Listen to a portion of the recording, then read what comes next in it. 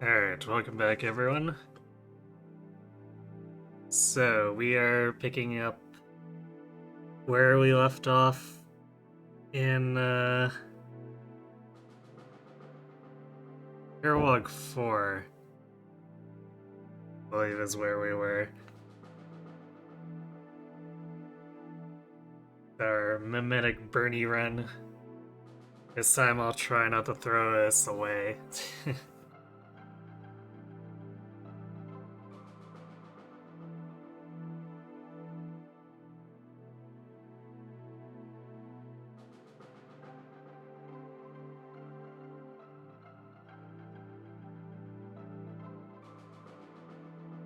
Alright.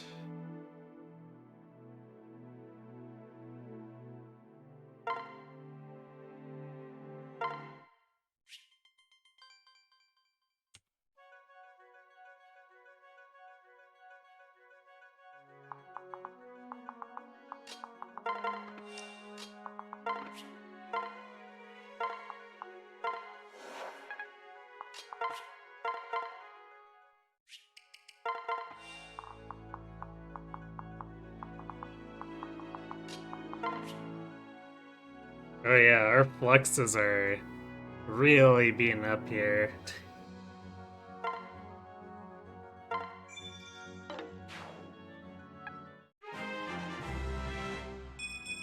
I hope this is enough durability to hold us.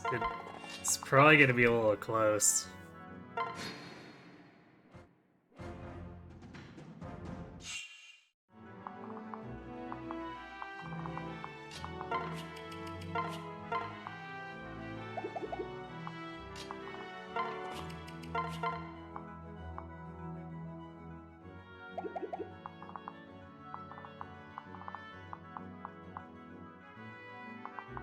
Yeah, if we do this at point blank, since this Myrmidon... No way, he does have pass. Damn it.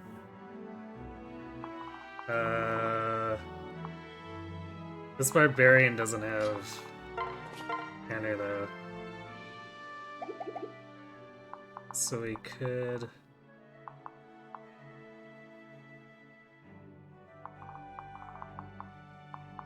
have Anna kill the Barbarian and then kill the Myrmidon. That would still catch these mages as long as we're up against the wall. And this guy should come down and around on the left side. So I think we should be okay. Oh yeah, we had to buy fire because all the spots were blocked. Man, real fine RNG this run had going for it.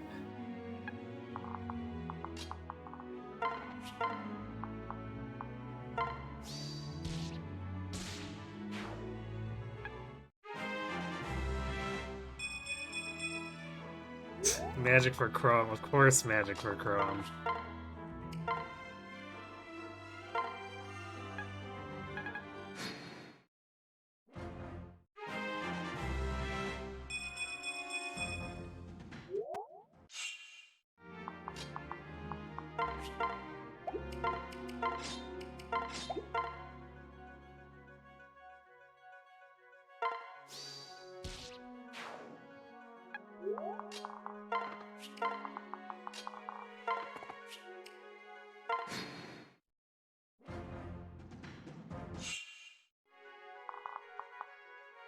$24 left. Okay, yeah, that's actually a fairly good margin.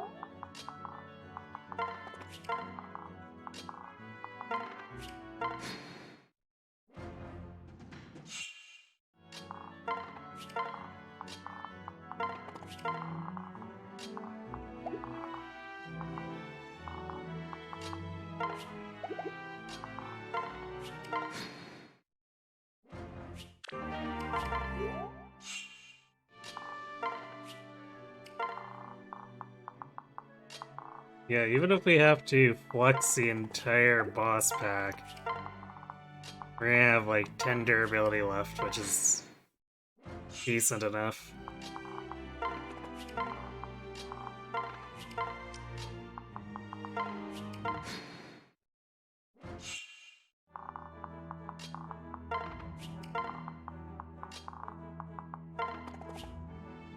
Although the odds of having to do that should be pretty low.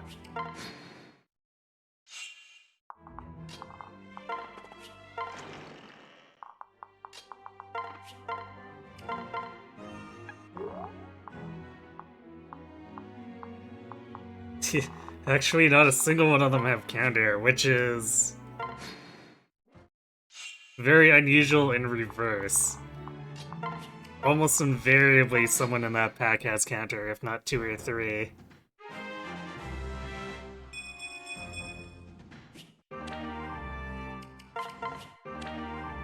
But I guess today they decided they just wouldn't. Or rather, I suppose technically when we first randomized the map, since that was a couple weeks ago now. And we started the chapter and then bookmarked it.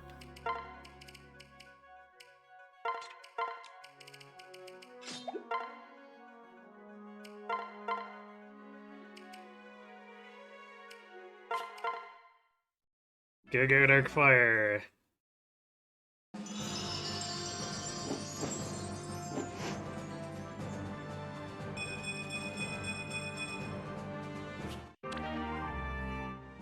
That magic's definitely a concern though. It's actually been growing. It's just not. We didn't start this session in a place where we wanted to be, basically.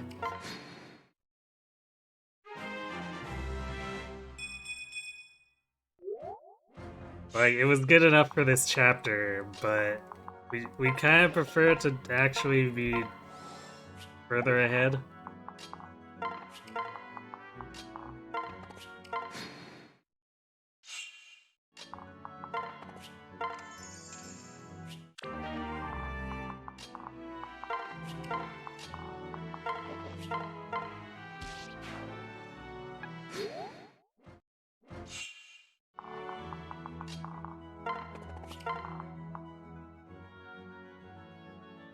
The Forged Thunder. Well, standard Forged Thunder will put us at 42 attack, which is pretty pathetic.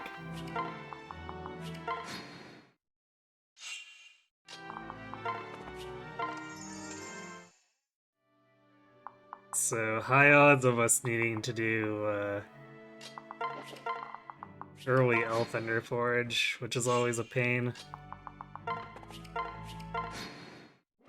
Mostly because the tome doesn't have the greatest durability.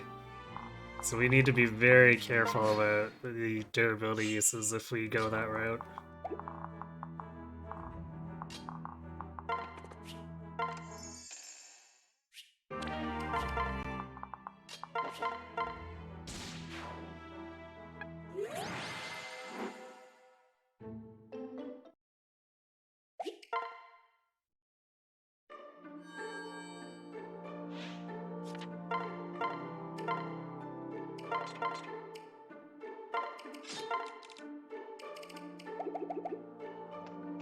And good news, all the Thunder Shops aren't blocked this time. What can I fix you with? I guess alternatively we overforge, which... what does that get us?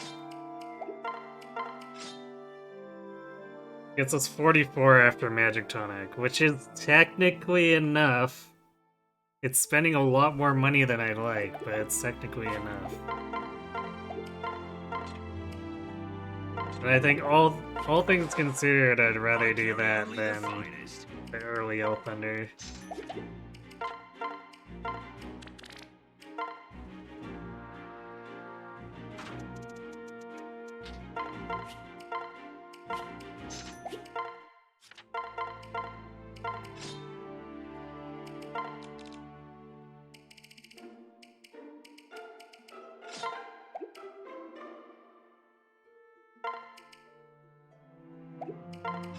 Uh, 50 attack. I think 50 is more than enough for the Wyverns.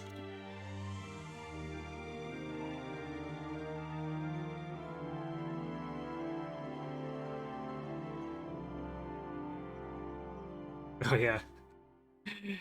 It's massive overkill. Hey, Ether. Or I guess not 50, it's 46, which is still 5 more than we need. Which is good. It, because it may seem like we could just go, oh, we can just equip our Forged Thunder and overpower their counter there too, but Forged Thunder durability is valuable, so if we can just use wind magic, while we're not in range of the ground forces, that's pretty helpful.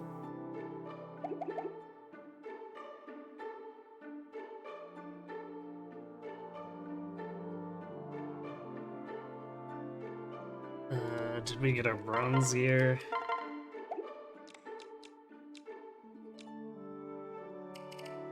We did not pick up a bronze gear. We should do that before our Rhythm decides to start squatting over here. What can I fix you with?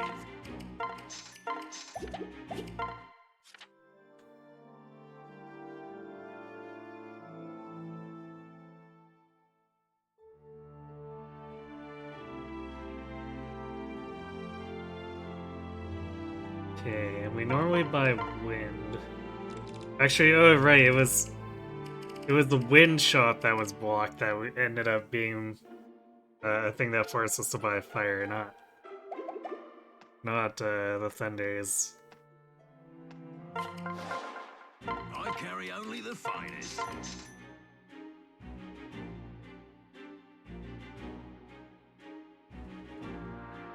Okay, I think that should hold us for now. So I think the fires were purchased early, which means that there's like this weird crossover where we should technically be covered by one wind tome. So we'll just buy one less than I would normally would.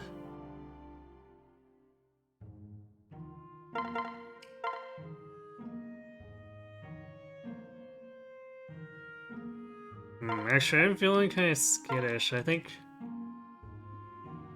because the soldiers technically can be in a position where they require us to have 45 attacks, so maybe I'll forge the Hell Thunder What can I anyway. fix you with?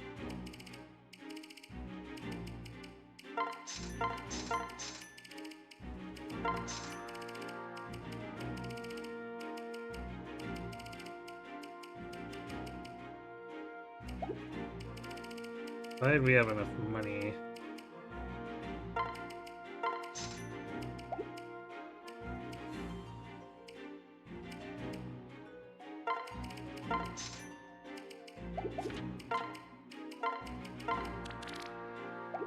Almost there. We generally don't use all these iron lances, so whatever. Same with the steel sword.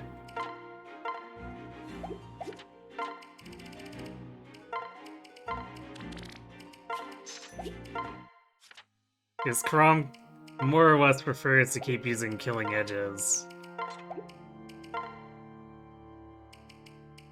Even though he might use the the steel sword for a bit at some points.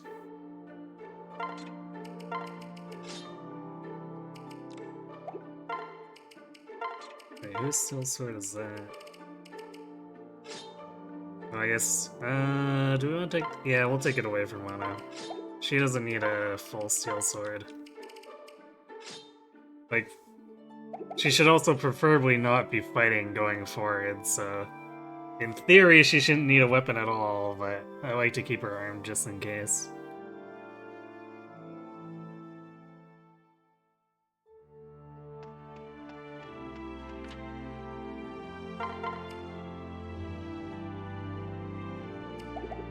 We're riding that ragged edge here of just barely having the benchmark.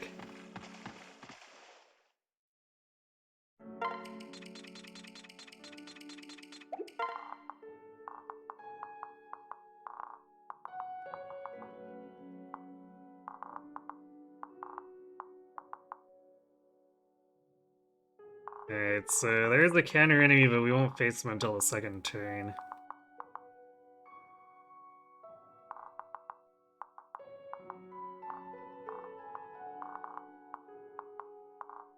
Also, top left looks pretty clean.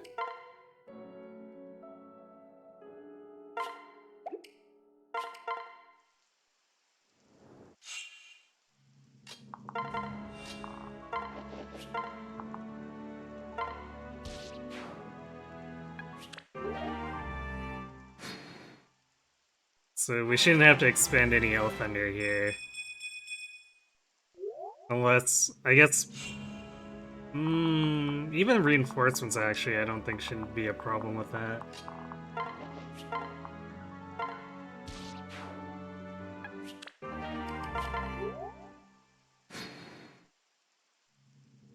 Yes, it's this map.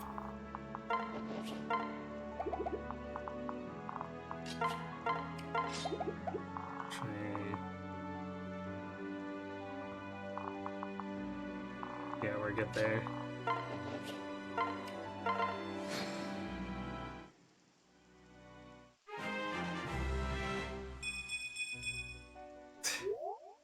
Alright, we're getting some magic.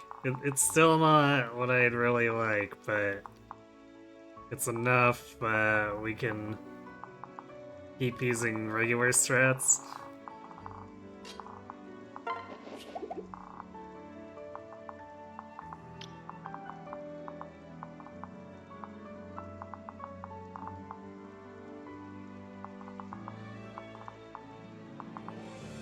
I'm not sure I like this guy. Well, 30 attack with Hawkeye Win a Plus is actually not that much damage.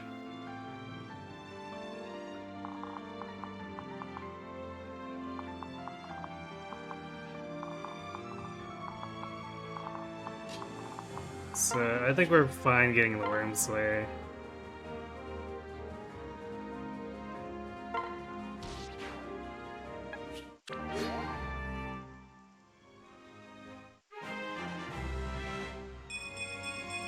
Looks like we might have gone a dual guard too.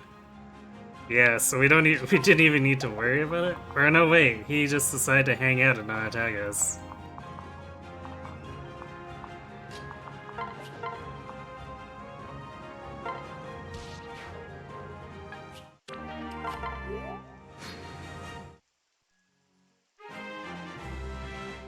Alright, there's our Hawkeye Win a Plus damage.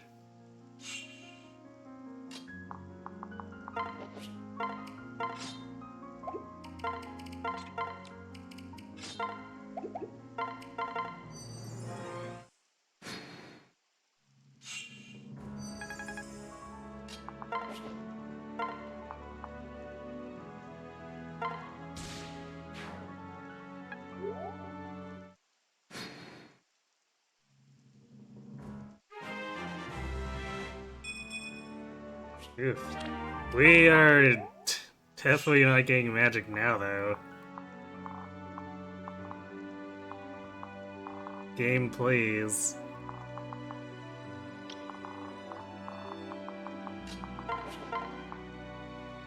Well, I guess on the other hand, it's being pretty lenient about what's spawning for a counter.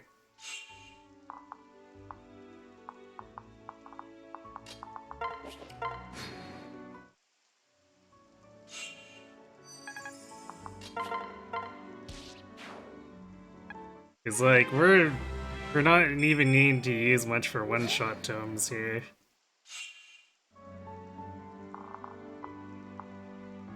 Alright, 34. Still not great.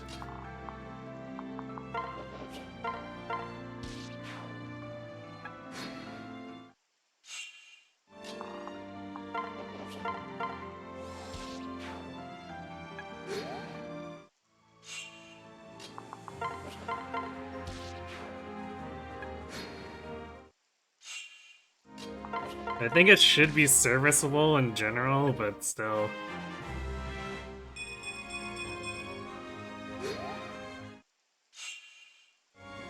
With how many levels we've actually gained, it's a little bit of a disappointment. We're definitely a little below average when we were already a little below average.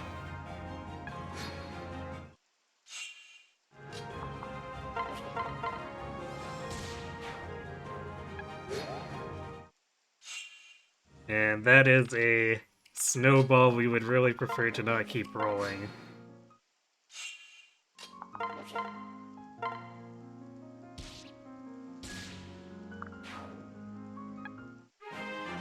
on, at least magic here? Nope. We're obviously the strongest Pegasus that ever existed, though. 'Cause I'm pretty sure we gained 4 strength across all those levels. I'm pretty sure we're gonna end up hitting the cap before we leave Dark Flyer.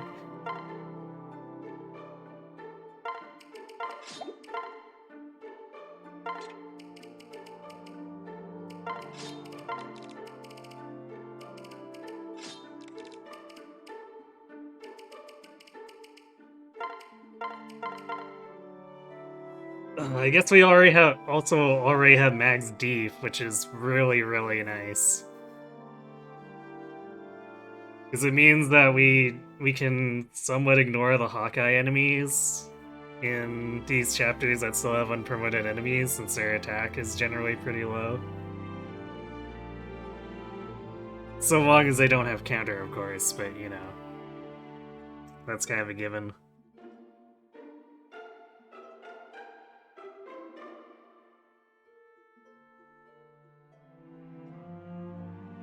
Alright, so we already did our L Thunder Forging. I think we're gonna pass on the Javelins for now, because we already spent that money on our Forged Thunder. So we'll pick up the Javelins when Lucina needs them, especially since, like, I think I mentioned this before, but this shopping list has a few relics from back when I used to still try to train lances with Robin.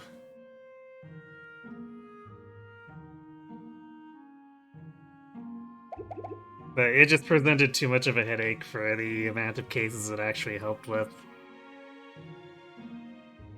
Particularly since we had to train through bronze lances in melee, usually against counter enemies. Definitely a no thanks scenario for the most part.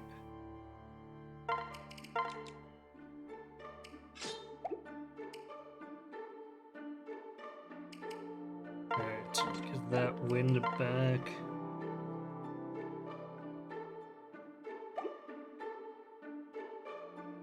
Although we probably shouldn't need it at this point, even though our magic's a little questionable. Alright, so we got 46 when we have the Forged Thunder and 49 with the L Thunder. Yeah, that's pretty low. However, that still gets one-shots on the Mercs and the Wyverns, and I guess the Mages too. So it's just the fighters.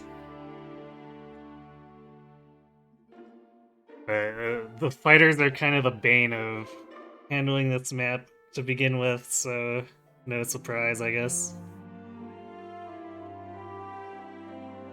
Hey, cat. Yes, Max Deef. Max Deef, but magic problems. Actually, although we're also getting that spirit dust, so we'll get up to 51, but that's still nowhere close to what we want to do for aggressive strats. So we'll just have to play carefully.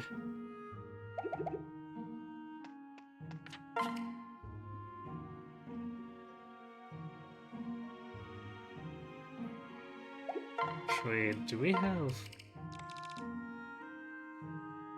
Yeah, we technically... Jeez. So because of the way things ended up, we have 4 rescue uses here. Just what?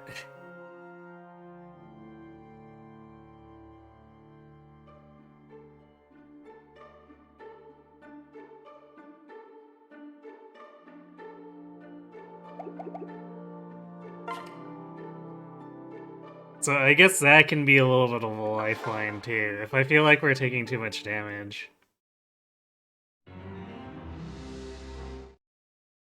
Oh yeah, I guess what also helped with promote Cordelia. Like, we went through the trouble of training her, we should actually do that.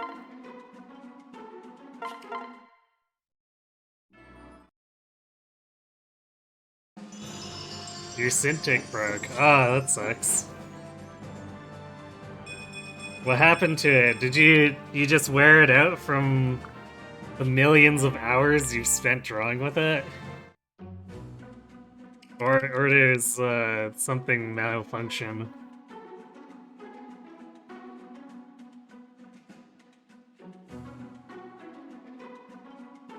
Malfunctioning fan motor. I assume that's not covered under warranty anymore. Oh, it is under warranty? Nice. Well, at least there's that. As annoying as it must be to not be able to actually use it, at least they're not gouging you for a replacement.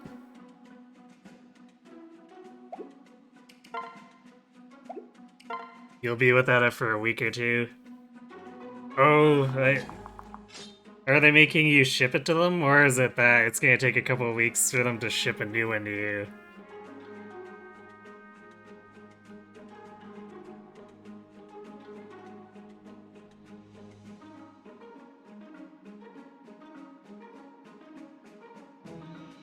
Shipping takes 4 days both ways. Okay, so they're actually repairing it.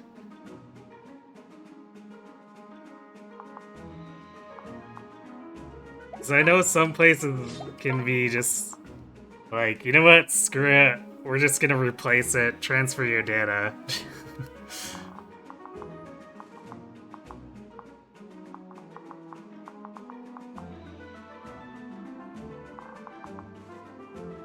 Alright, we got a counter. Wow, double counter rages. It's a good thing only one of these is melee.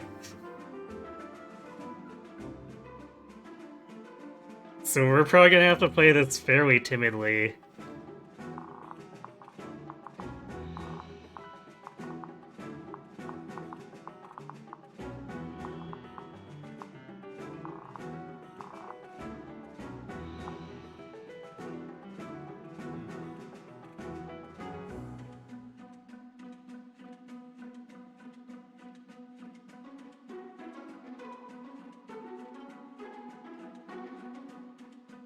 Shipping takes 4 days, and they'll have it for a week or two. Yeah, so definitely repairing.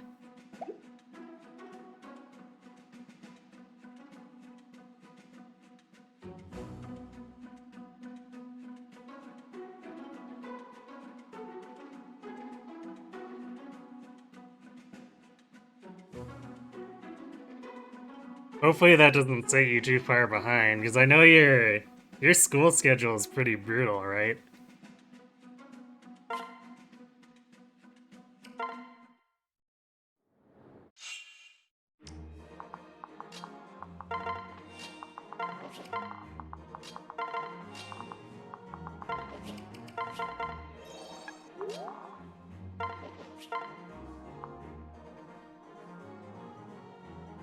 Actually, do we need the forge here? Yeah, not on these guys. We need them on the... Or we need to use something on the wyverns later, which will probably be the Elwind, just so that we don't burn more four juices. But that's next turn, not this turn. Magic dust. Must snort.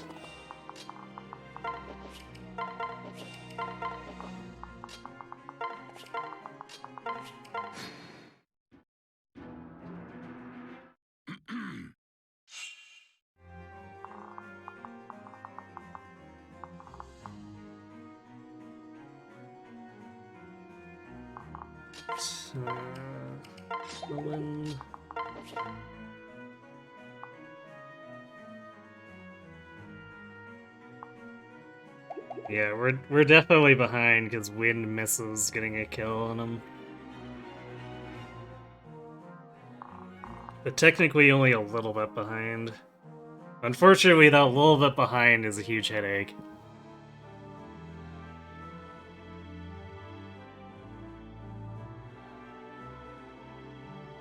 As a friend of yours said, refurbished products are less likely to break because they have an additional layer of screening.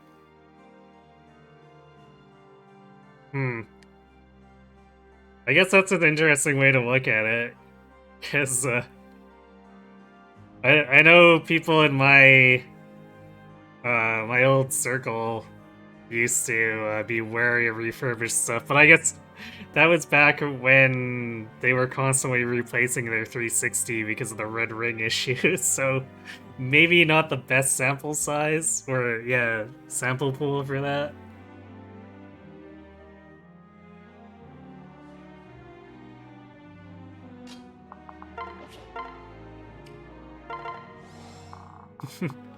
I mean, we do need to snort it.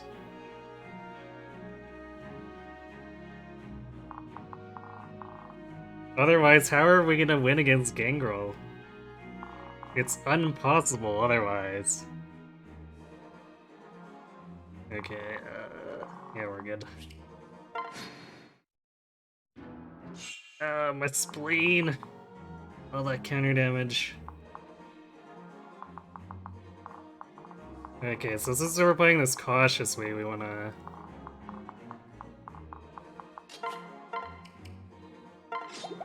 We'll catch these mages early instead. But we do want to get the wyverns too if we can, so like... Right here. Actually, let's see. We go here. It's out of range of the fighter.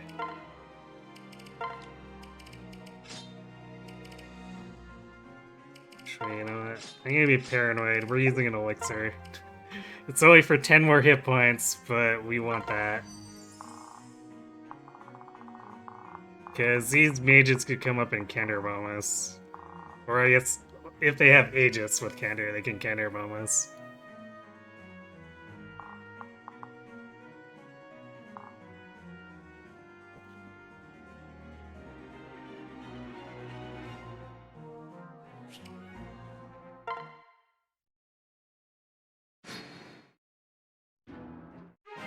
Alright, looks like the mages weren't a problem, but still. No need to get careless. Also, this guy technically wasn't a problem either. There's the temptation to just like jump into the middle of these guys.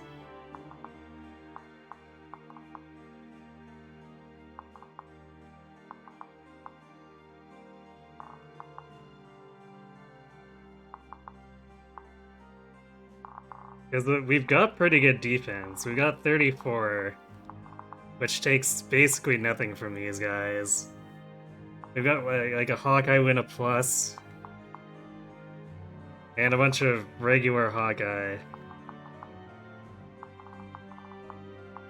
But for the most part, like, there's just the one counter guy we can't reach, so we leave our Forged Thunder equipped and he dies.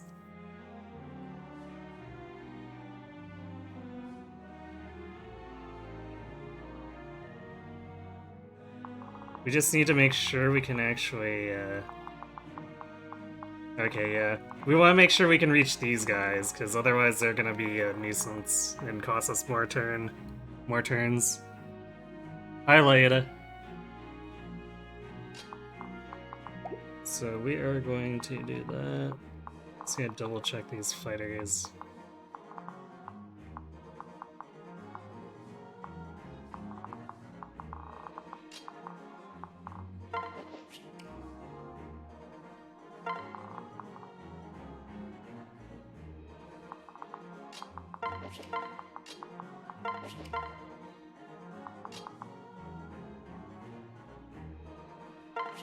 I'm actually gonna do this so that we can rescue Robin up if we need a heal. Actually, we should be in range where we don't need to get rescued.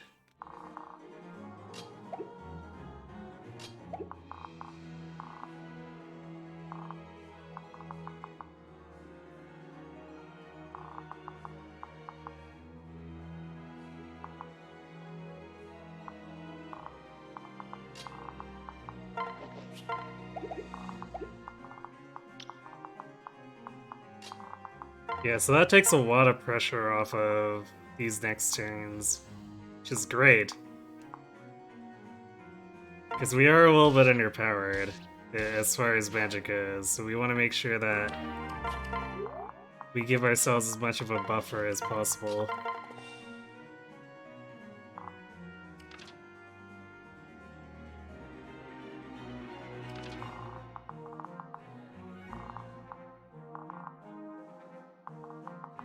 I'm gonna scoot everyone else up here, because there should be mages spawning out of here, and we want them to come over here. Actually, wait. No, we got wyverns first.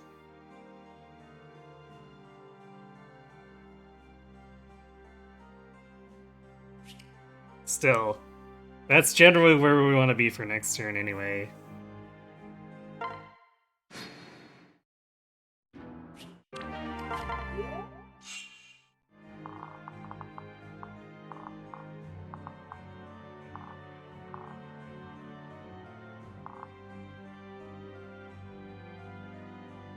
Not sure about this movement.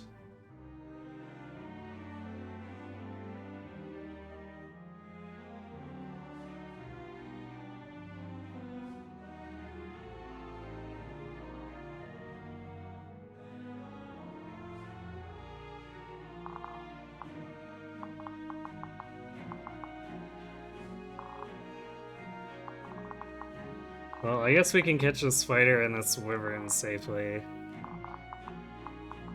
I don't like how this mercenary is going to be kind of roaming free.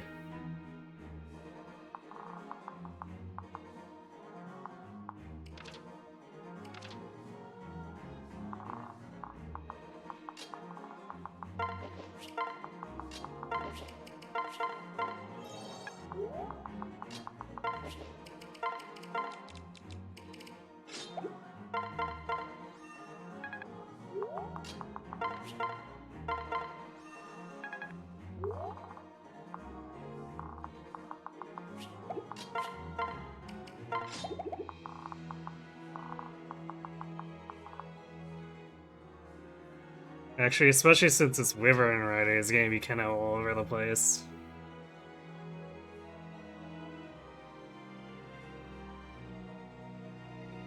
Then we need to kill the thief on turn 8, so we can't be completely out of position here. Although I guess rescue lets us scoot over, dance, and then rescue Olivia out.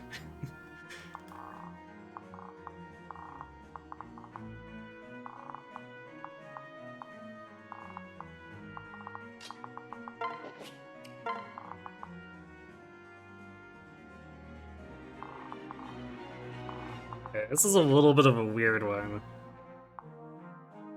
Because if we actually had enough magic, we could just equip the Forged Double Thunder and murder everything, but unfortunately, we are not allowed to do that.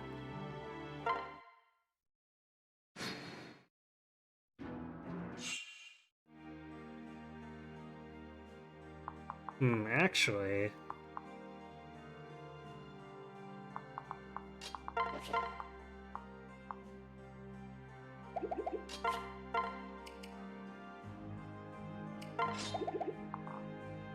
What we could do...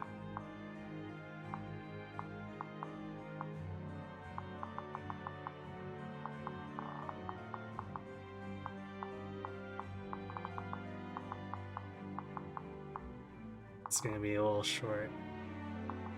So we'd have to be here.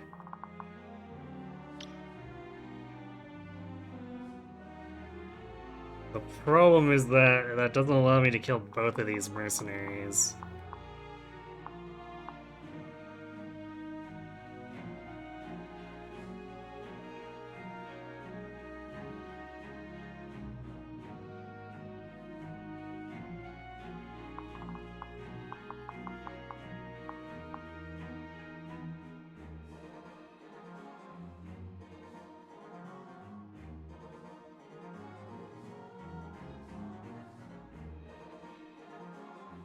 Because we need to be here to kill the thief. Which, I mean, I guess we could do the Olivia thing.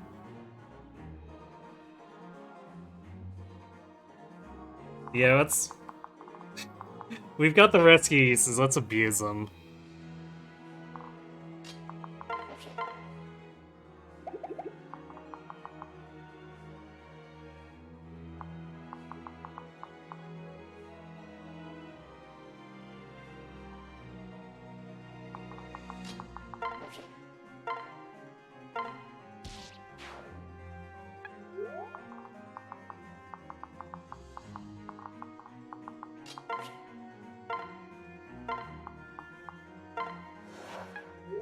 We'll get back at the game for denying us that Seraph robe by having Lissa with complete garbage magic.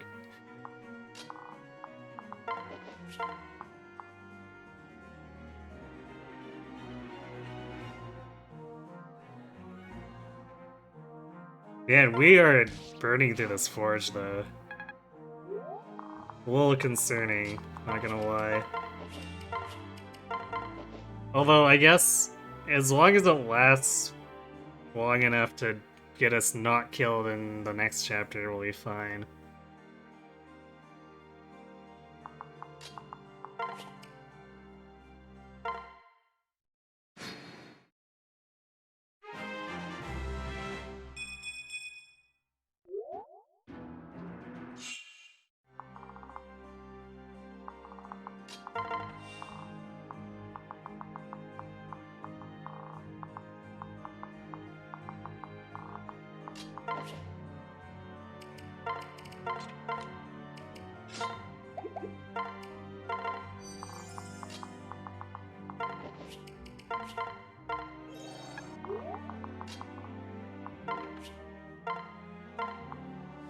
Yoink.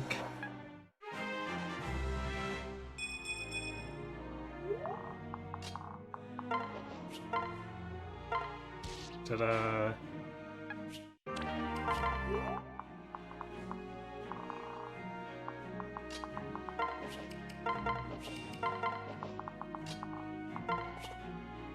Actually, you know, I might need to start weighing the safety of having more rescues here versus using it to get 5 more hit points via that Seraph robe. Because, like, this is generally pretty handy when we don't have 54 attack with the Yellow Thunder.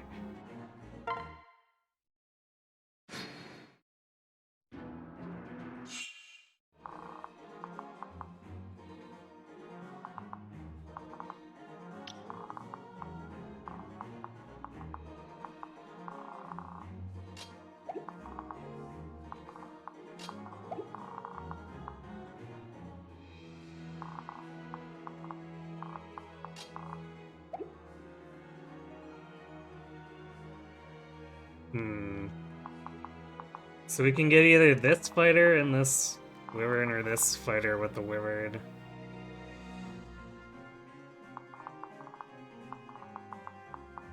Probably makes more sense to do this one.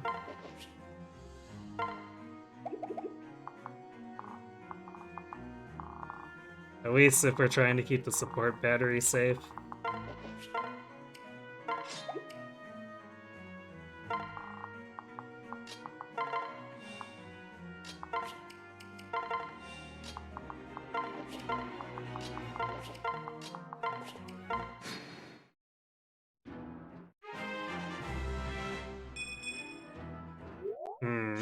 Some of these levels.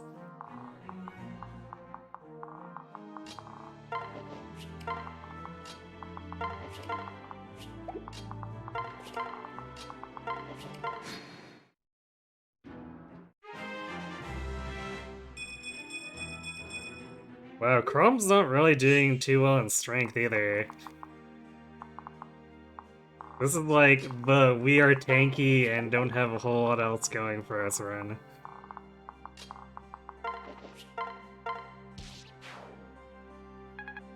Okay, I guess we're technically fast too, but it's really hard not to be near max speed with Darkfire Robin at this point of the game.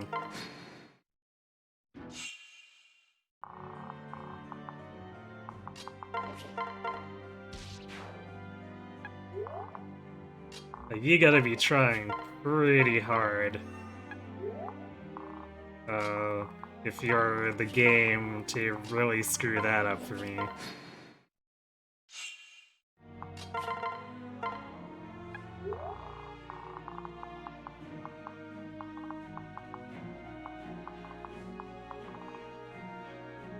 And then chances are, if I'm that speed screwed in general, I'm probably not making it this far in the game.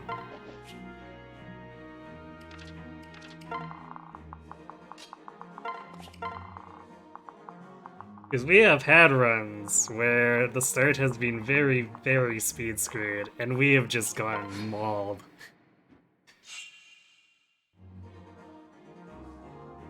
Alright, enjoy your whatever you're getting for food, Joke.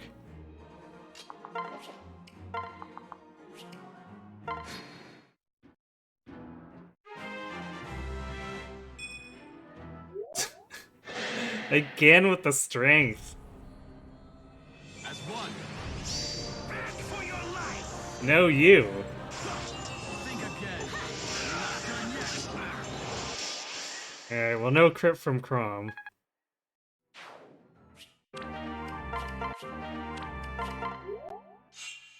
I guess he's only mostly angry at Gangrel.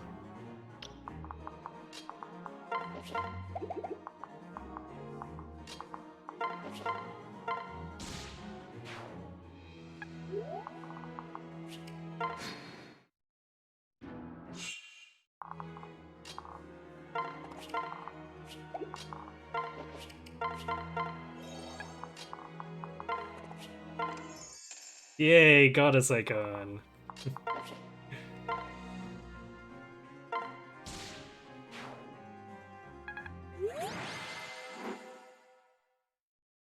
Which technically makes very little difference in a lot of cases in Fire Emblem, but since we're doing a very specific strat with Morgan, it's actually helpful.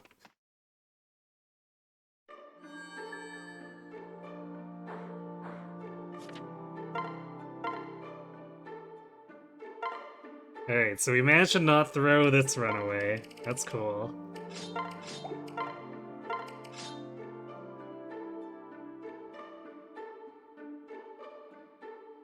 Man, it's kind of hard to believe that actually our magic was good enough early on that we'd save the bonus box or the renowned Levin Sword from being sold.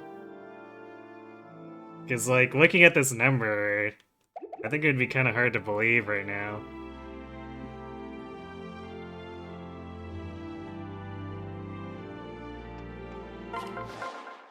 I carry only the finest. Also, hey, the long port's actually open. Gasp!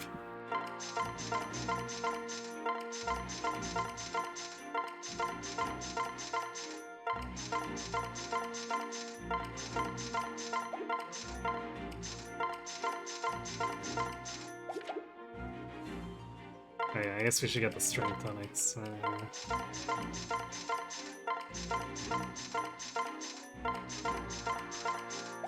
Less important, but we still want them.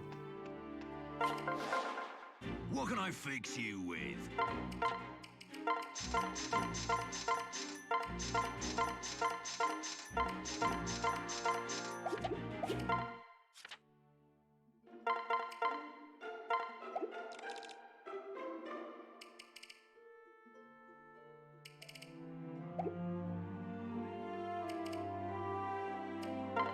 Maybe we do need another regular wind.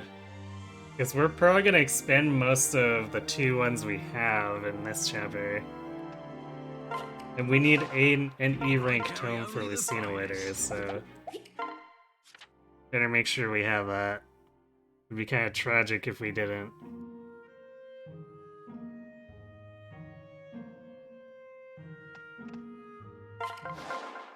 What can I fix you with?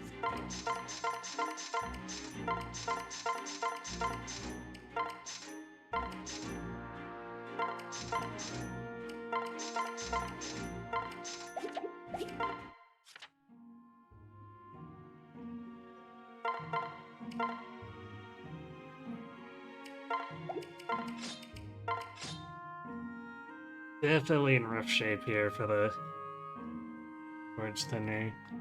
Actually, I think we have to use a magic tonic to meet our benchmarks.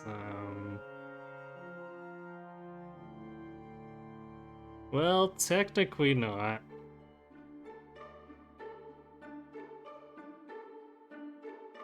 Yeah, this is actually just exactly enough for the Cavaliers if they have counter Aegis.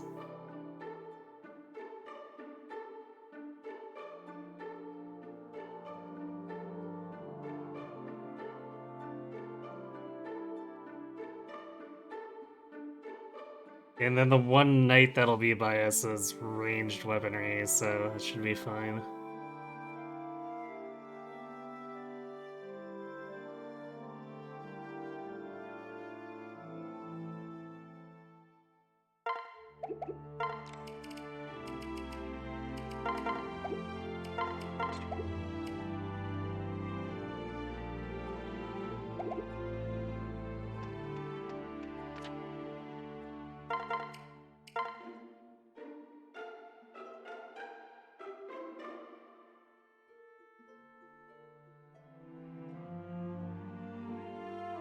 Rogue swords are in real weird shape. So we definitely burn more killing edge than usual.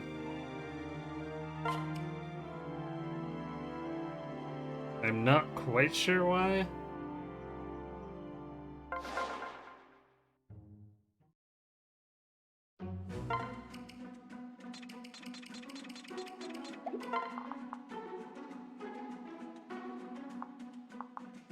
You know what? Because of that Aegis, I gotta use the magic tonic. So we want to make sure that we one around this guy so that he's not potentially in range of Cordelia, or causing the others to move around unexpectedly.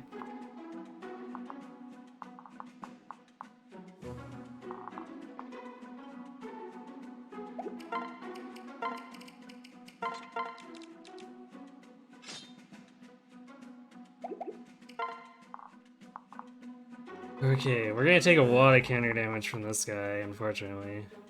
36. The rest of these guys shouldn't do much because they don't have counter or enough hit points with counter or Aegis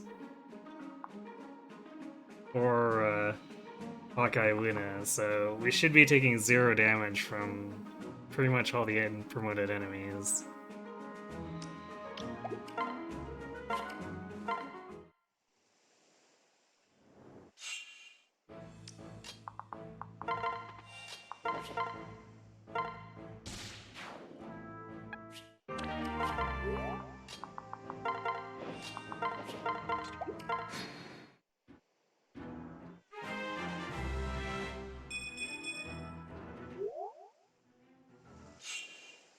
Nice, I guess we crit.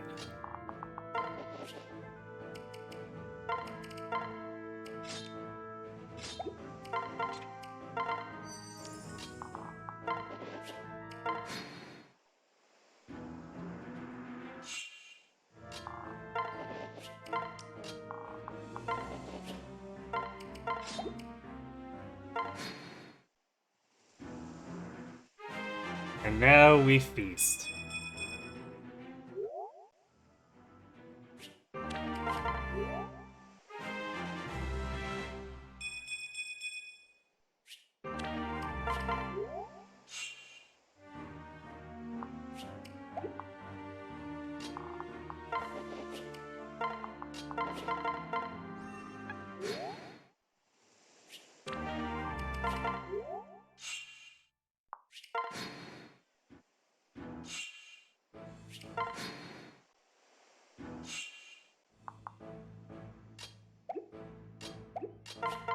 Alright, no more ranged enemies.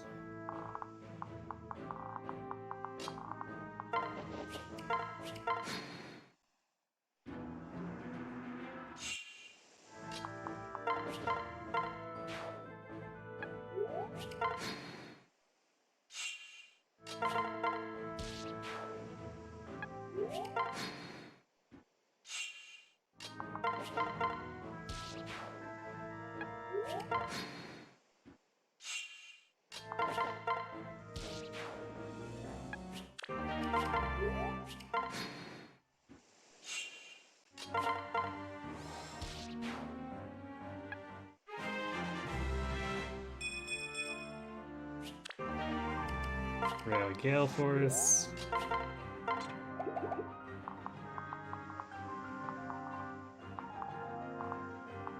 Who are the Beast Killers?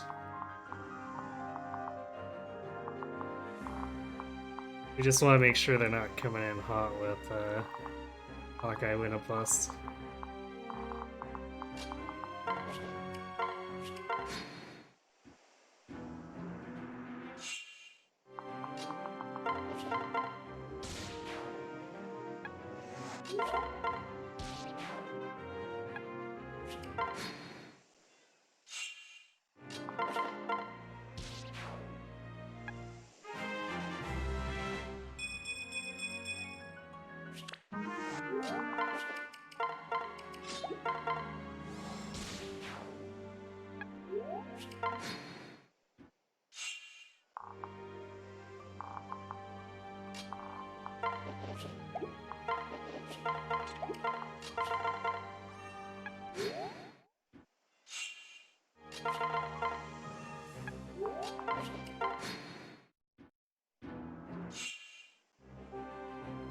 That was not the guy I was expecting to get.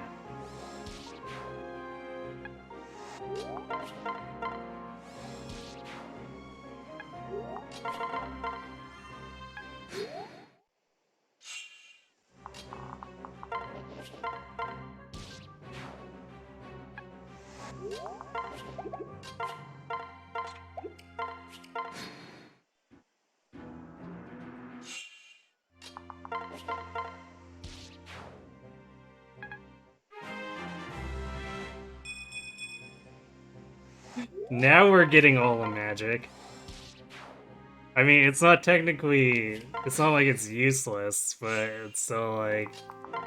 Well, getting it this late is definitely the game thumbing its nose at us.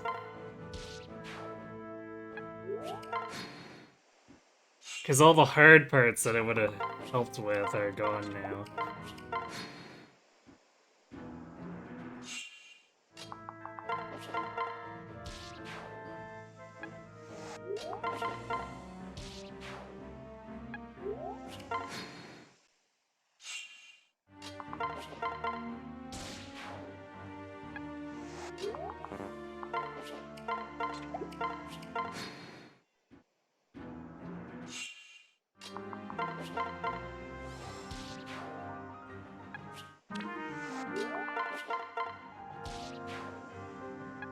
Chrome must have been really slacking if it took that long for him to run out of Killing Edge. There's only 5 durability left on it. Chrome, dude, you really can't be doing stuff like that.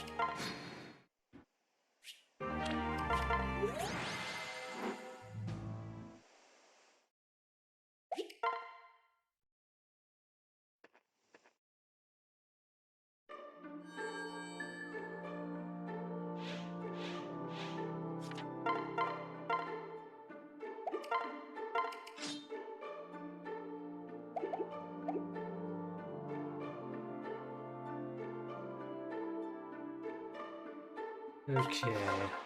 I carry only the finest. Shopping spree time.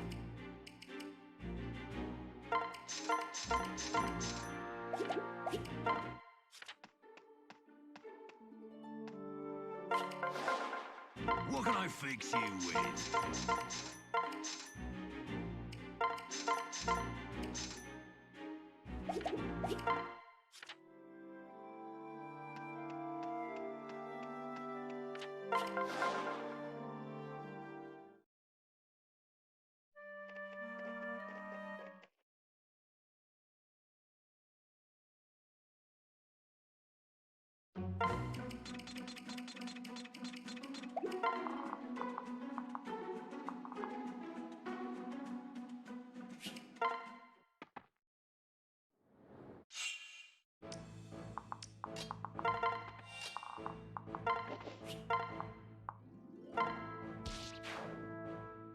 Yay, we got the silver axe.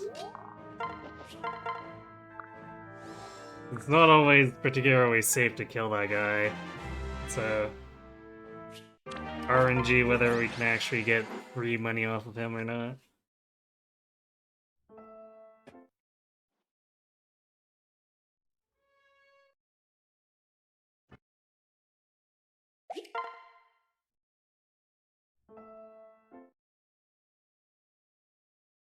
Also, hardest chapter in the game, clearly.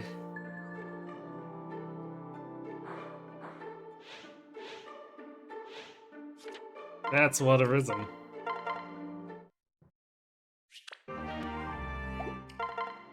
Thankfully, most of our shopping is done, so we should largely not care.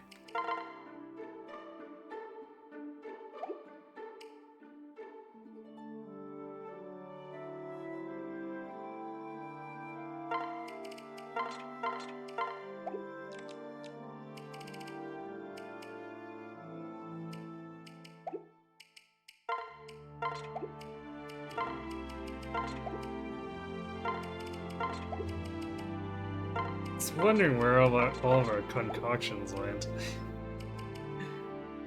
It's like, we didn't need to manually heal that much. What's going on?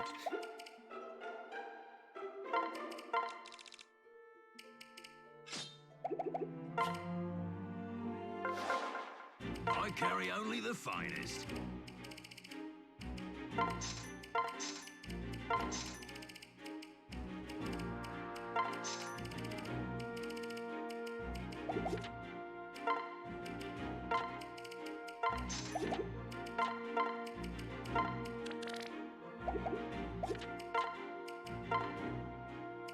This is where spending extra messes us up a little bit.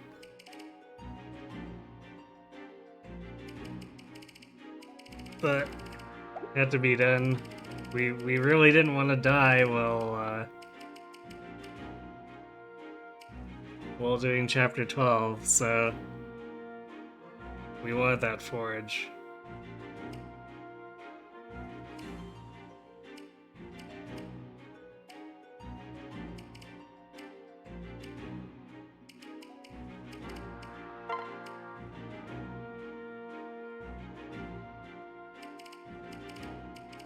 Yeah, we can sell the Worm Slayer. That puts us pretty close.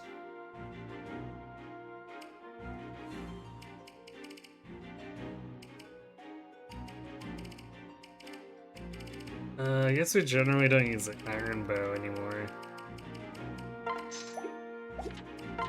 not gonna be enough. We might be short by a little bit. 500, give or take.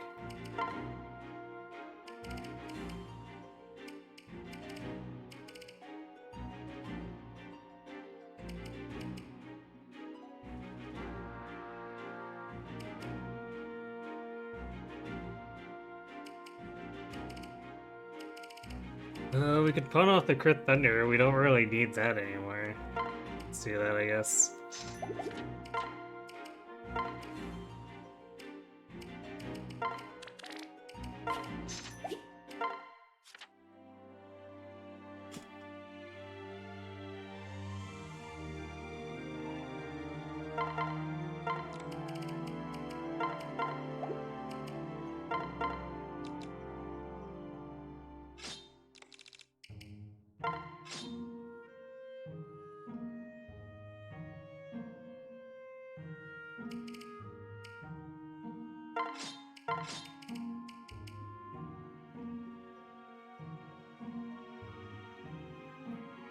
What else did we need here?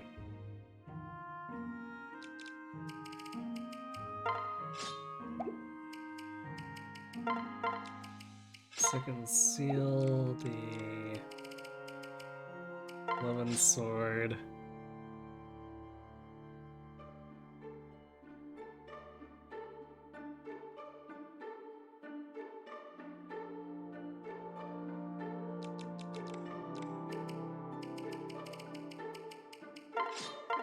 And all the luck stuff.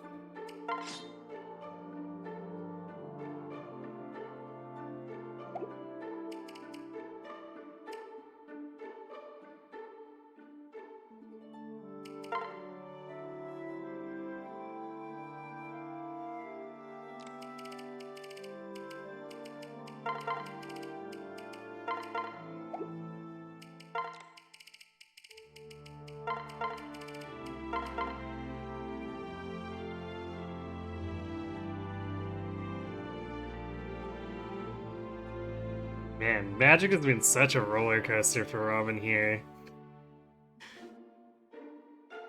So I definitely wouldn't have expected to be at max at this point after what we were getting over the last few chapters.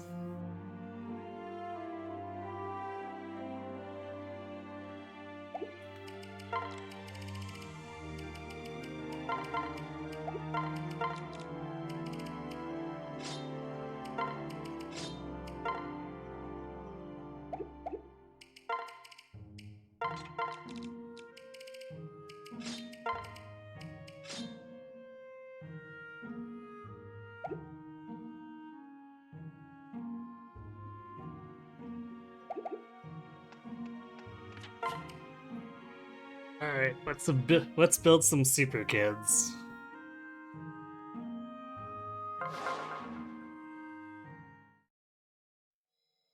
Food is cooking, I see.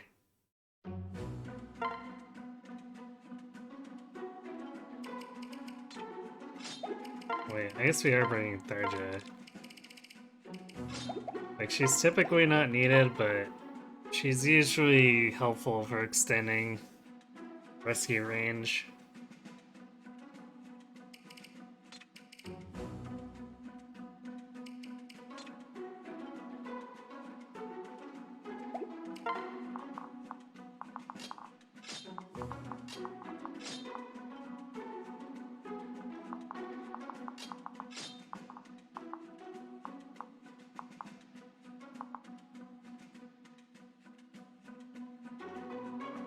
Well... I don't think he's gonna be fast enough to double here, because Chrom's been a little slacking, or slacking a little as far as speed goes. So I think Morgan's gonna be one short of doubling this Myrmidon, unfortunately.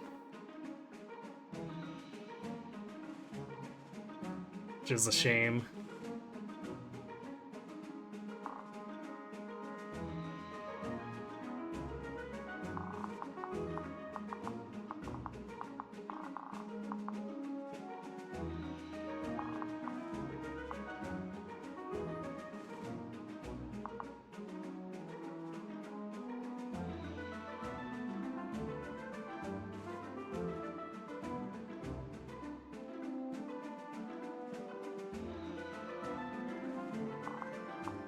Alright, I think we should be good to go.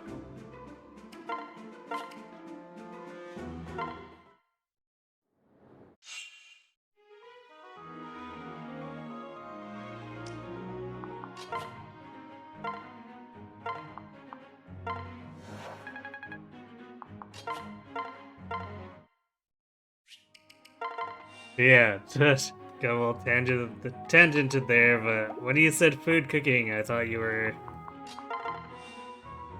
um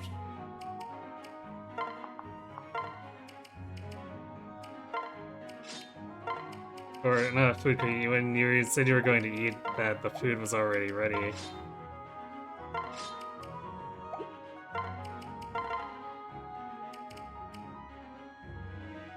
Yeah, we're definitely one speed short. Tragic. It's all your fault, Grom. How could you? If only you'd pass better genes.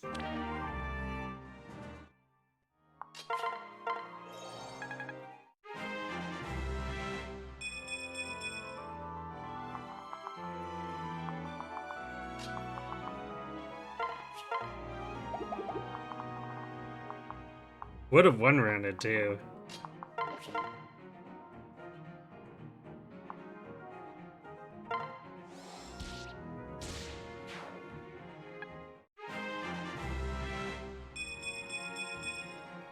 Of course Chrome gains speed there, you know, just gotta rub it in.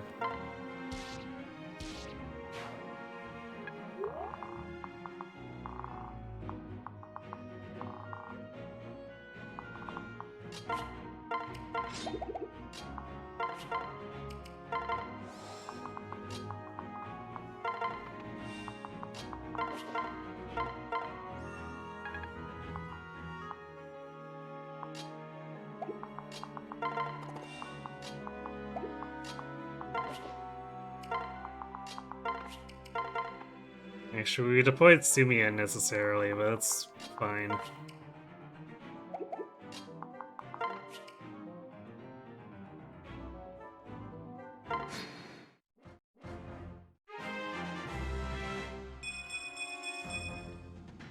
Alright, well, I guess Morgan fixed the problem himself.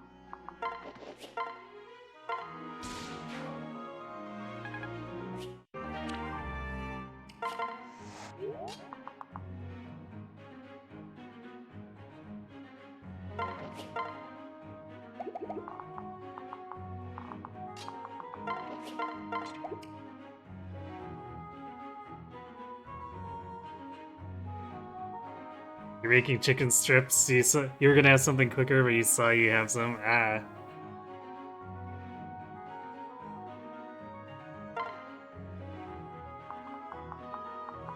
Well, nothing wrong with your favorite food then.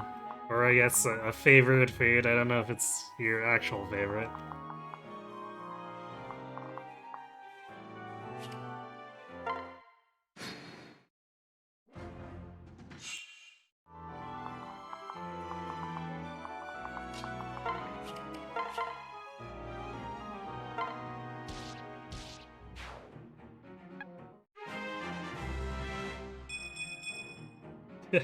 This is a very magic Morgan, for whatever reason.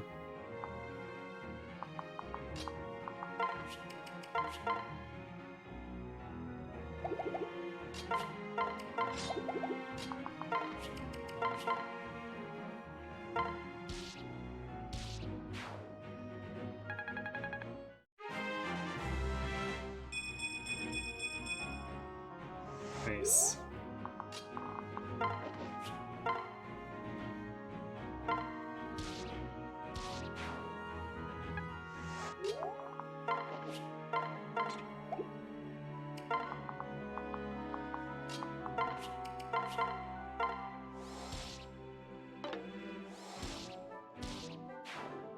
Also nice.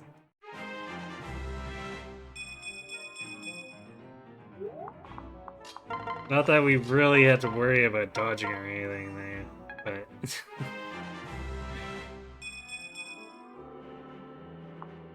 Still. Man, and Morgan capped out skill already? I suppose Crom's been getting an ungodly amount of skill for whatever reason.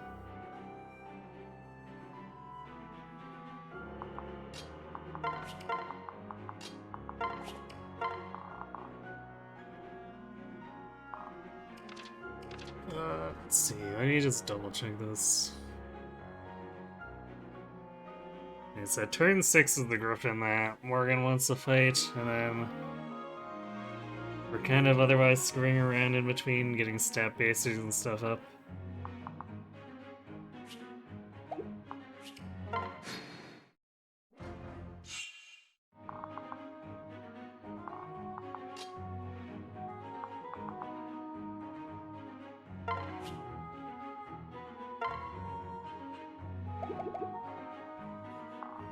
I think it's worth the rescue to actually use.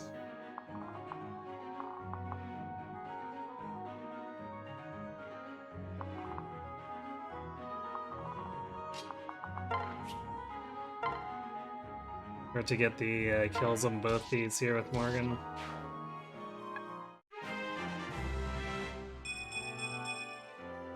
Because that early setup denied him possibly getting 2 more kills, so we'd really like to get it.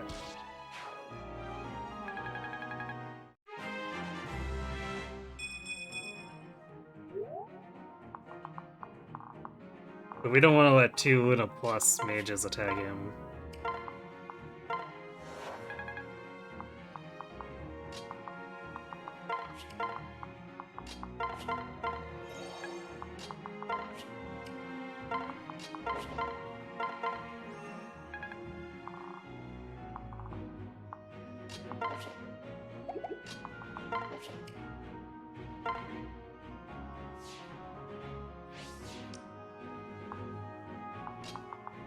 I guess Sumia can hide here so she's not in the way.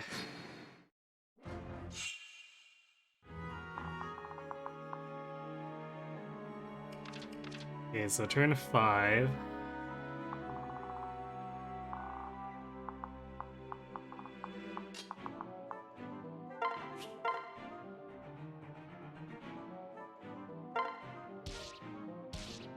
Nice.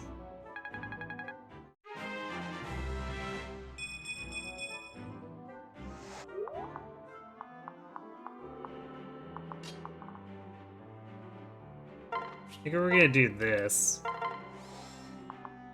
Let that mage attack him because...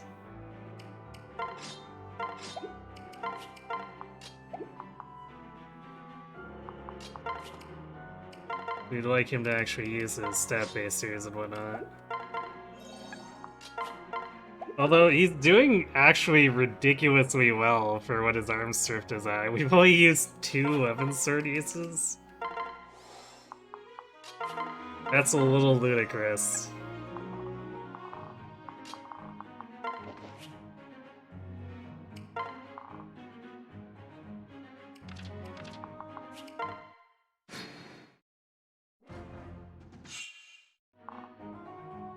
That was weird. How dare you?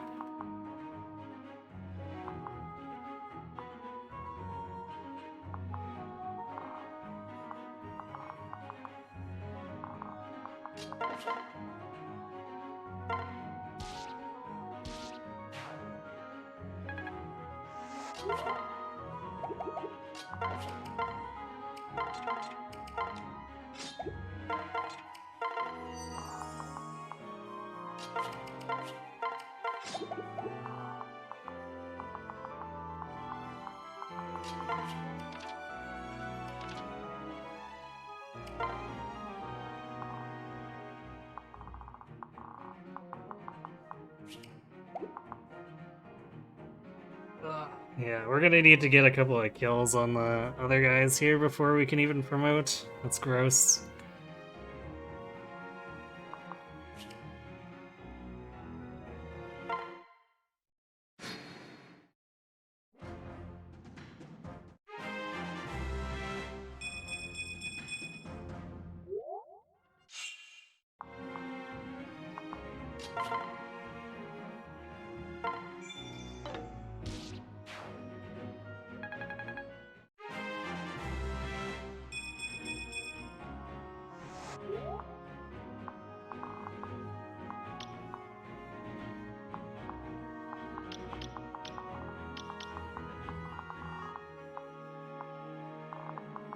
Although we can bait this Griffin Rider, right?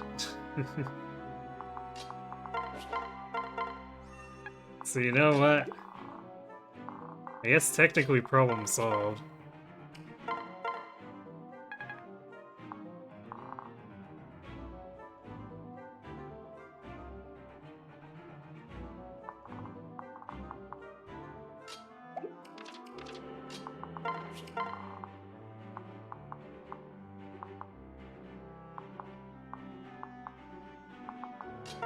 I think it's just easier all around if the other guys get rid of the Griffins here.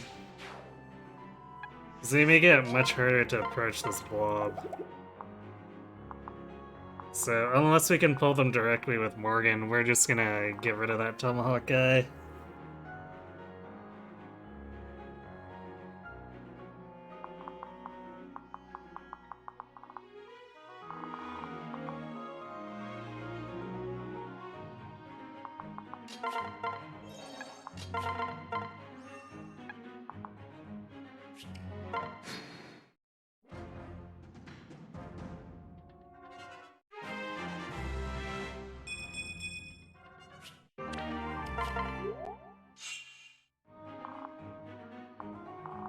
Take a little bit of a beating.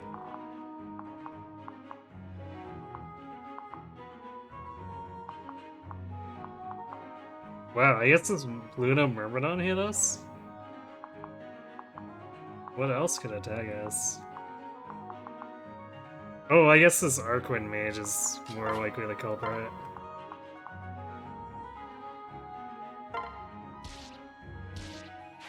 Get out of here.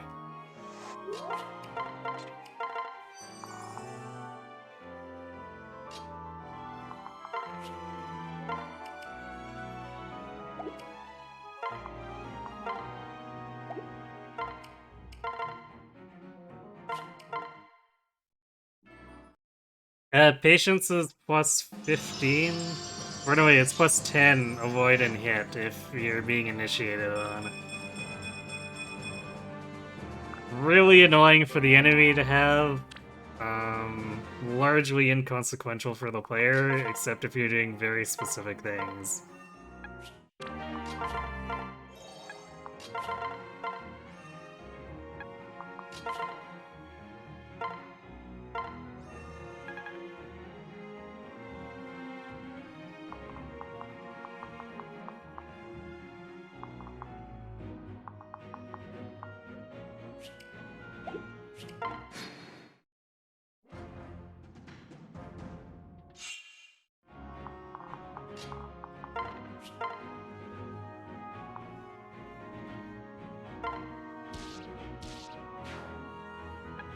Alright, these words actually don't all have counter.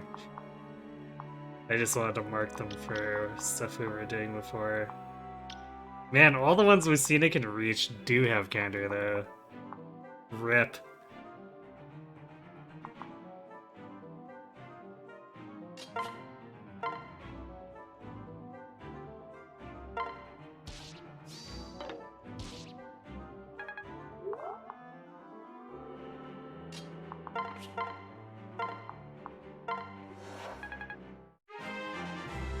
Also, I think I forgot to switch Lucina back to Falchion. Not that the rapier is that valuable now, but... Oops. Not an equip. Swap.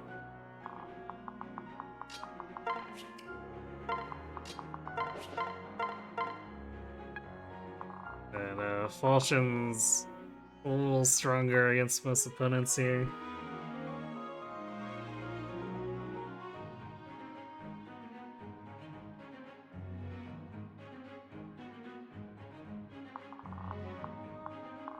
Kind of annoying we didn't get the Sage, so we'll have to use the Dance to approach.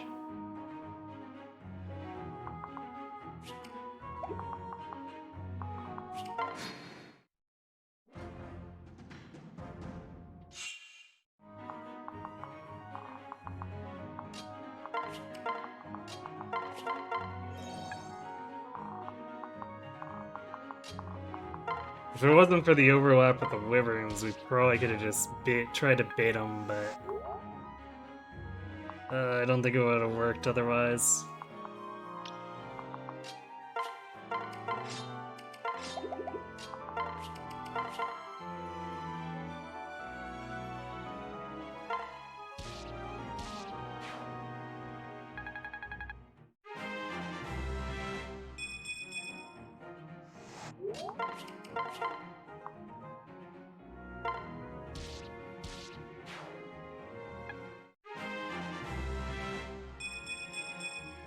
This is a very Magic Morgan.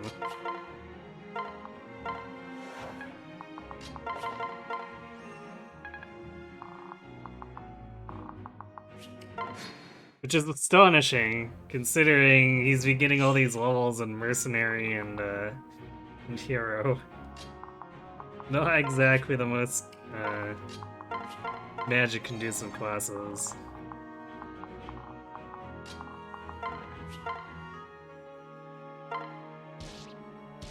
Nice.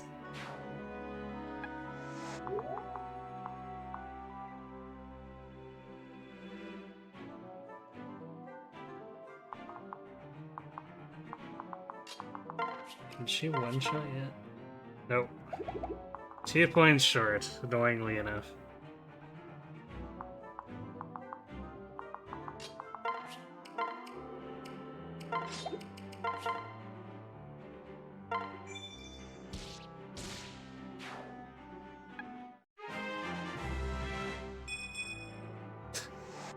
And still 2 points short, because apparently Lucina just doesn't feel like gaining strength.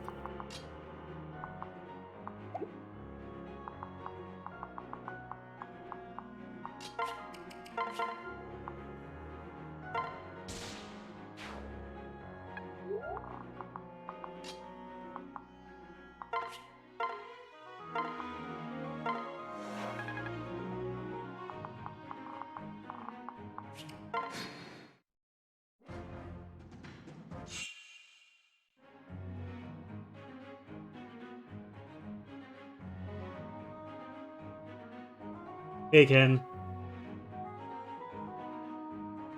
And no, counter, as Ken says, is any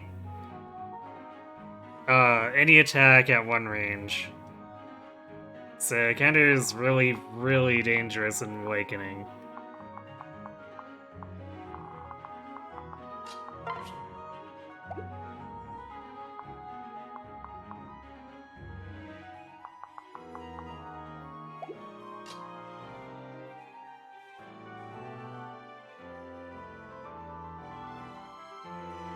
Why are we 2 spaces away?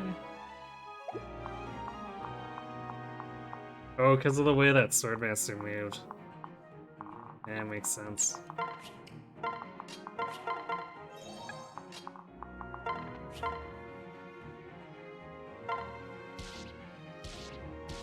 Well... no one can fault Lucina for how often she's dual striking, though.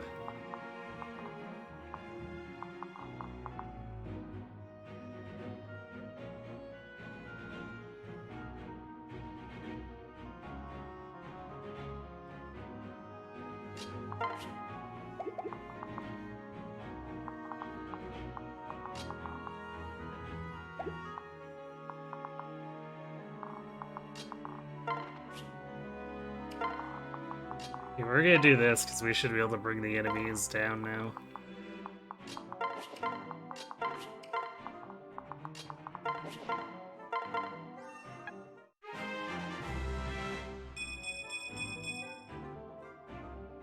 But yeah, the Fates version nerfed it to... I don't think it's only physical attacks, but it's still only... I believe it's still only one ranged attacks if the player initiates. Which is a very important distinction, because in Fates, the enemies can no longer suicide bomb you by ramming into you with counter on enemy phase.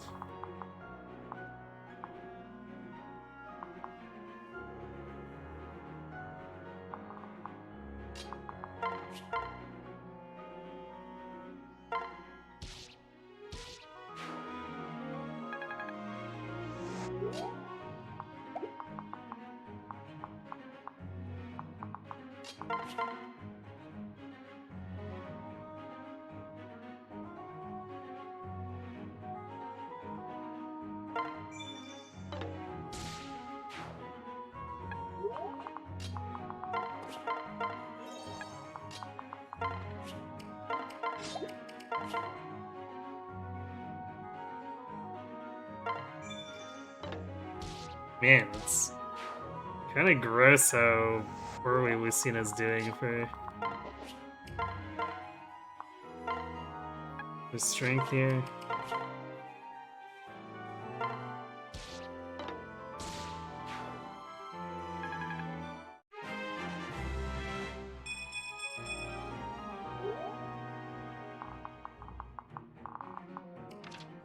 It's not like she's getting magic to compensate either. I hope her offenses are okay going forward.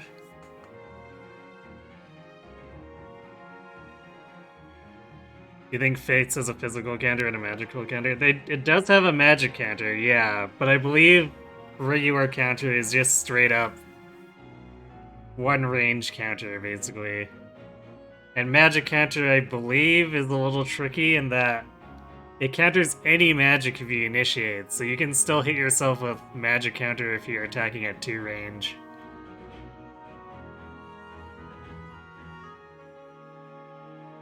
Yeah, 3 houses actually has counterattack at any range, and they give most of the super bosses it.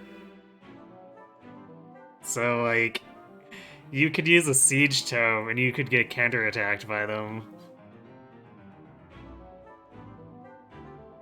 Mind, the player can also technically do that because of the Retribution Gambit, but it's more limited. I guess unless you buy the DLC and feel no qualms with using the Chalice, you could do that as well.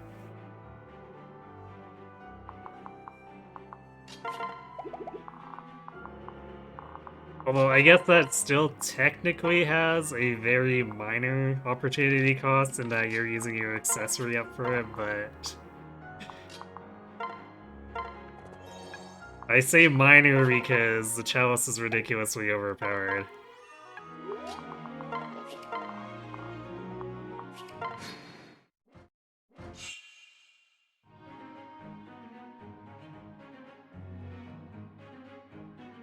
Interesting, you don't think you paid much attention to the Fates counter abilities? They're definitely a lot less relevant, from what I recall.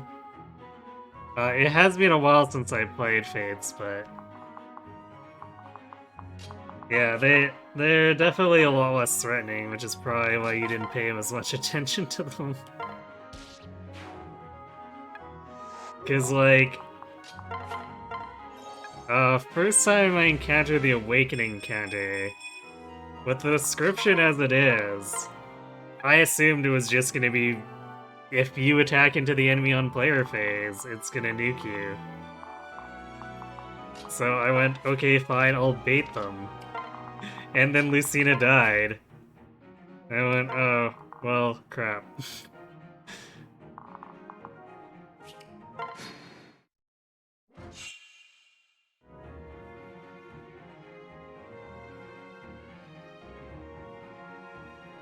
And yeah, when you're saying the thing that lets them attack back, that is very much 3 houses. The counterattack ability.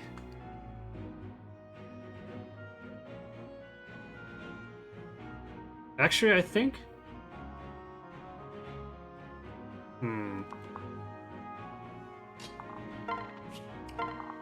No, I haven't used Yuritsa that much, so I might be remembering incorrectly, but I think his Death Knight class actually has the counterattack ability too.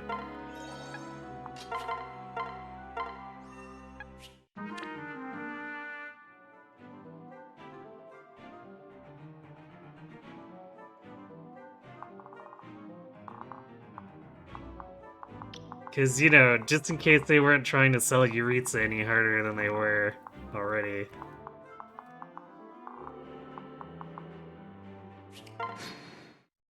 So what am I doing? I still need to get the Swordmaster.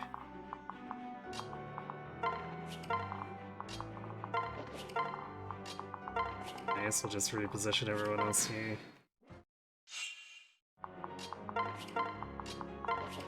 I could bring Olivia over, but it's kind of whatever at this point. Just want to clean this guy out ASAP. Alright, that's fine.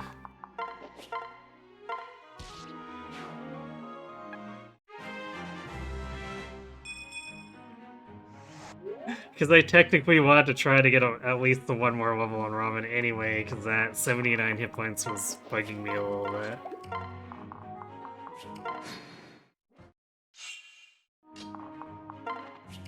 Because, like, we'd invariably get him, but I really wanted to actually have it, especially since it's where our durability for surviving counter comes from if we are forced to face tank it.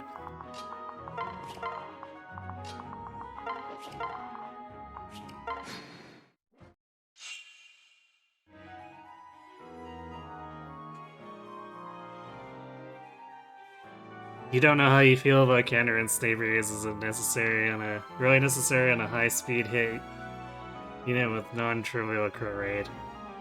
Probably not. Like, that's kind of a cheeky skill setup.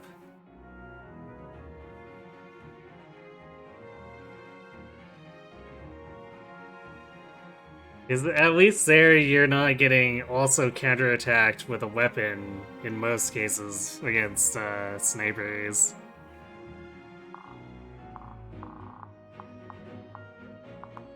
But it's definitely a skill configuration that I feel is kind of almost like IS thumbing its nose.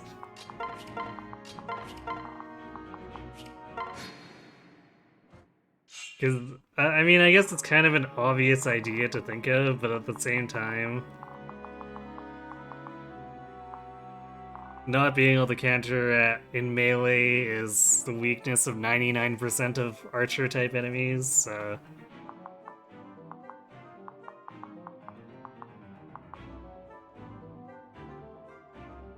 I guess universally covering it is kind of like, eh.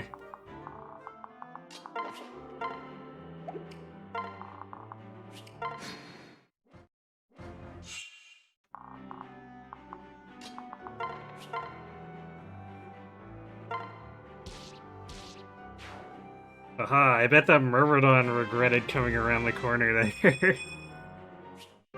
Hello, this is my Levin sword. I heard you wanted to see it.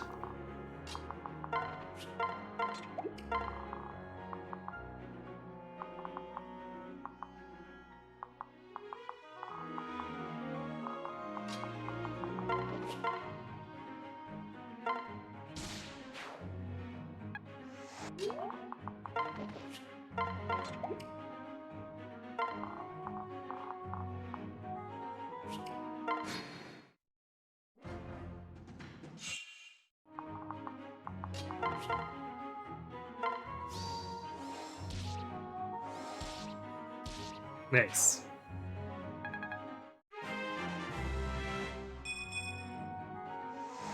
Okay, not getting strength is less nice, but whatever.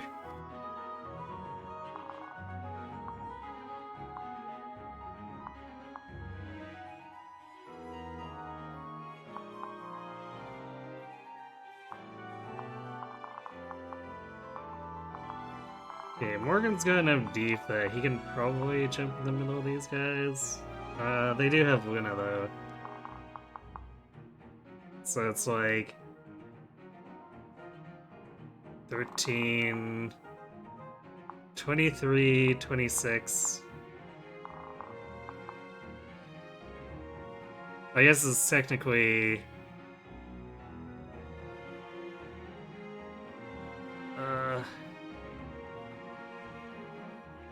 Technically, actually 21 and 26, so 45.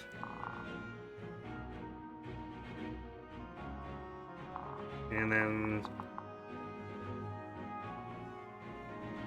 7? 45 plus 7. Yeah, I guess he does survive.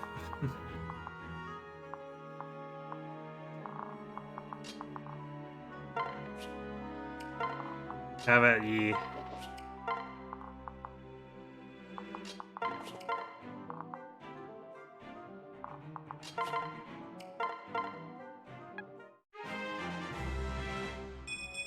Yay, rally luck! Everyone's favorite.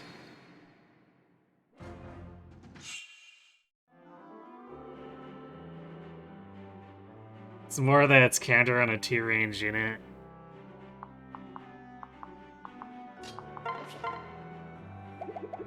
Yeah, I mean, that's why I said it feels kind of cheeky.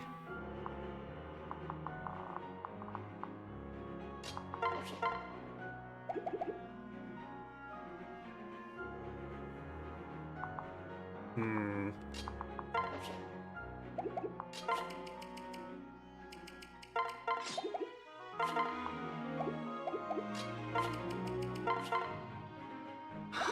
We haven't gained any strength at all, that's frustrating.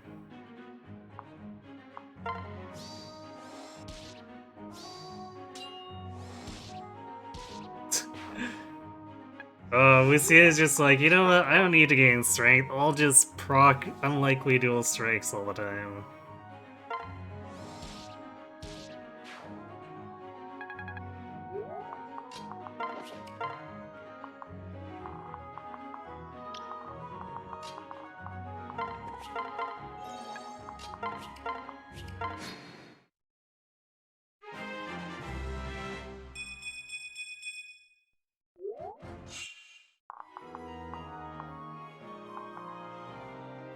Oh, so much Pavis.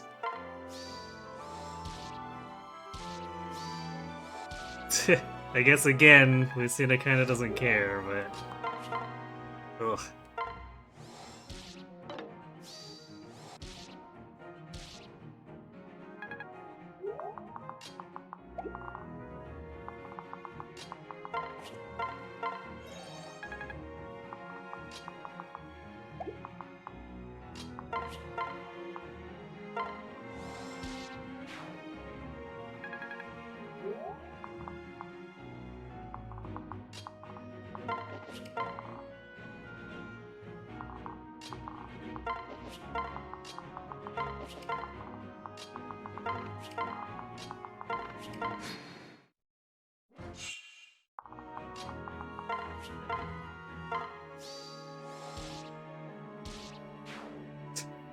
Man, when was the last time Lucina didn't dual strike? What the heck?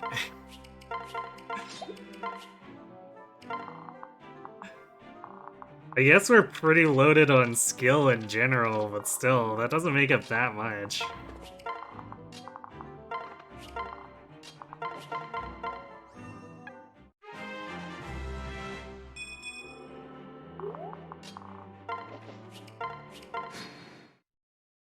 Because it's only 1% every time we get an additional 2 skill.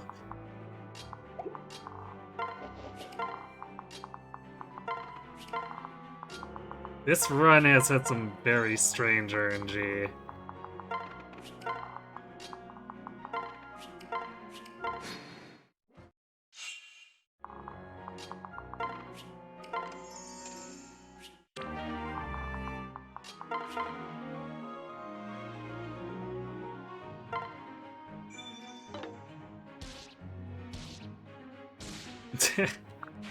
Even on the boss, we still need to get that dual strike. Even though she's gonna waste the experience. Well that was an unfortunate wobble, but it happens.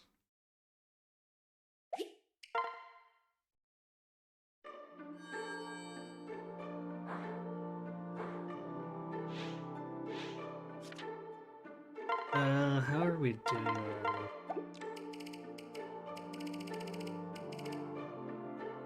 We have 2 full elixirs, so...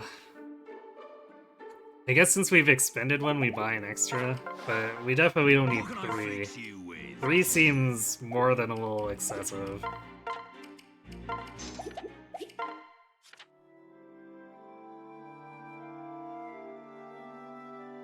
Especially since more enemies drop them. Like, There is a chance we'll want to be carrying around 5 elixirs near the end of the game, but it's pretty unlikely.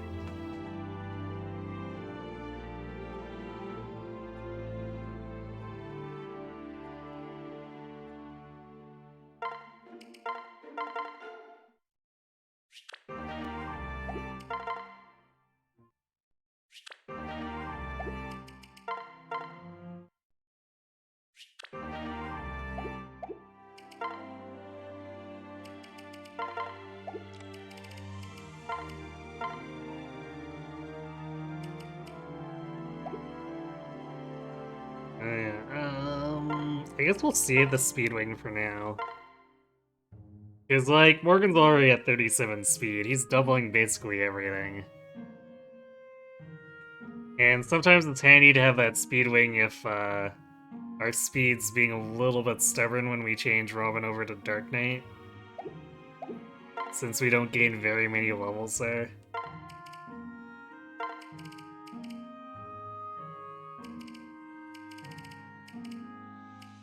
Man, our swords are doing awful, but I guess Crom's gonna swap to lances pretty quick, so it probably doesn't matter. Even though he will want to pull out that silver sword eventually.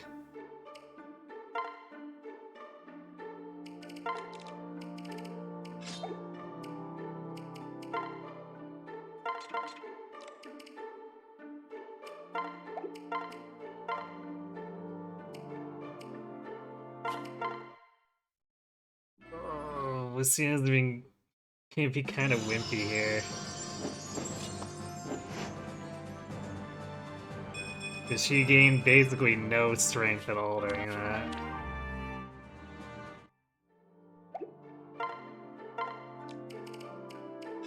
Not a fan. So we're gonna have to play fairly defensively.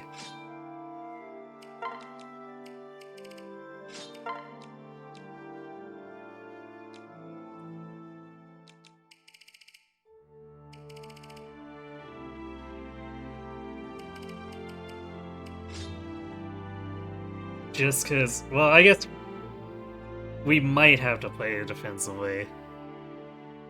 If there's a lot of counter, we can't really afford to have her trying to take things on when she doesn't one round. Especially since we can't count on Morgan to dual strike for her.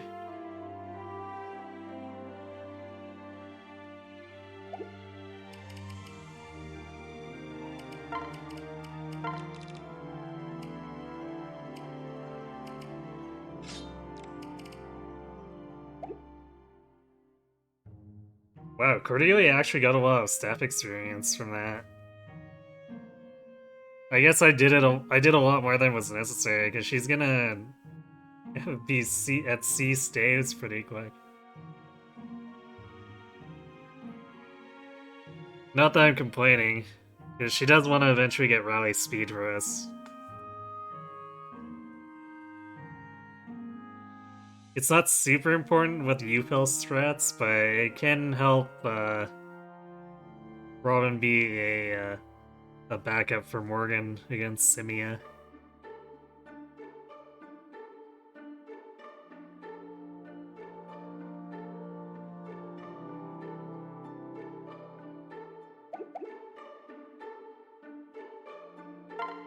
Okay, I guess we're gonna...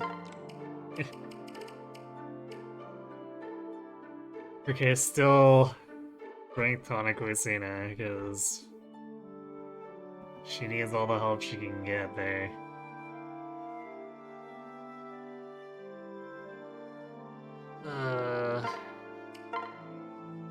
And maybe, yeah, I think I'm gonna give her... Normally I'd give Robin a Deep Tonic here, but I think she wants it just in case.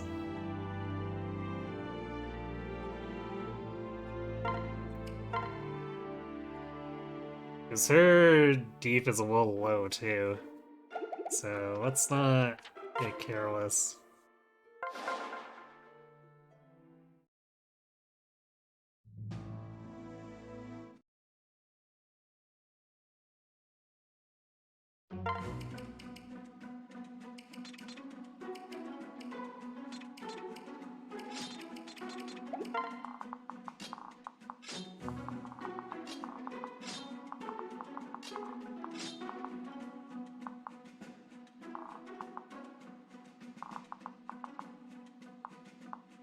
Yeah, there's no canter there. Surprisingly. Alright, so Lucina can kind of just do whatever, I guess?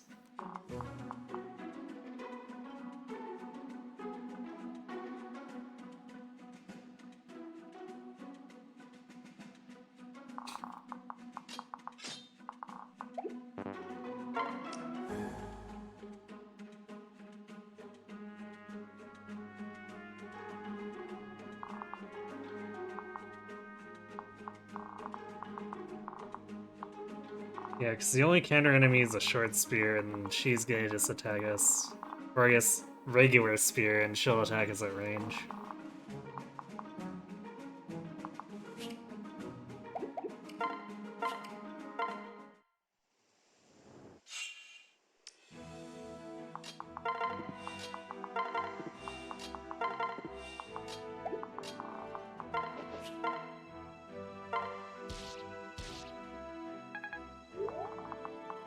That's annoying. We do have to clear enough space here. For Cordelia to hide, so... we at least have to kill that one.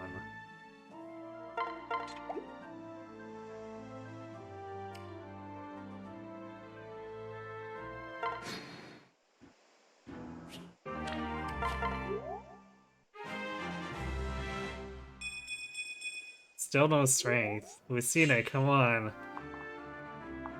Don't be like this.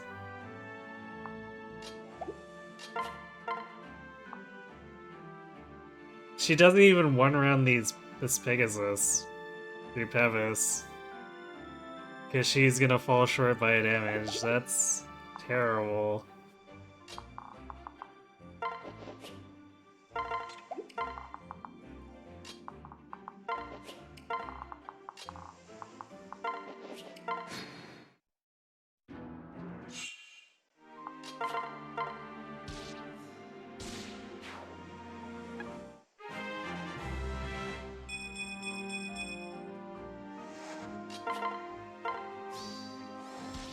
I guess we're just gonna call her Noodle Arms Lucina.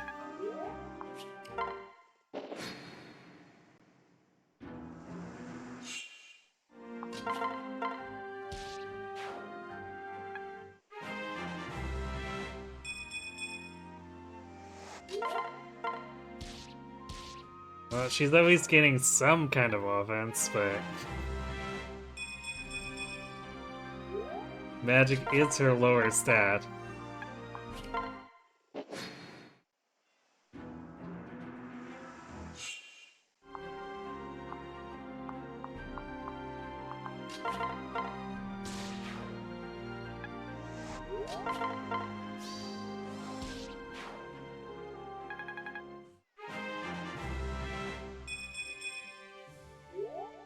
Good god.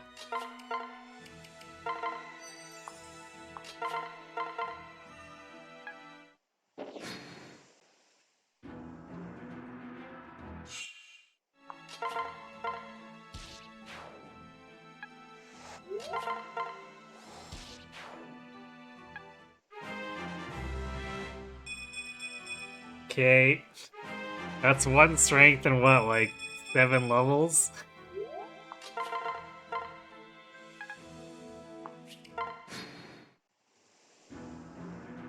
It's Noodle Cena.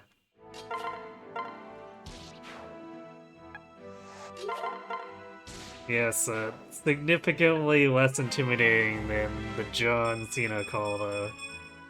Oh, magic.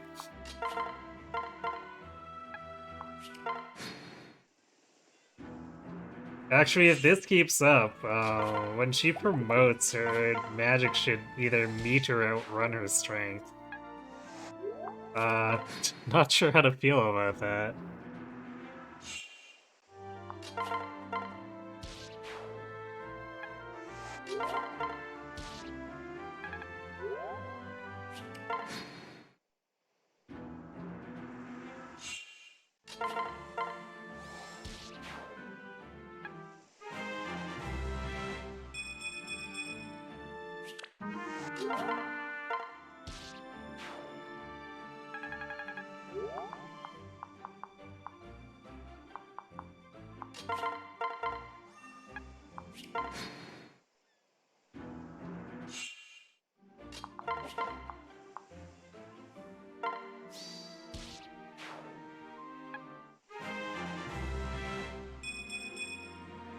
Okay, your strength, it suddenly improved significantly, but it's still... Like, normally she should be maxed on strength right now.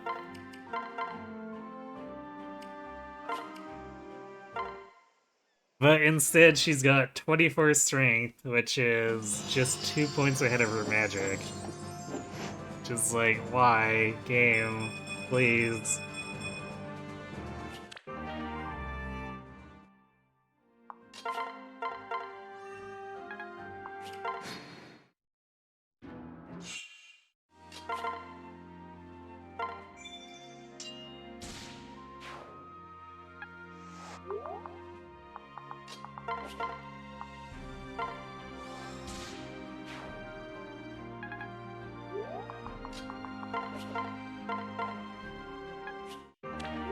Like, the game seems fond of letting Lucina make up for it with dual strikes and crits right now, but...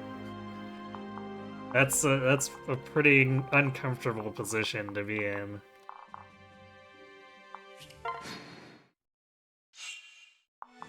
Like, we don't want to be leaning on that. No thank you.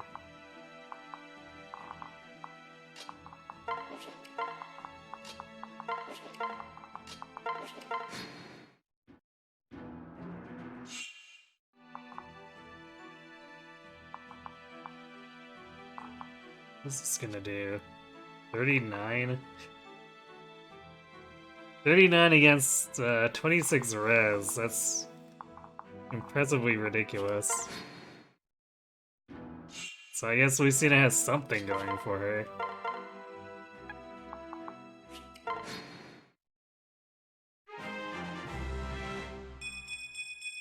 More magic. Sure, at this point, why not? We are gonna be using tomes with her, so... It is helpful, it's just really stupid statistically.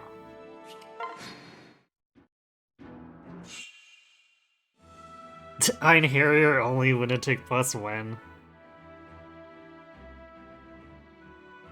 I mean, would that be... Like, would people actually be particularly interested in that? Because... There's not a whole lot to those Ein Harriers.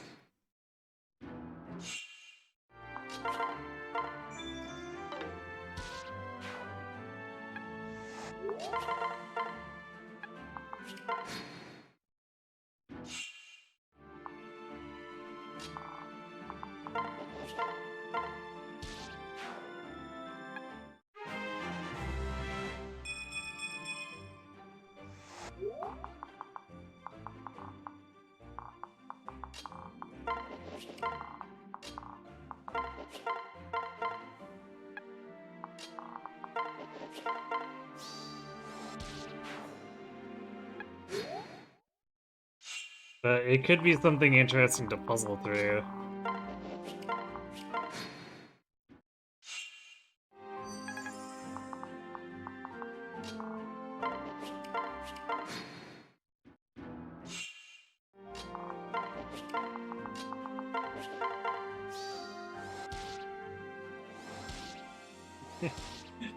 Ugh. We'll kill you eventually. Just you wait.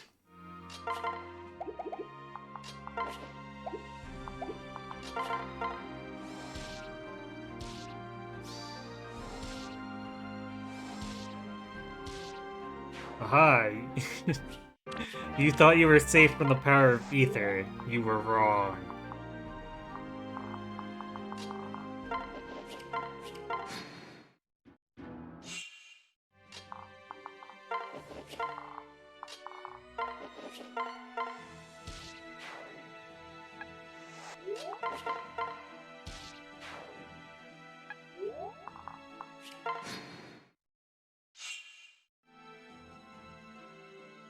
You know, it would be very money intensive. Yeah, what I'd probably do if we did like an interior run like that is I'd probably grind my Ronan up to make sure I have the Supreme Emblem. And use that to purchase the Ein Harrier we're using.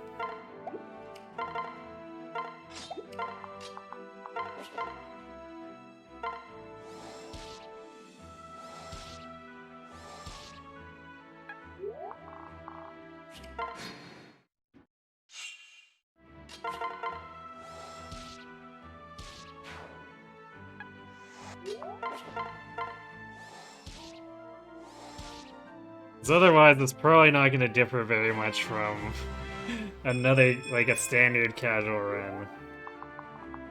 If we have to slowly accumulate money using the normal units.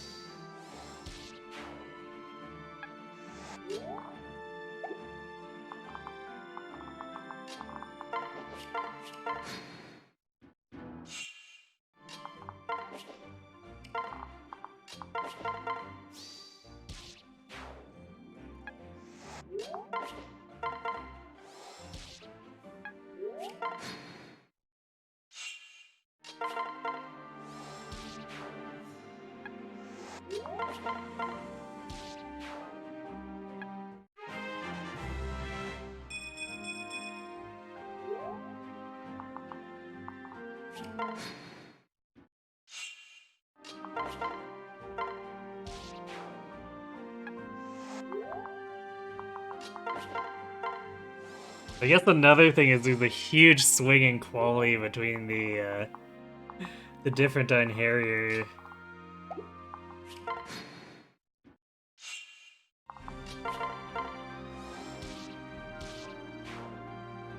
So, like, if we ended up with something like, say, Trevant or Ashnard,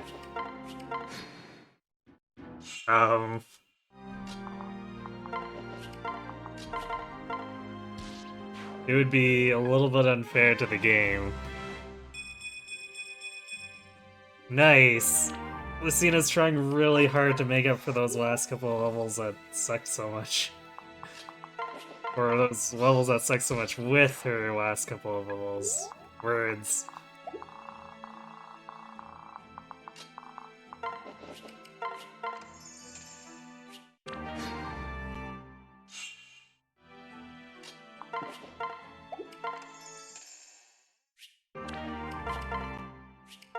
What's the prediction? As far as I know, we don't have a prediction going.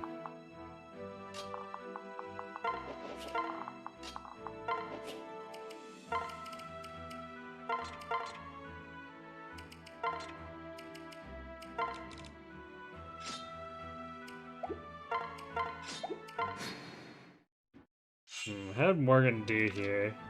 Wow. Not quite, but he got in quite a few dual strikes.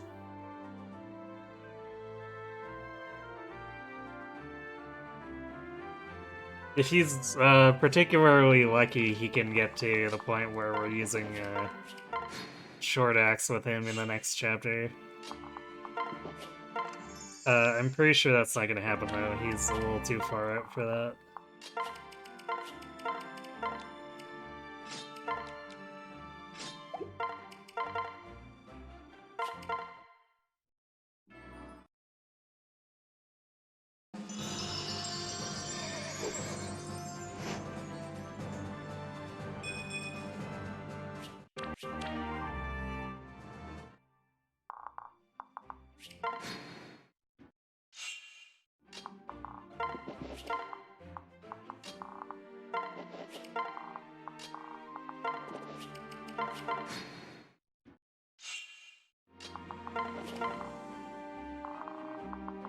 Yeah, we probably actually want to have healing nearby, because that Luna's gonna hurt a lot if it actually hits.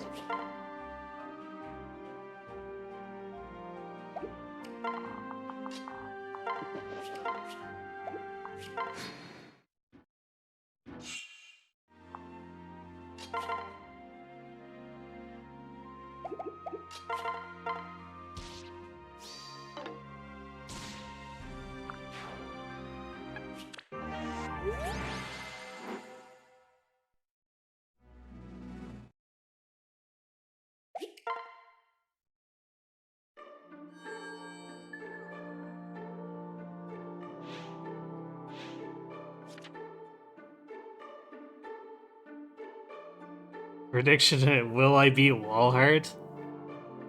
I don't know if that's a very interesting prediction. I carry only the Considering finest. we're at a point in the game where we really shouldn't be losing to Walhart.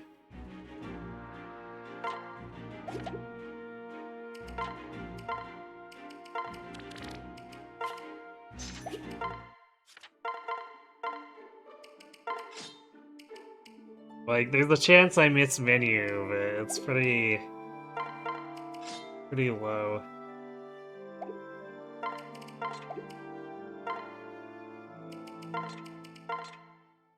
I feel like that would be very lopsided, and no one would really want to bet against it.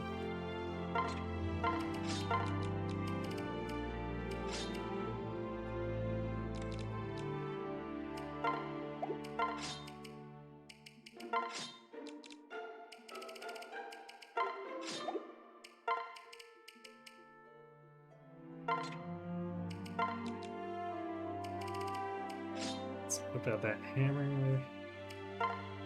And steal Fred's Orsons. Which is really not that much worse than the short axe anyway. So it's kinda like whatever.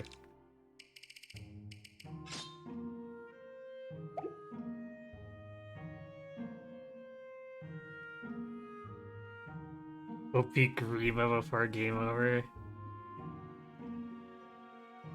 That's a very generic prediction.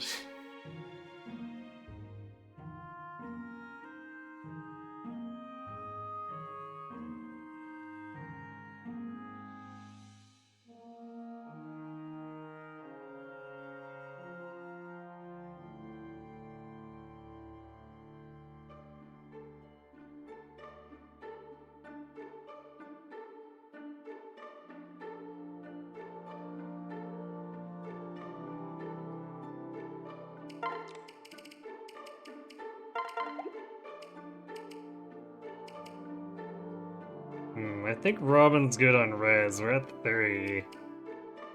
Plus we got Tomebreaker, so I think we'll throw the Talisman at Morgan.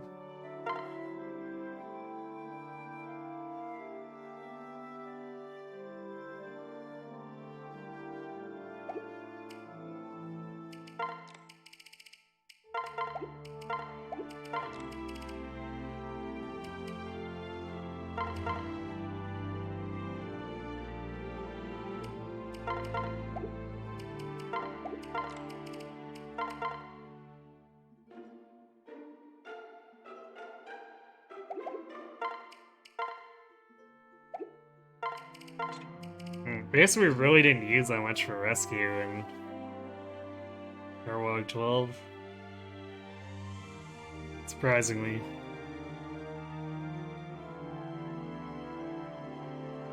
What's the boss or chapter in Lunatic Plus that's 50-50? I feel like a lot of that's gonna be in the earlier game, like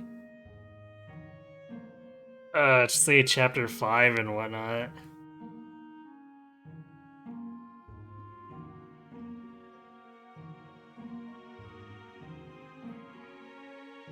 Like, late game, we'd probably want to be doing weird, funny things. Though I'm not sure I can think of too many of those off the top of my head right now.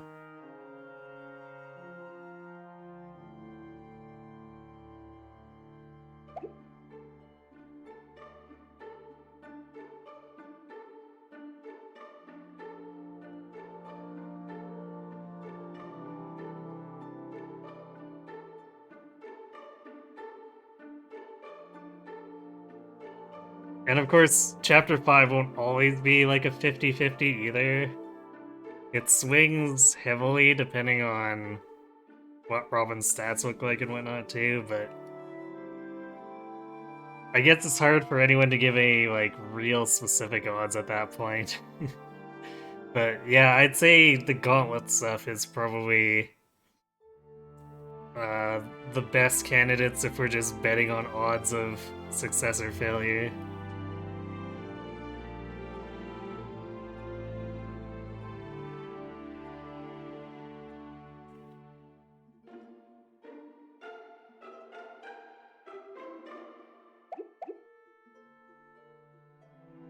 I mean, most people don't abuse on hero shops because they don't want to. Because they give stuff that's available when you shouldn't have it, which, um, for anyone doing a challenge run, generally is gonna reject that. There's some cases where you'd maybe want to use it, probably mostly in like casual no holds barred type runs. For speedrunning, that I don't know.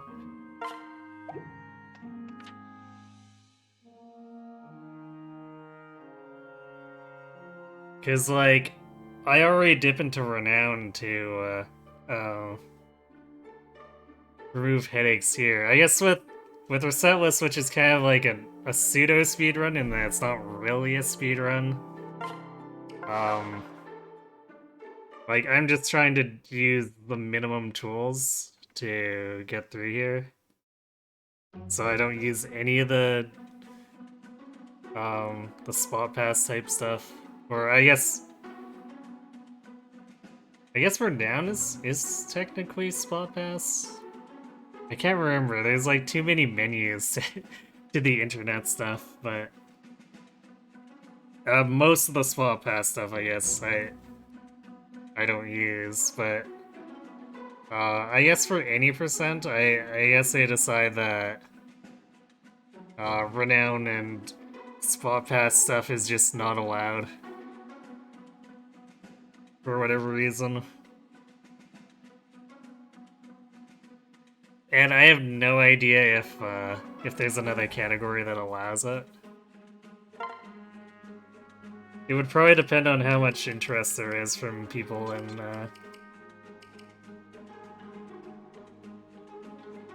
having another category like that, where say you can use literally everything or whatever.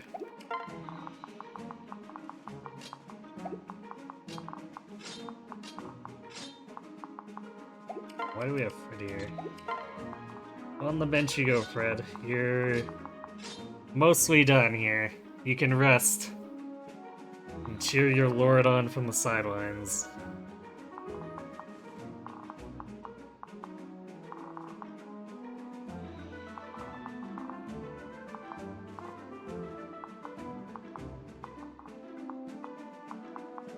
That's all I counter, and a lot I counter that's not really gonna matter.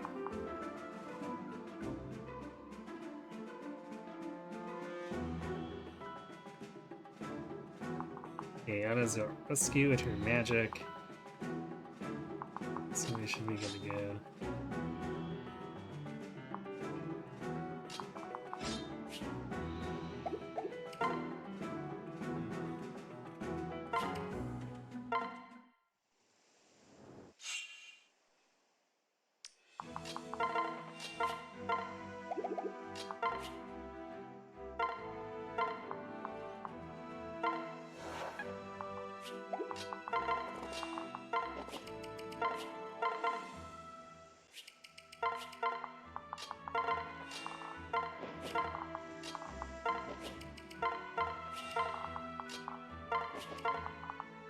Oh, whoops. Libra wasn't supposed to be deployed. That's gonna be a little, awkward.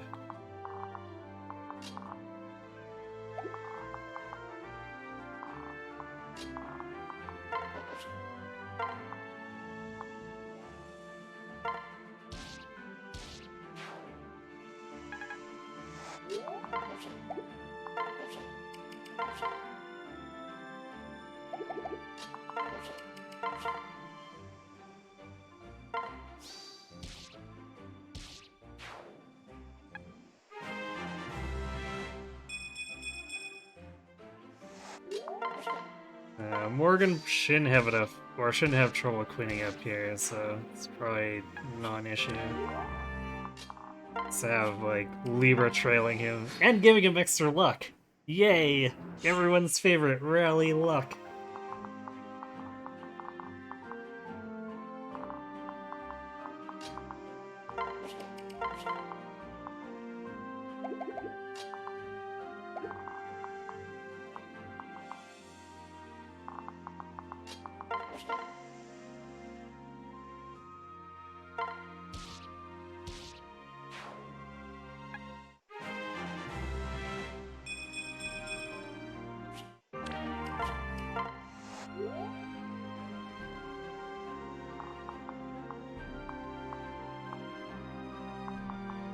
So yeah, these guys are barely doing any damage to him.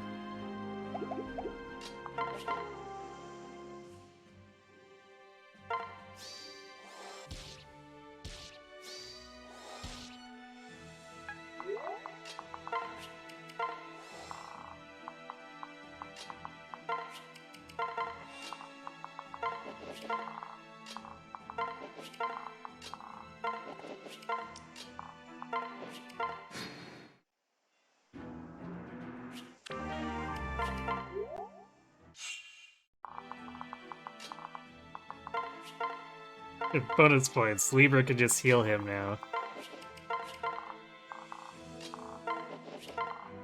Totally calculated scale tipping.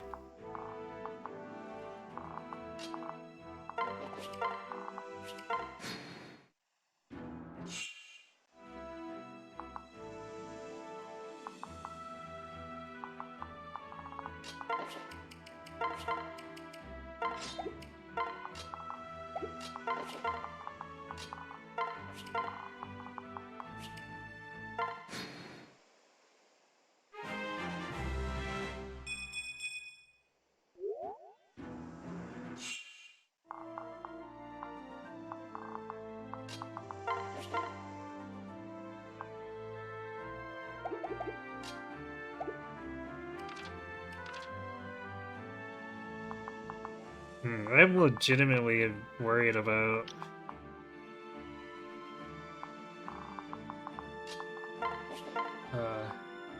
Lucina's wimpiness messing us up here, though.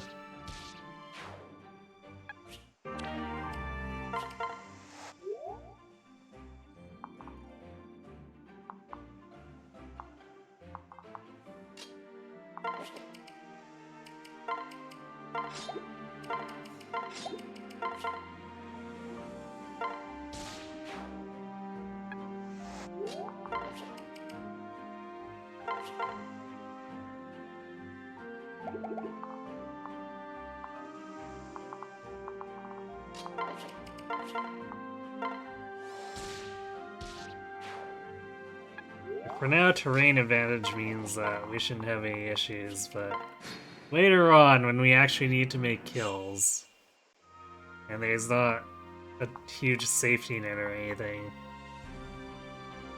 that's gonna be a concern.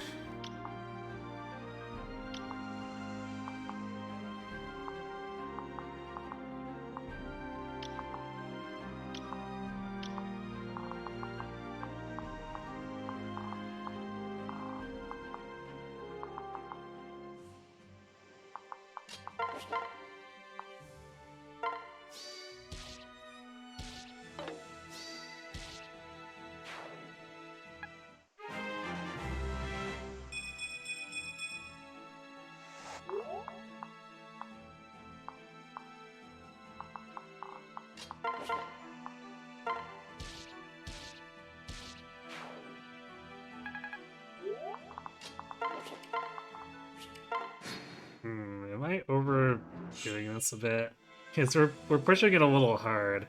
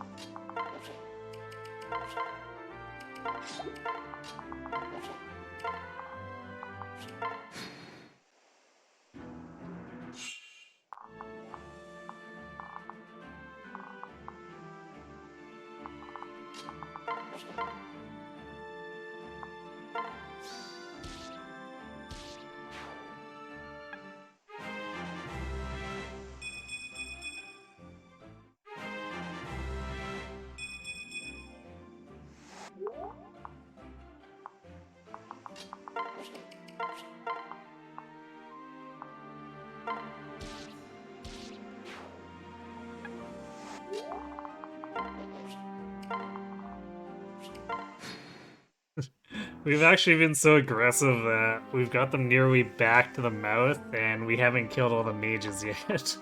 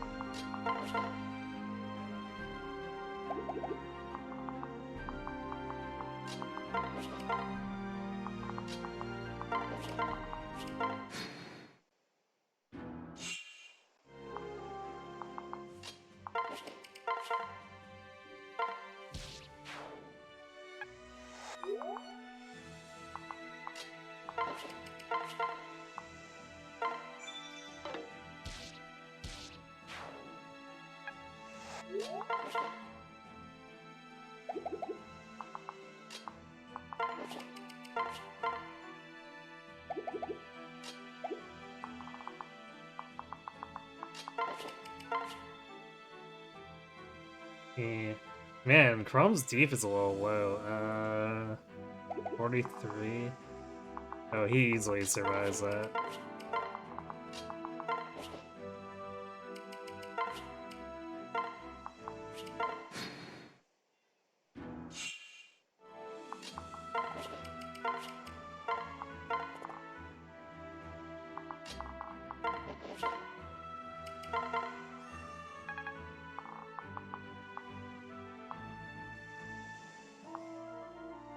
See if we can get this Sword Cavalier isolated.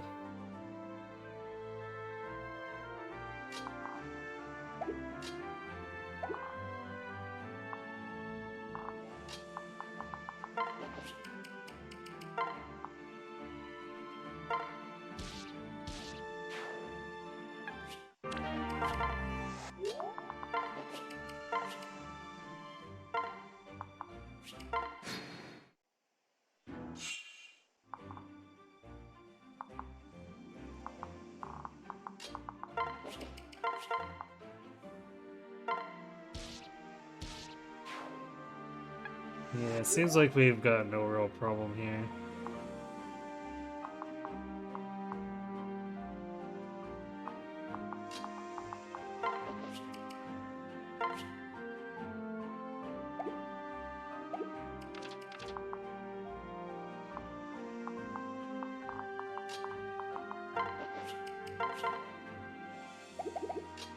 Okay. We want to pull as far back just because if we go into melee, or if we go one in that counter Dark Knight might go into melee, we don't really want that.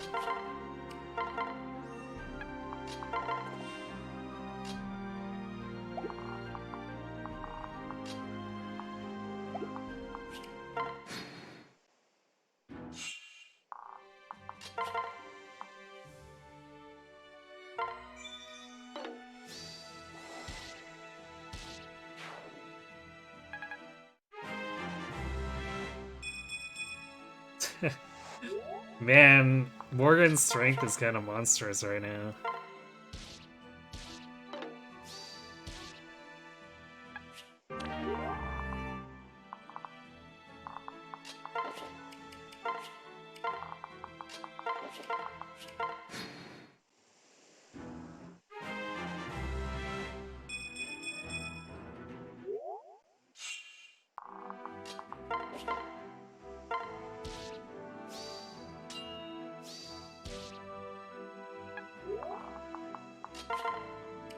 Well, if there's ever a time for it to be okay for Lucina to slack off on dual strikes, it's here.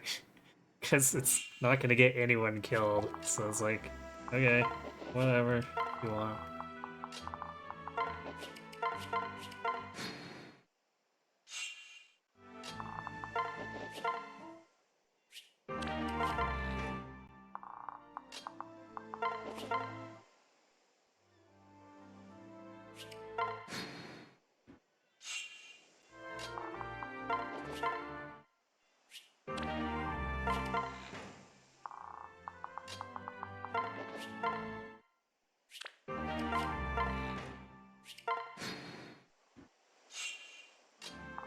We got Libra's Physic.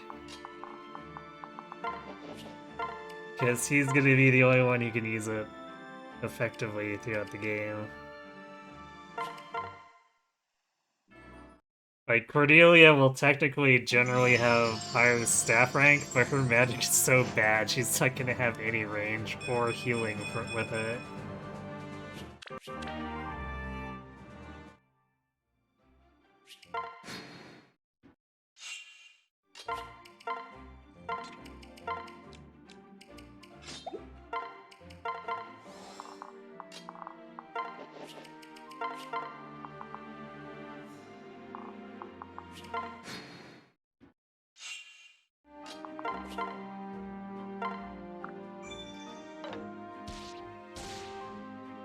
Ugh. Come on, Crom, that was for real estate, and you didn't even dual strike. What's wrong with you?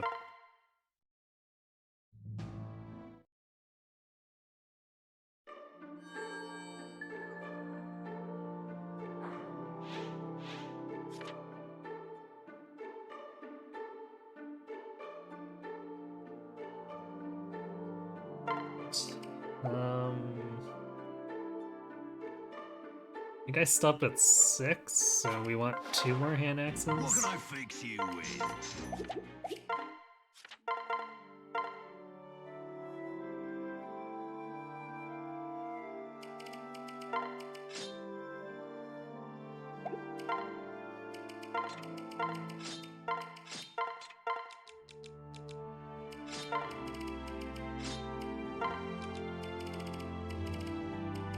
Hey, look at that. Having that second Lovin' Sword means that Robin and Morgan can run around with one.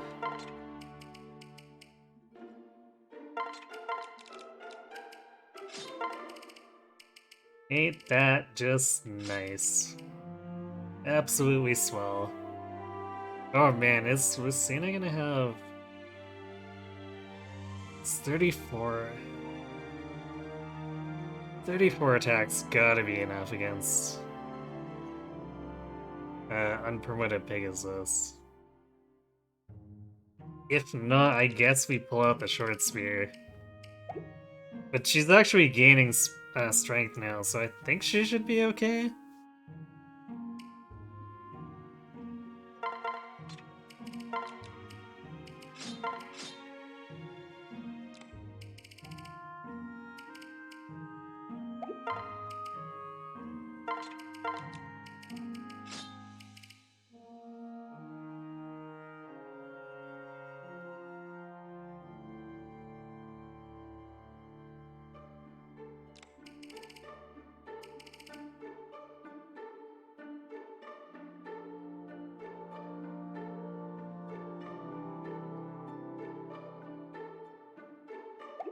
Oh yeah, also... Supports aside...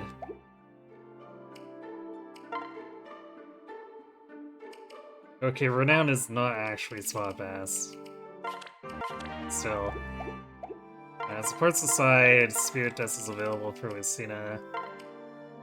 Which... 29 magic is actually kind of impressive. Not gonna lie. At least for Lucina.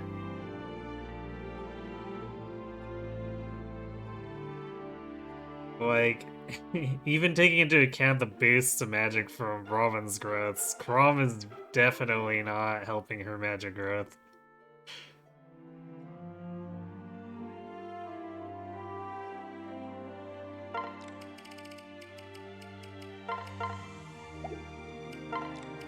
Actually, you know what? If the javelin can't kill the Pegasus, we can probably just use the forged Elwind for Lucina to muscle through her.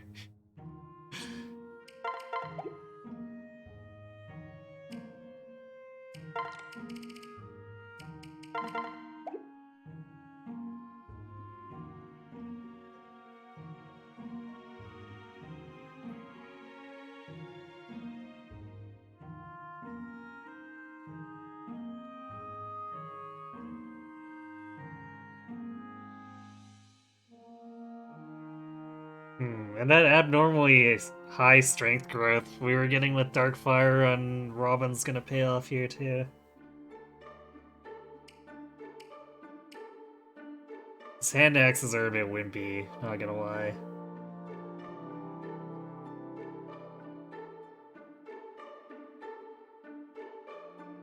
Alright. Get our tonics up. Let's raid the military. Save the dragon. And save the world.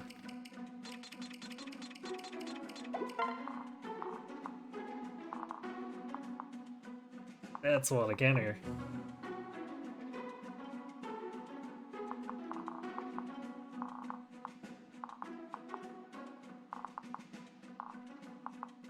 Yeah, I guess we'd be using magic on this Pegasus anyway, because she has Pavis.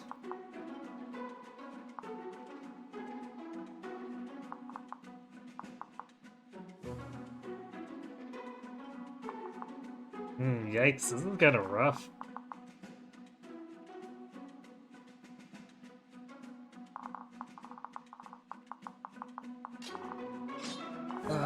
What's Morgan got for...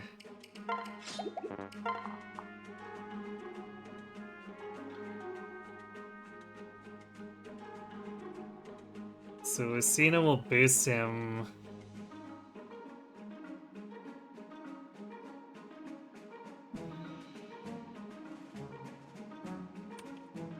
I don't know why I don't remember what the Dark Flyer gives. You'd think I'd remember by now.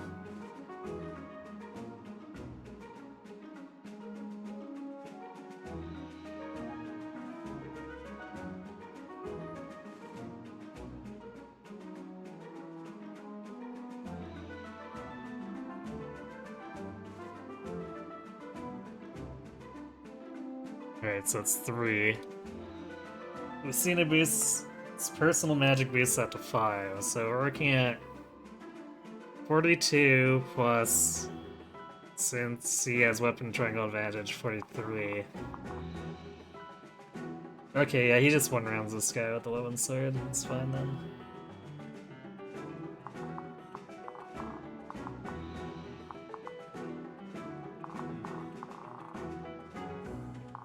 Yeah, so this is gonna be a little sketch to start here, but we should be able to get a foothold.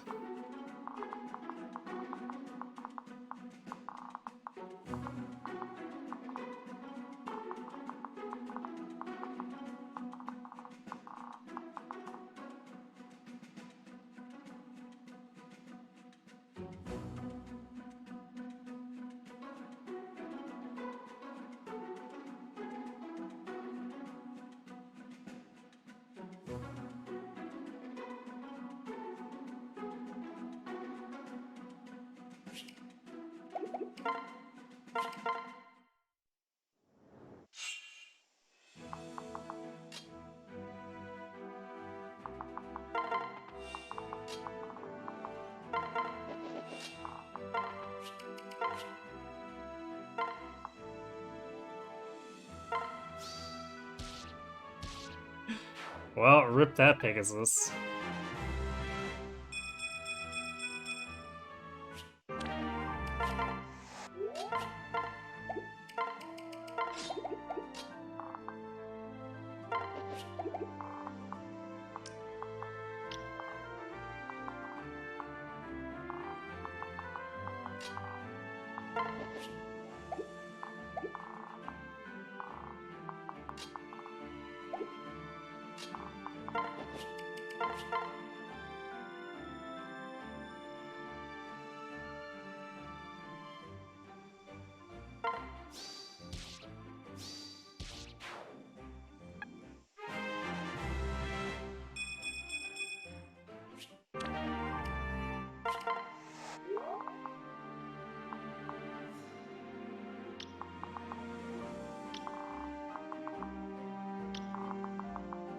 dropping range is definitely a bit of a minefield.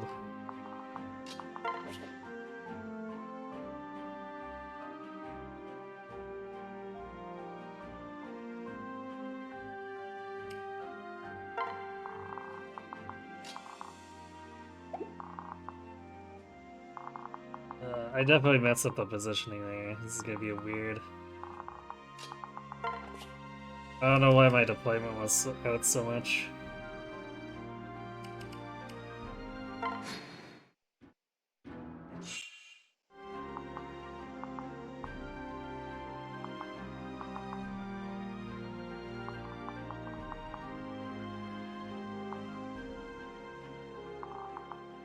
So I guess we might blitz that bullion, which sucks, but whatever.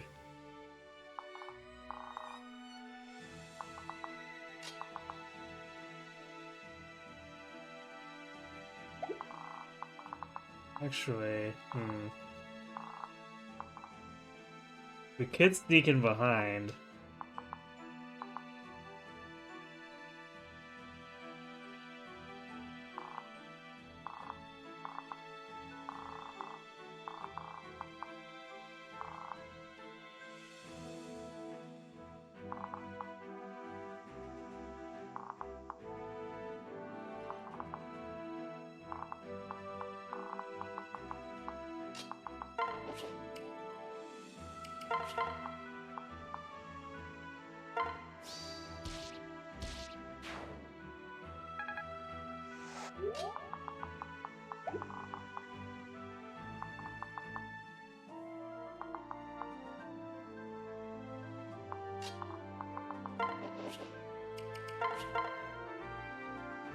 This is definitely gonna mess up my positioning entirely, though, because of not clearing out the left side now.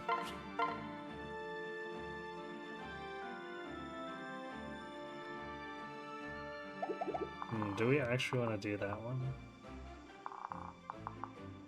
Yeah, because we can't reach him.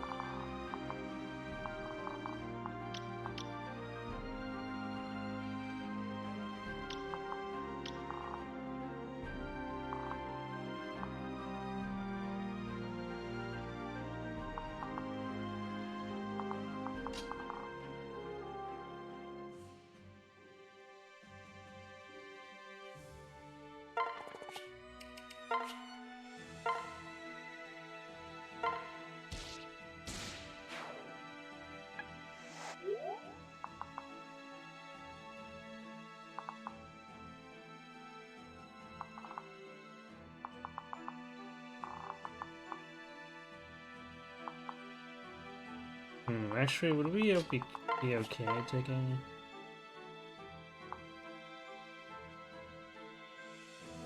Take 36.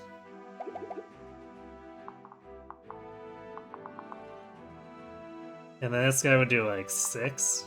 So as long as we kill this guy, it's probably not a big deal taking counter damage. And we can have Morgan... No, I guess Morgan can come in to help us out here if we do. We still definitely wouldn't die, so I guess, yeah, we'll just jump this guy then.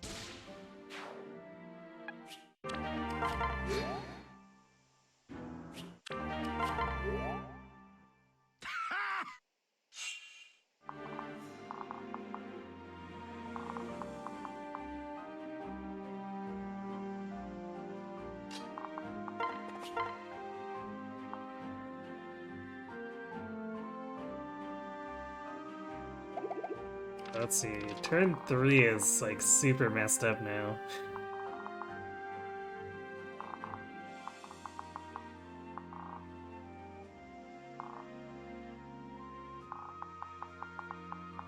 I think I might just unequip base pull these guys with Morgan. So that we have space.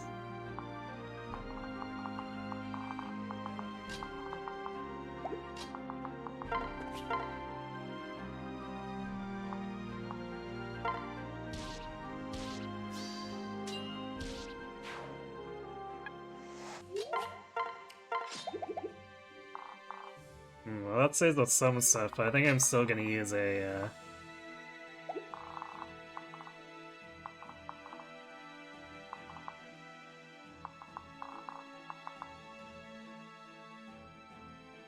an elixir here.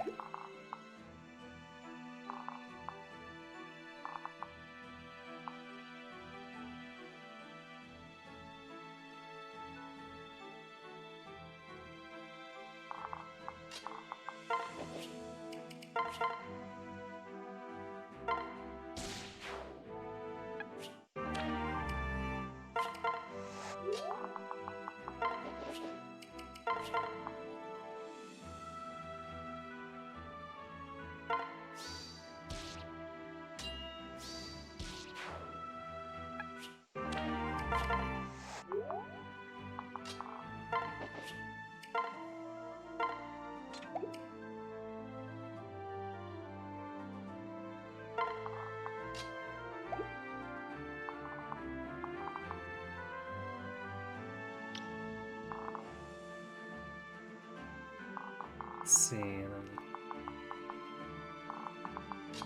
And set up this here. Oh, what a mess this ended up being.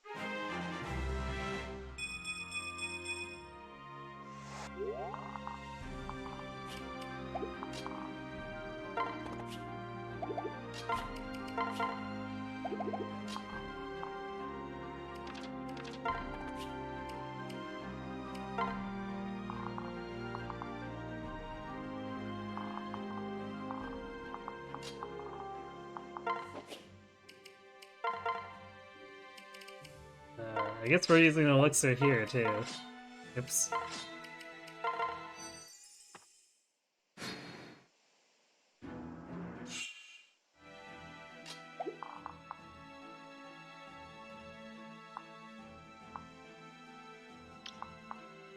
Yeah, man, there's a lot of priority targets here.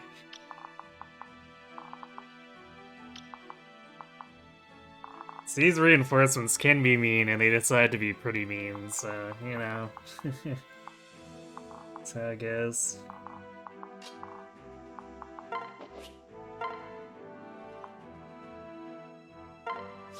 So let's get rid of that guy for sure.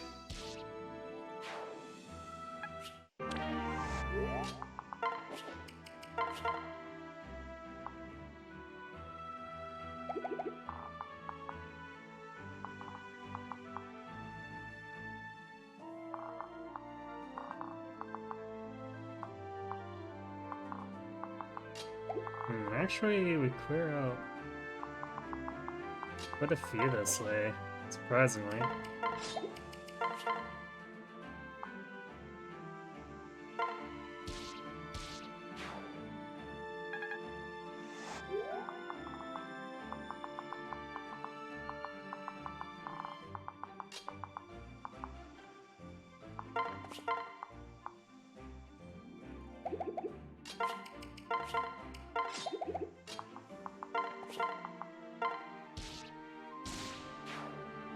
Yeah, despite the formation, these guys, or like the amount of counter, the way the formation dispersed them actually made it so we could basically shred them. Surprisingly.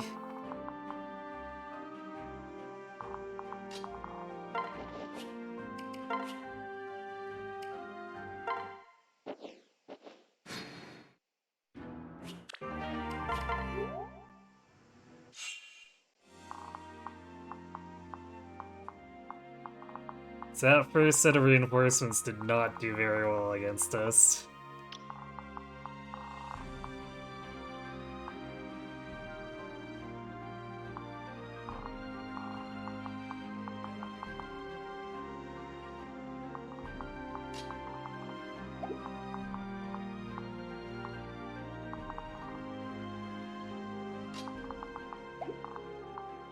See, neither of these longbows are that much of a threat, so let's not be hasty about targeting them.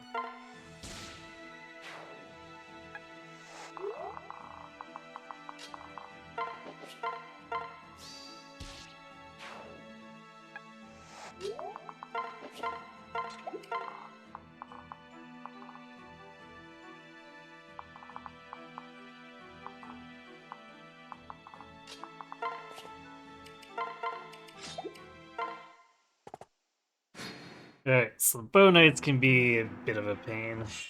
See what they actually came in with.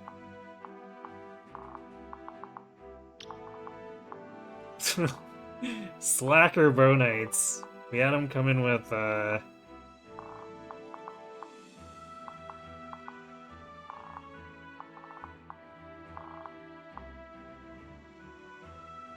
one counter guy, so we can kind of just sit in the middle with Robin and be like, hey, we're murdering you.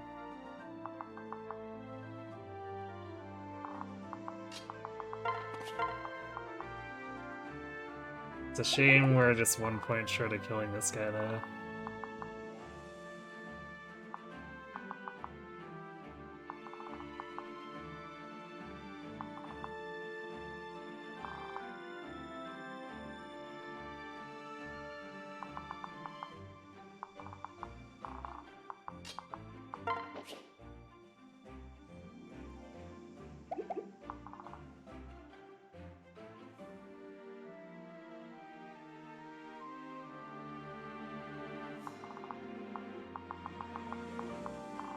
Well, we'll just have to do it next turn.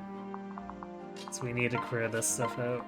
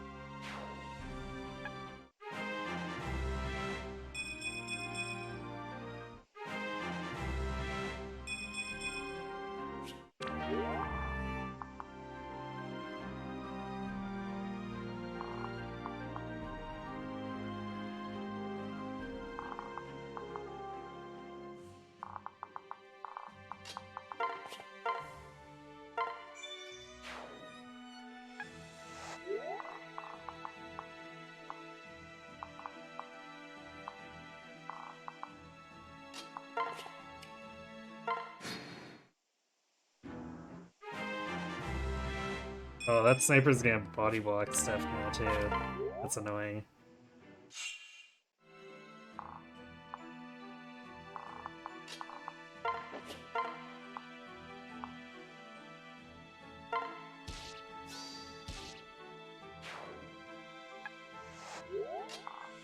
Alright, we should be good now.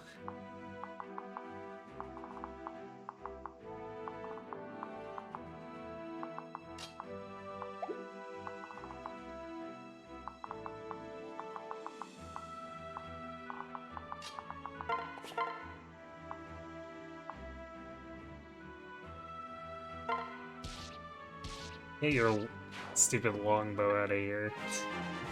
Jerk.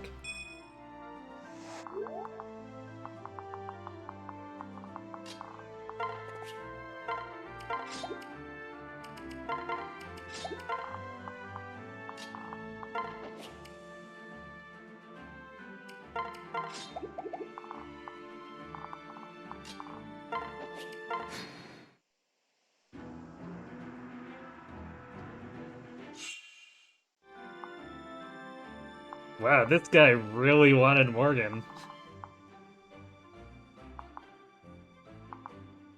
Because he used pass to go through and attack with the sword. That's legitimately funny.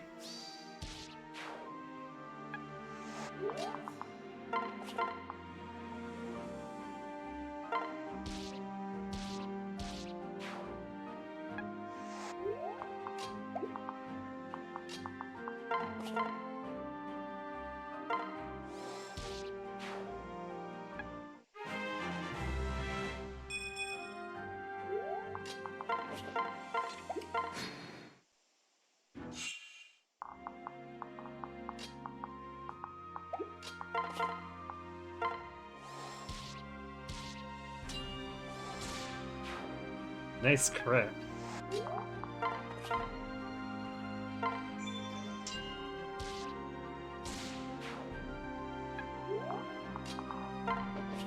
Not that it really mattered, but still. Slight time saver.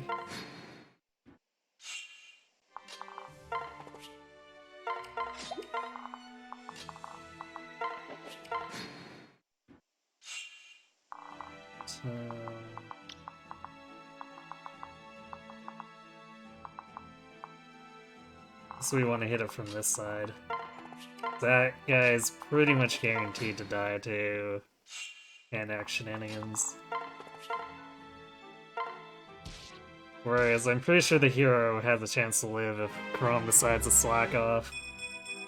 Which, I guess technically it would be okay, because we'd be putting him out of range of doing counter damage to us. But, you know.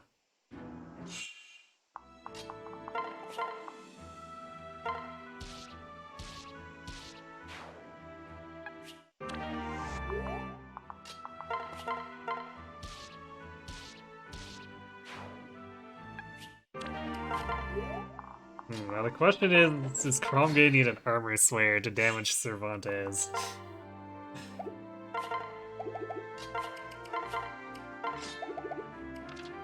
32? Yeah, probably. Because I don't think the silver sword's enough with... Yeah, 35, that's still short. Just by one, but it's enough that you wouldn't deal damage.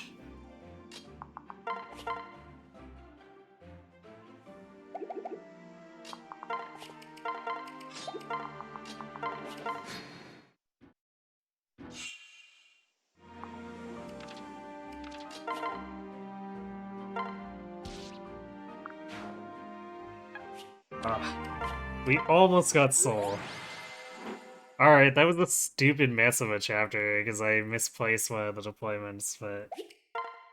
Oh, I know why, because Libra was still in from the previous chapter being accidentally deployed. That was dumb.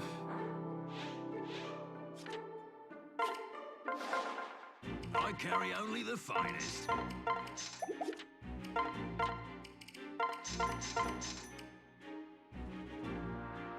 Alright. Tonics, because everyone loves tonics, right?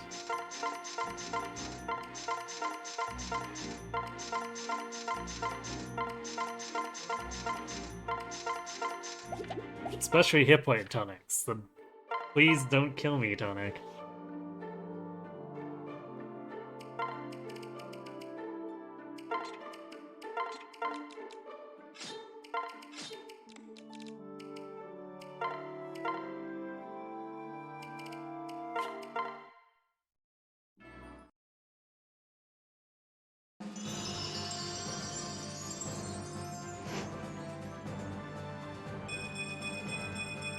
That juicy 43 strength. All he needs is 5? Or is it 6 more? I think it's 6 more for max. What can I fix you with?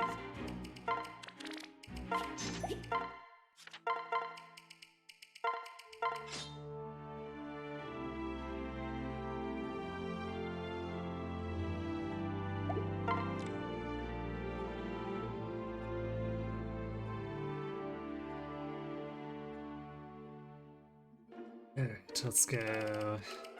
These are tonics.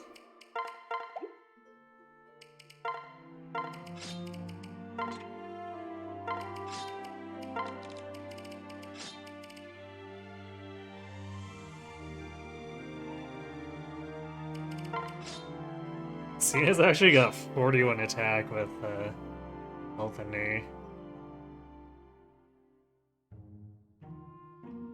I think if we magic tonic her, that'll let her run around the heroes. I'd have to double check. Actually, I guess with Morgan that makes it 43. Kind of brutal.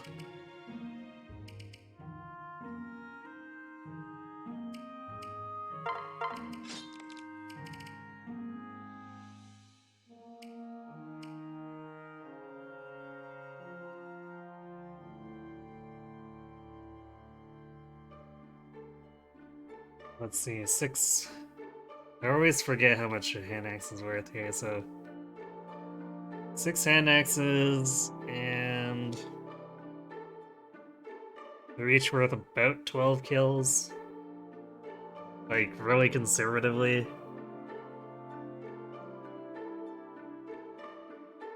So technically we'll probably want more. I guess we don't need to buy just yet, though. Can wait and see.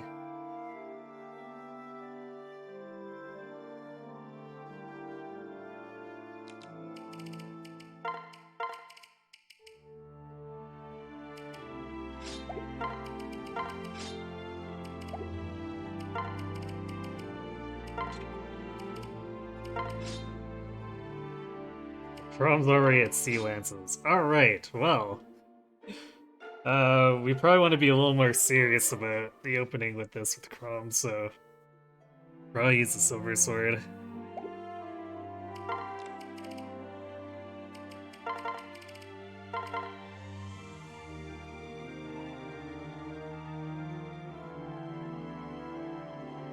You may or may not have mistaken Bernie for female Morgan earlier. Yeah, I suppose because the Bernie Robin uses a very female Morgan-like hairstyle, so I can definitely see why.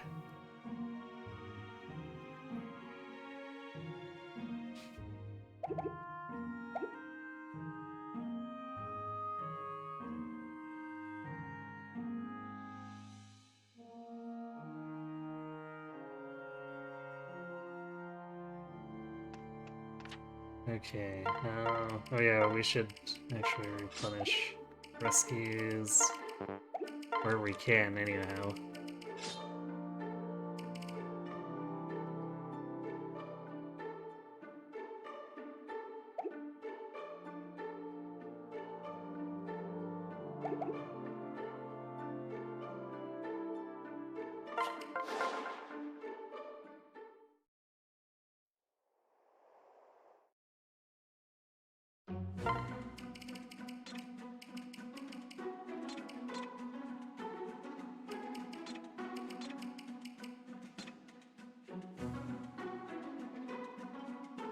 Actually, no, we want Cordelia.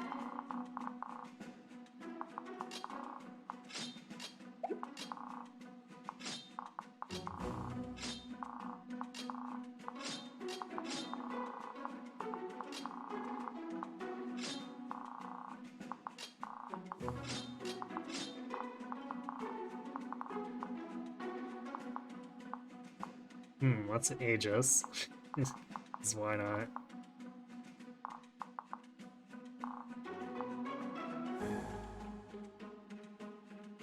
It does allow us to get through more easily with our hand axes.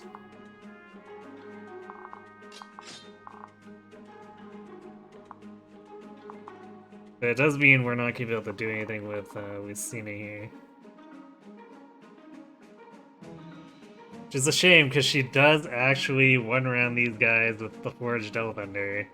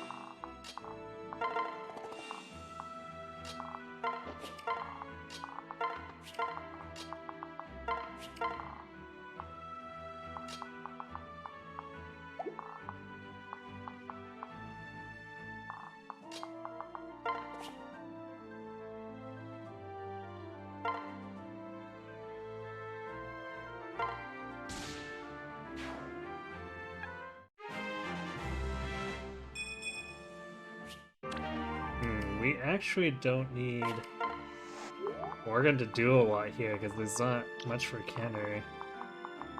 So we'd actually prefer if we're all in enemy phases wherever possible. So we'll just do that to springboard Morgan away.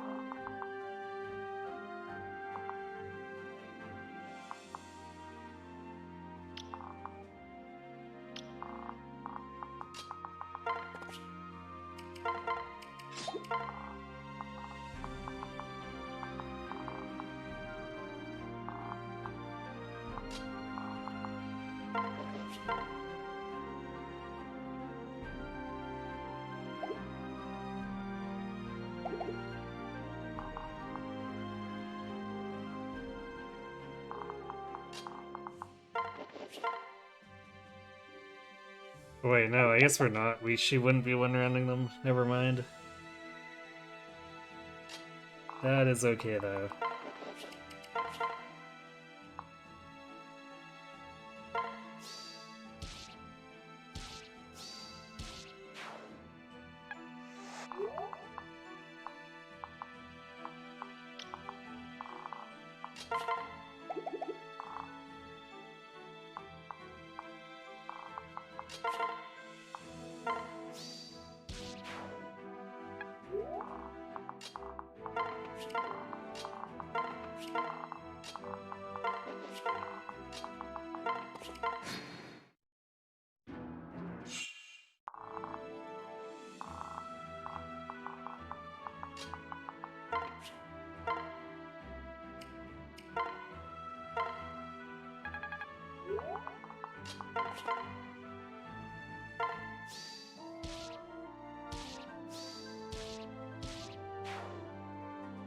That's annoying.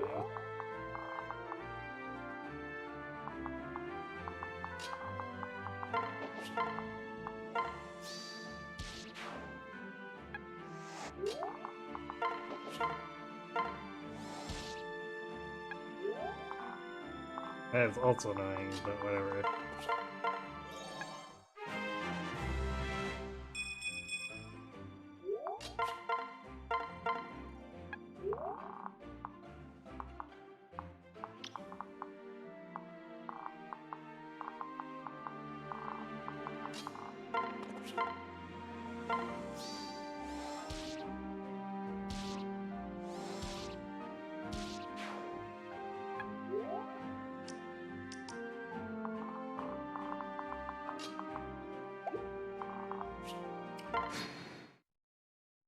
Probably no need to hide further in.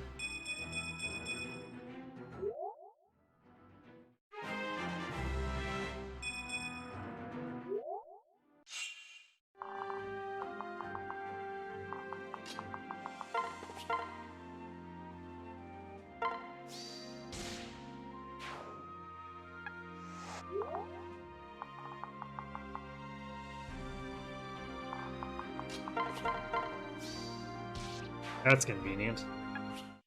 Clean all that out.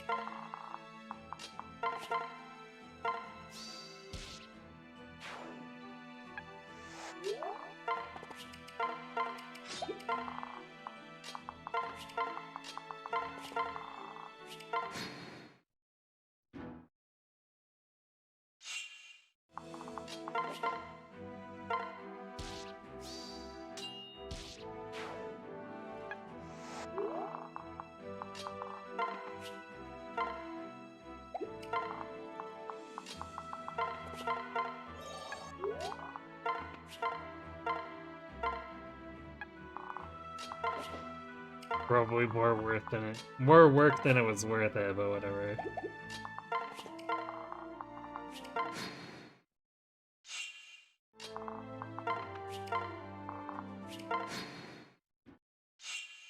And now we wait. And they say, haha, you are trapped in a fortress with us. To which we say, no, it is you who is trapped in the fortress with us.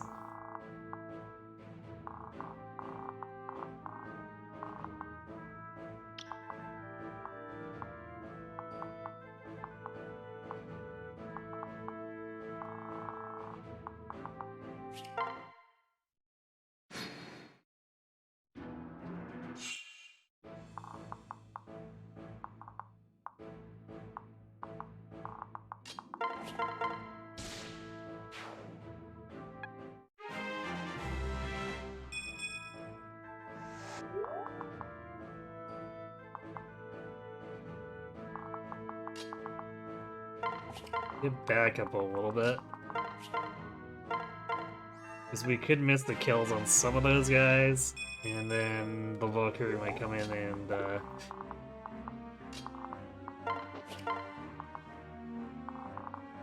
counter bomb us, which is something we really don't want.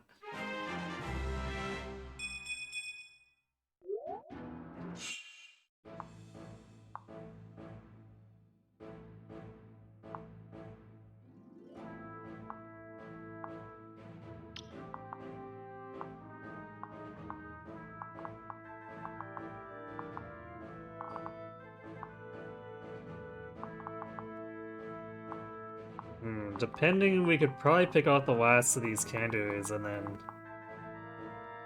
be able to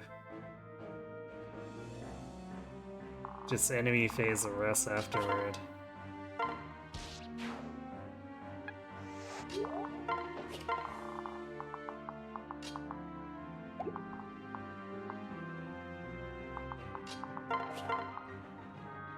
Yeah, we're gonna go for this guy.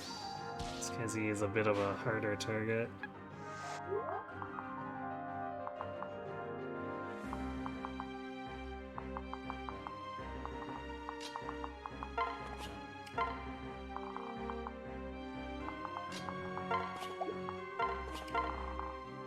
Let's see, turn 11, so they still have 3 more turns of reinforcements.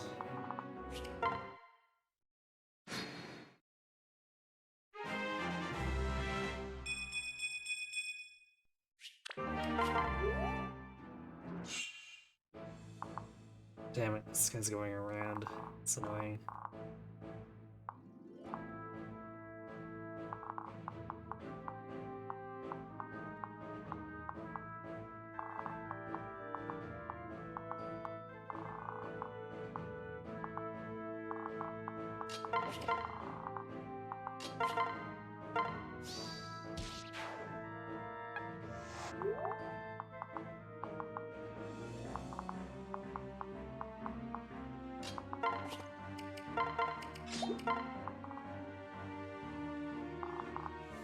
Okay, well that's gonna get a little weird, but I think we should be fine, because they're pretty short on counter, so we can jump in once we can kill that other guy.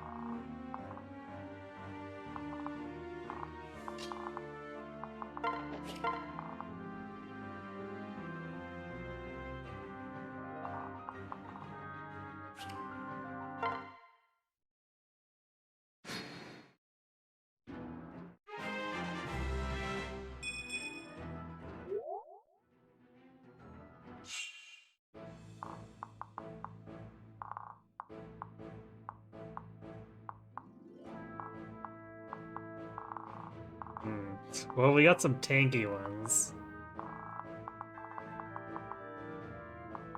But in the end, that shouldn't matter too much.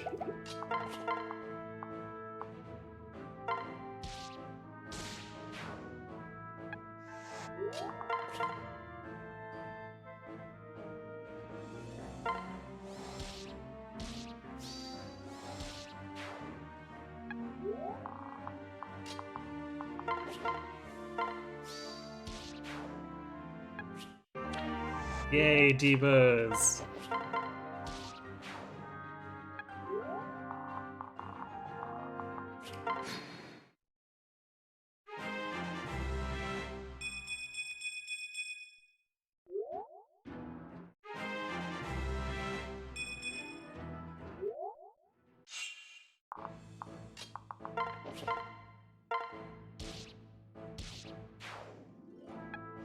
Okay, that takes care of that side.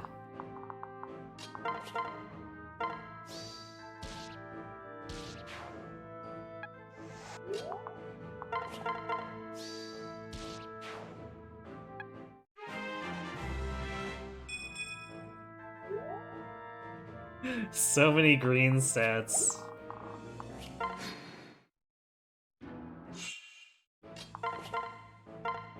I reiterate, this Robin has been a roller coaster.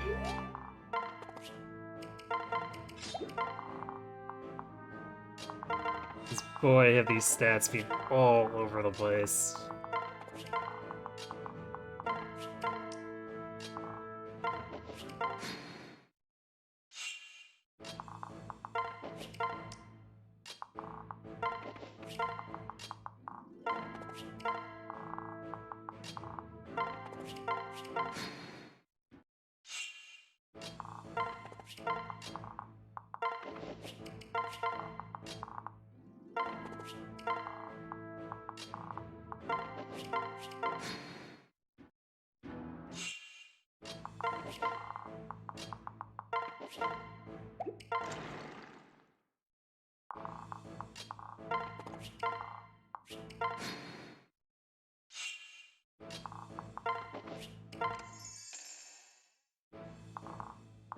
You know, it's such a silly mechanic for unlooted chests to just never go in your inventory.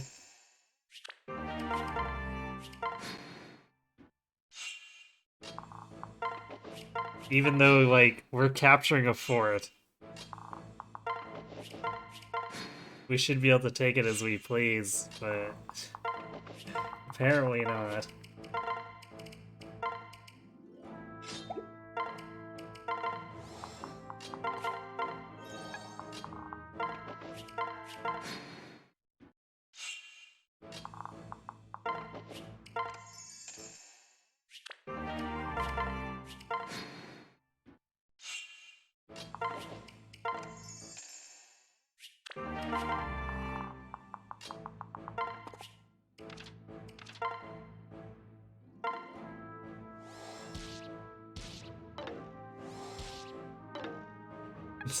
Well, you tried, Crom. We give you credit for that. And still, I guess, technically, even if he's whiffing, it's still worth weapon experience for the Lance. So maybe he'll miss less later, because Lance actually gains hit as part of its weapon rank upgrades. Fancy that.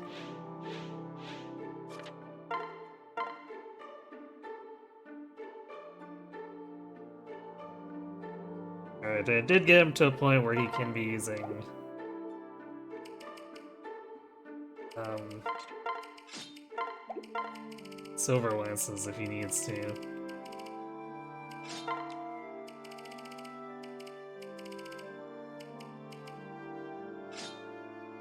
But this is a chapter full of Griffin Riders with Lancebreaker, so that mostly means he's gonna be lancing Yinfei in the face instead. Okay, so we got 3...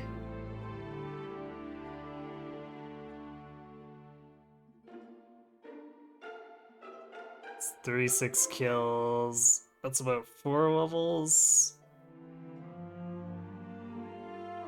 Probably want one more hand axe.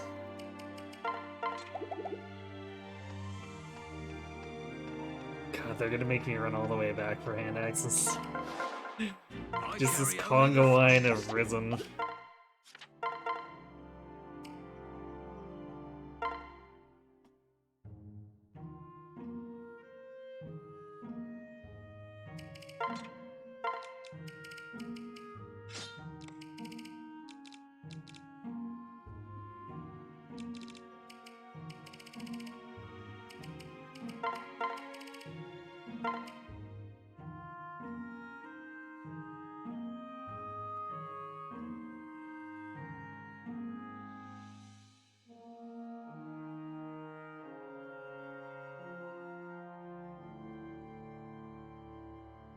Let's see.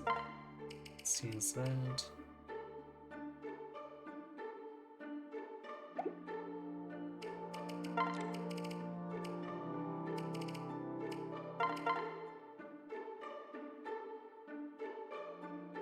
Morgan's defense is a bit on the low side. Should be fine. Especially after we convert Lucina into a paladin for the next chapter.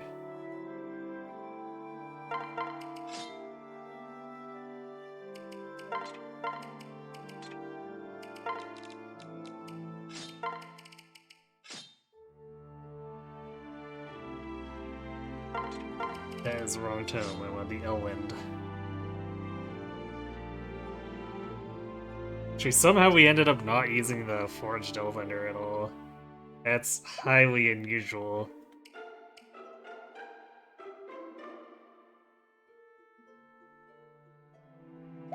Okay.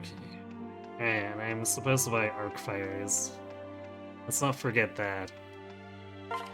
Because with its conga line of Risen showing up, chances are it's gonna get occupied.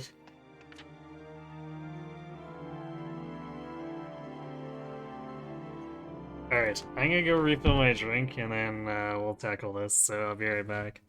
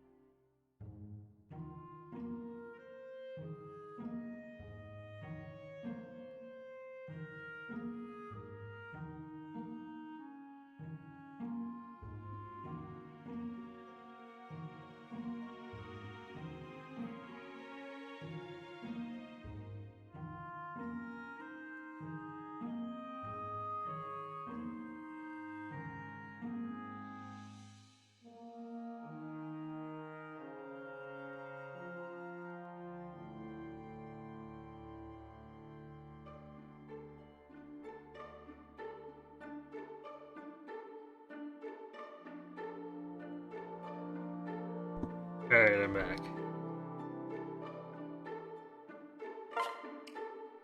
Truly, we should also not be carrying so much stuff. So we want Morgan and Roman to be able to easily trade stuff away.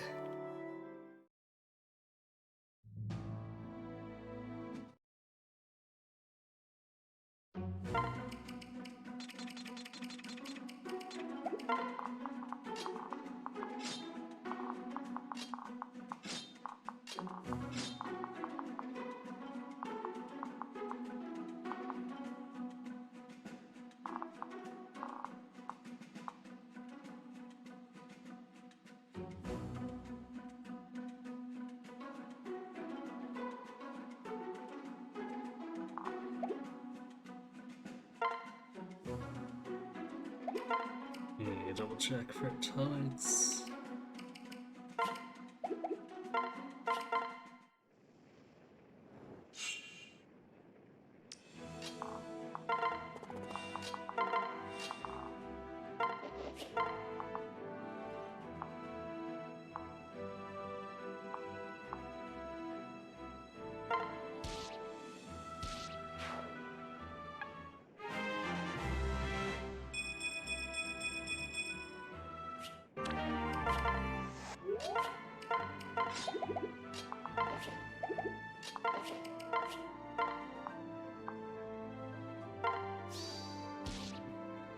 I like how Morgan can just straight muscle through that. Does not give a care.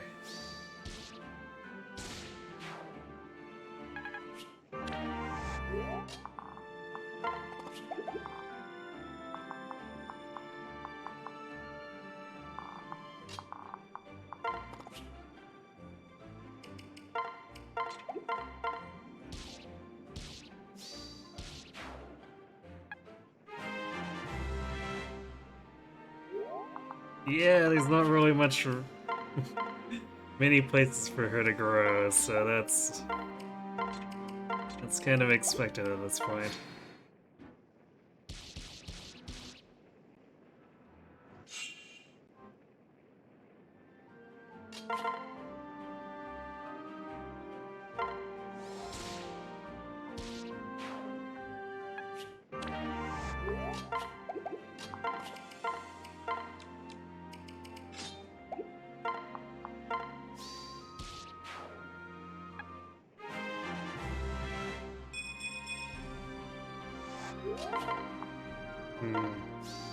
You know what? This is a kind of noodly Crom too. No wonder it was seen as noodly.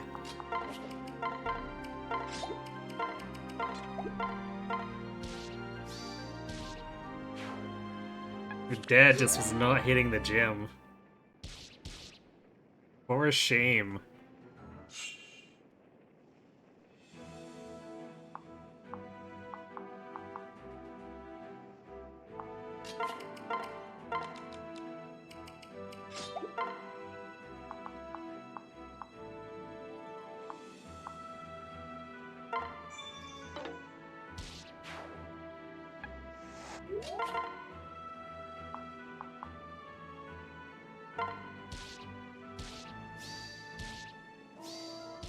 Ow, jerk.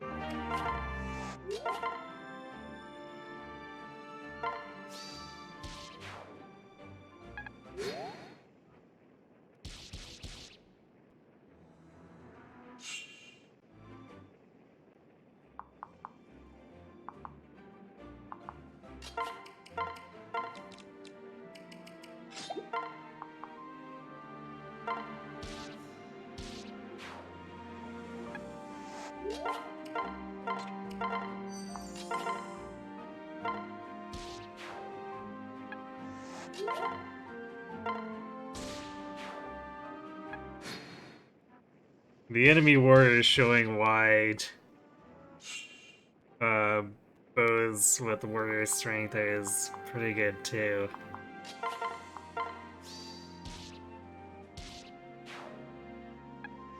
Granted, they need a Luna Plus for it to really work for them, but still.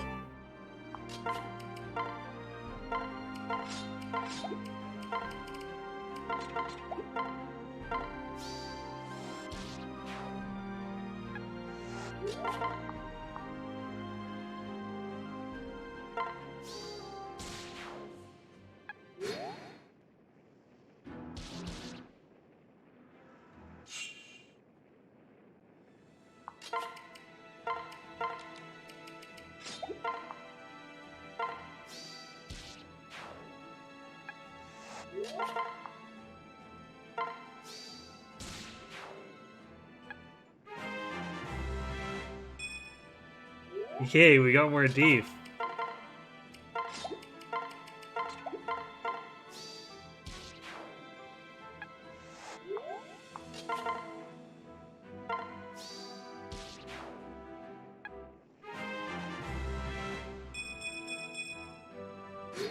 Ah yes, magic, the stat that every warrior needs.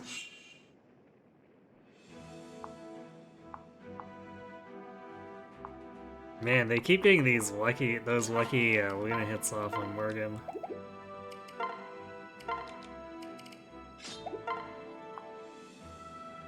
Very annoying.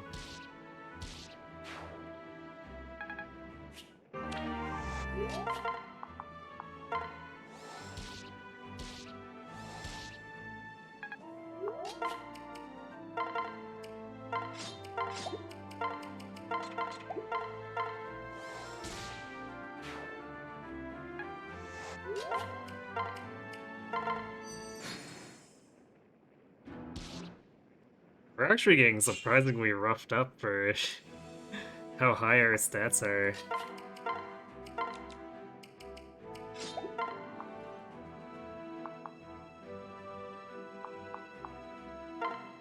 This is why we don't get cocky.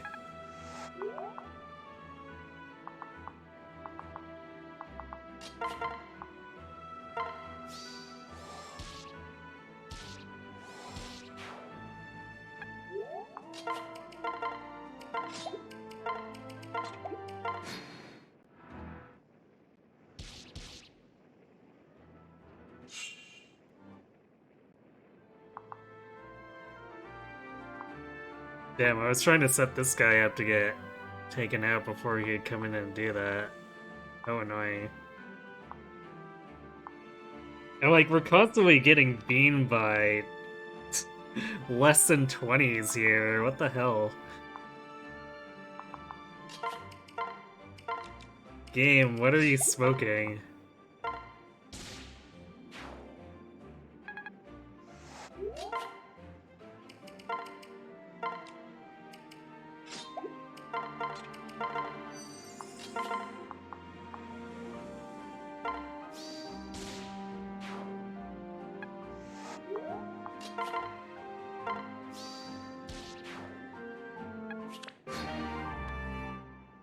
Yay, someone's used concoction.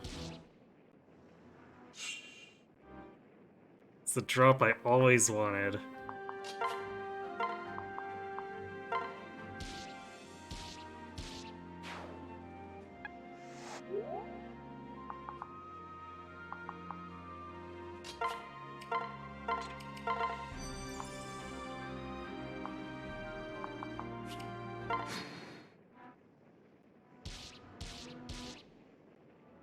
Also, this is why I try not to,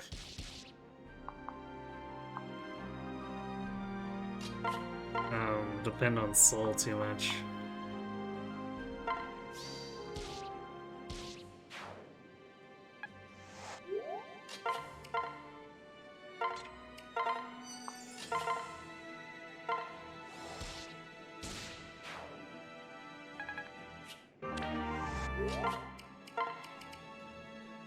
Because it is inconsistent. Even when we got a ton of skill, and I might add that Morgan's got Rightful King on. Which, while not the best skill, is... It definitely adds a decent amount of proc rate.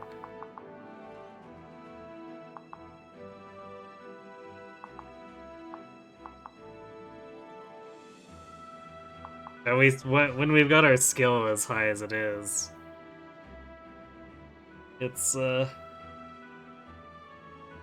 enough that it should be helping.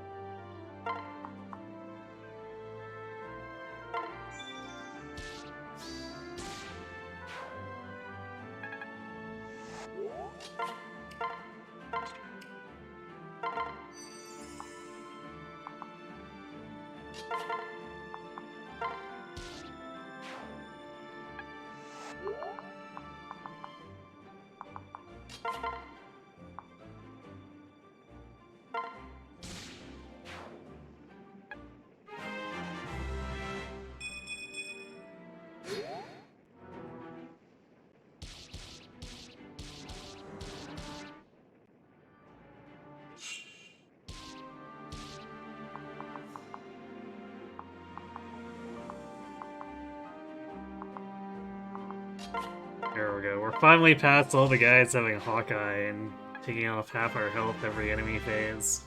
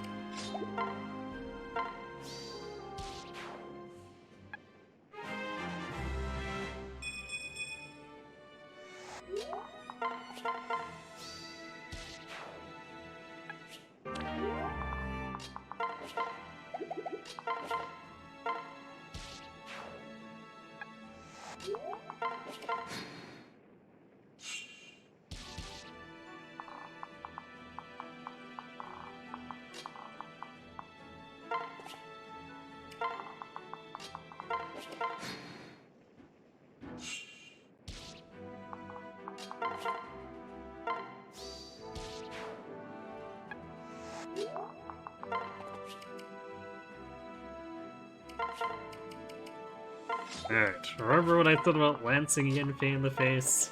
That was the only time Chrome was likely to be using his lance. Well, it's coming up.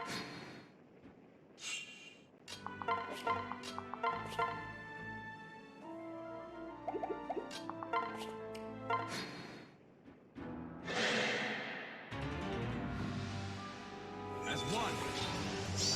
Here comes judgment. Hold on, I'm coming. Time to tip the scales. Have another. Here's how it's done. So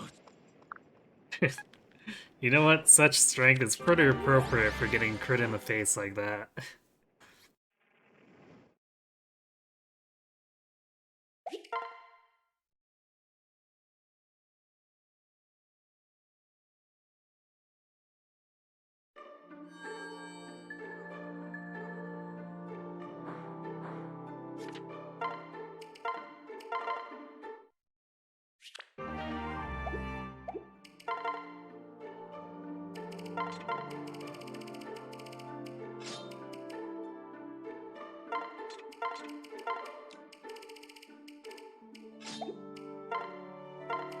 Alright, who likes effective weaponry?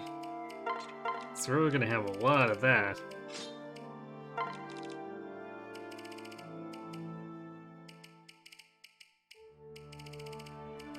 Man, actually, there's no Risen on Morgan's.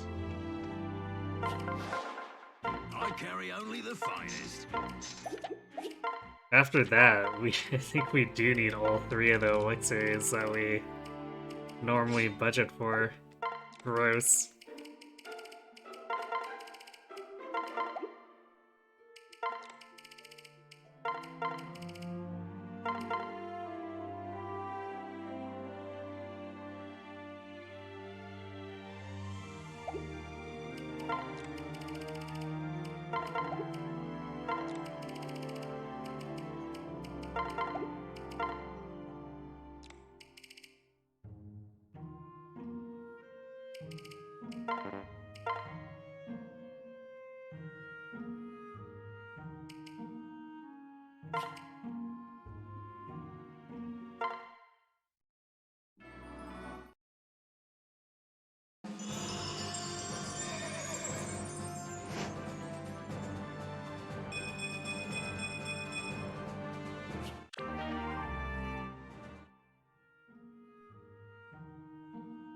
I must be hearing things.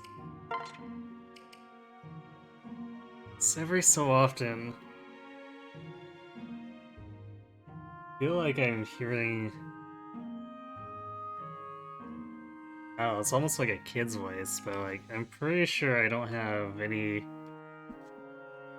browsers still open. I mean, aside from my dashboard.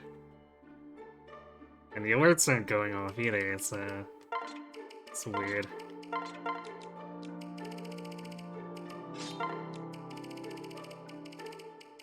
I guess I'm just slowly going crazy.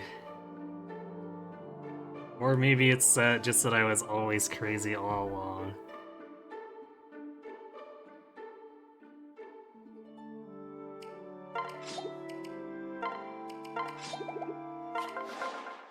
What can I fix you with?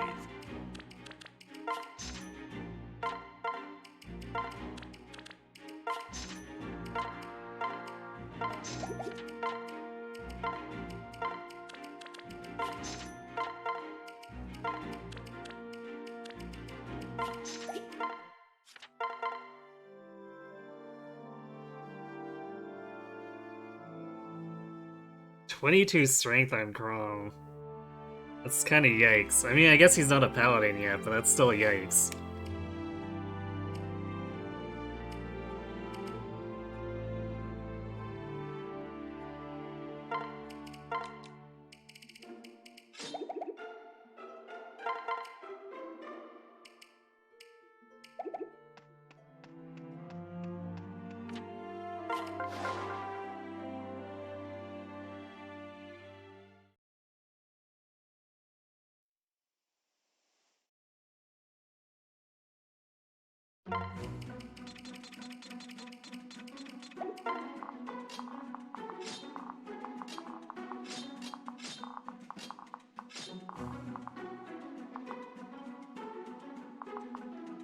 Well, we can pick on this guy if we want. Using the hammer.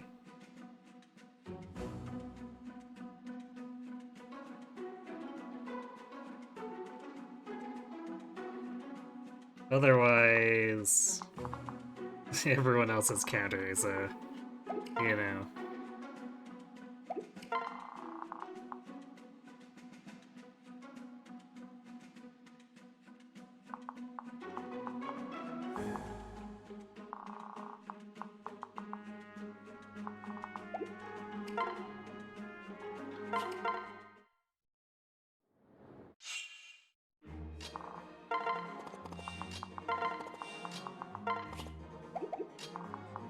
Yeah, let's not hammer the counter guy, though.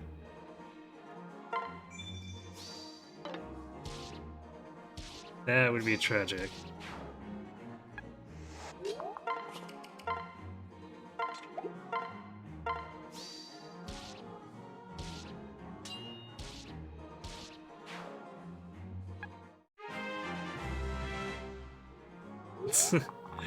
Yay, dead level.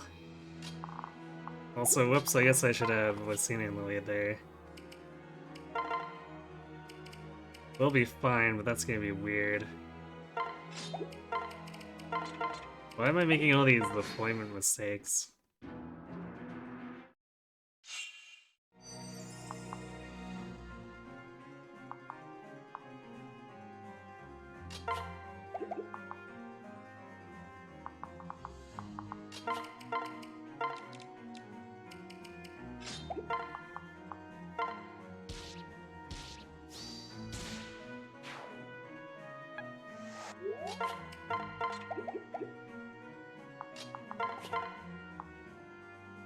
Like, I guess I'm rusty, but still.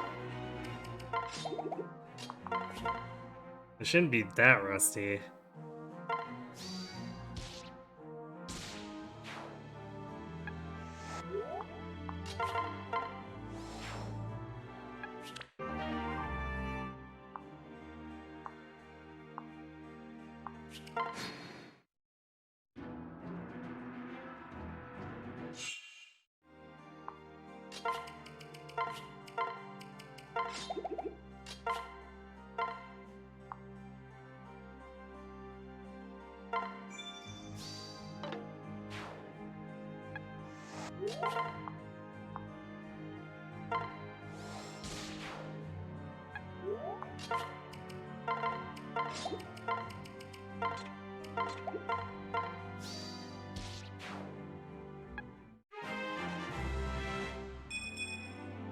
Hooray! Alright, so it definitely is 49 strength. Almost there, though.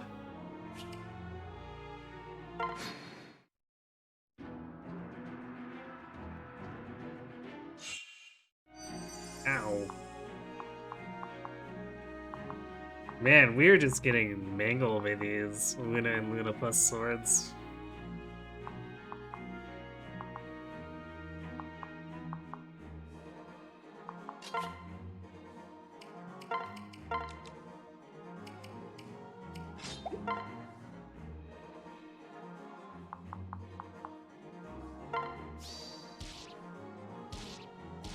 Get out of here.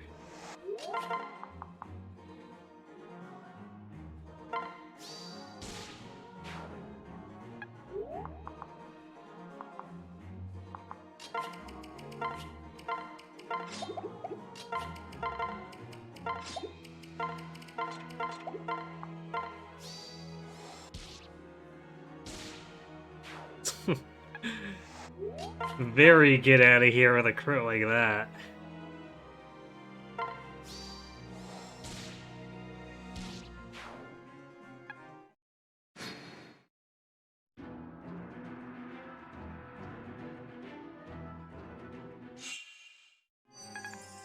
Okay, much less damage taken there. But seriously, the RNG tonight has been pretty wacky. Like, I don't even...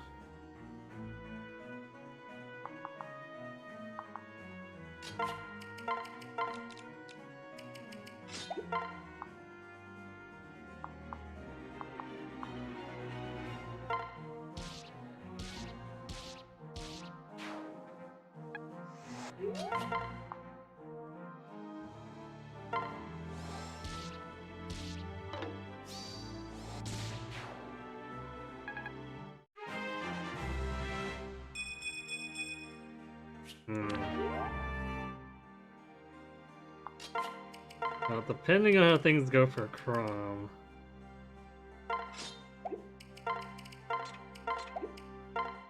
we might need to do more killing with Robin after she reaches level 15.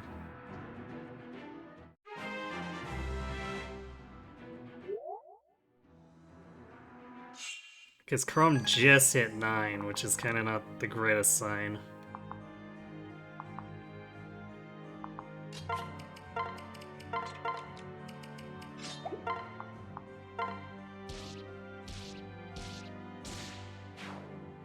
And actually, probably in part because he's noodle-armed. Like, normally those Beast Killer dual strikes on the squishier enemies would be getting him killed, so he's only getting half the dual strike experience he should be. How incredibly annoying.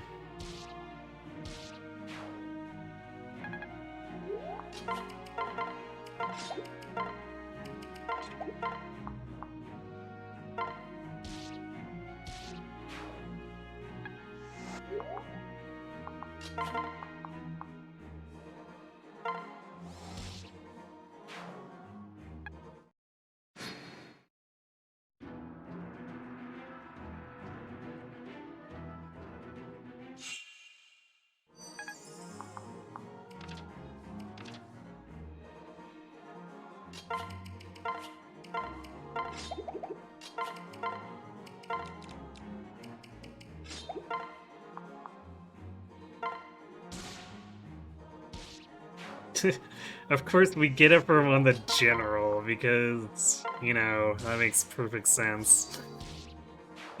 Both generals. Or no, wait, never mind. That second hit was Robin's.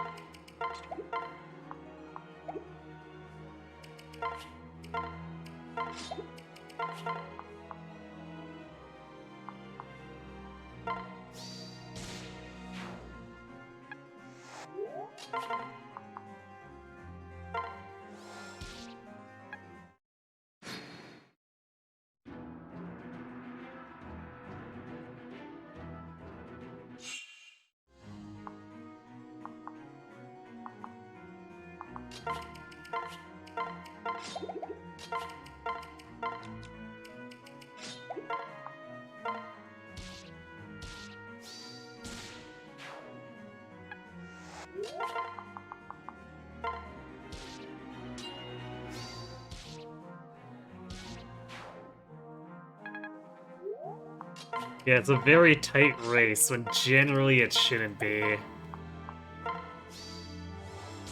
Game Y.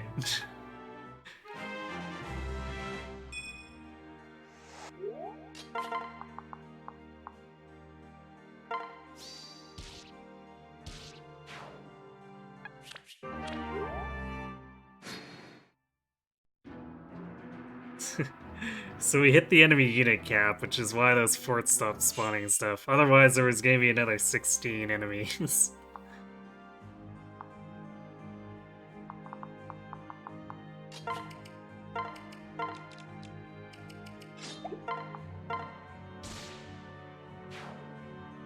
Ugh, and if we keep critting like that and denying experience to Chrome, that's counterproductive.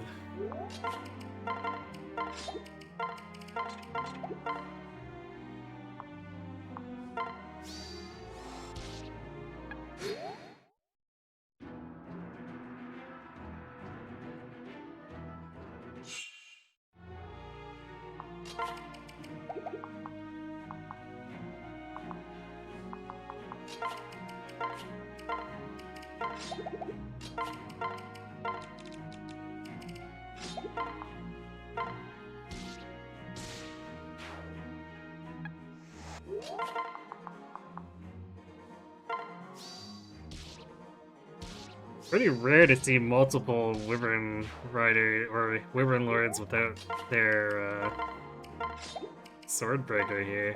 That's strange.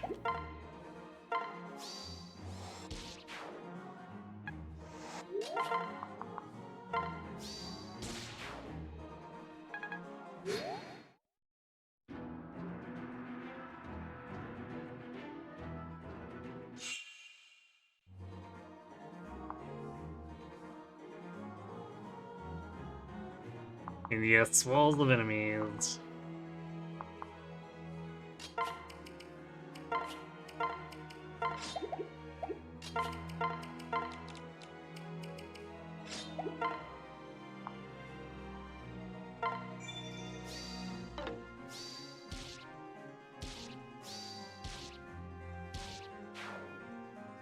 It's the real reason he's called Wallheart. He just hurts all the walls of enemies.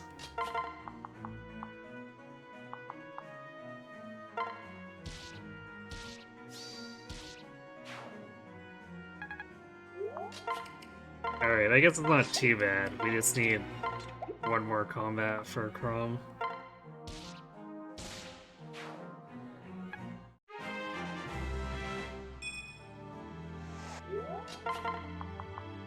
Doesn't make it any less annoying that we end up having to pick up more kills there, but it's how it is, I guess.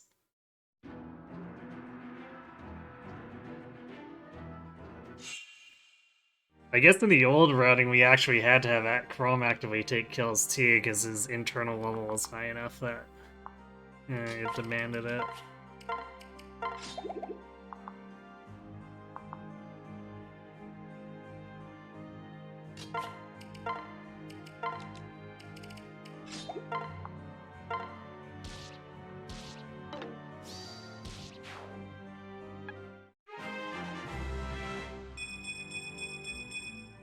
There we go, just squeaking by.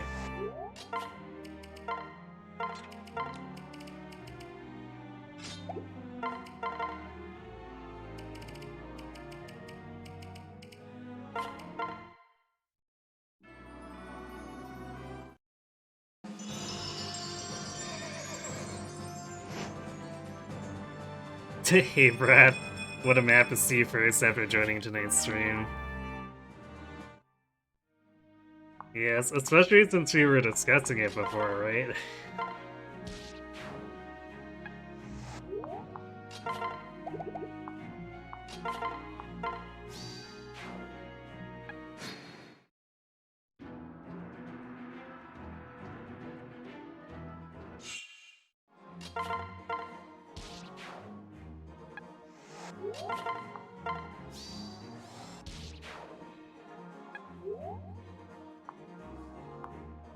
Man, Morgan feels really behind in his proficiency. I guess we hit 8 swords, so I think I overused 11 sword a bit.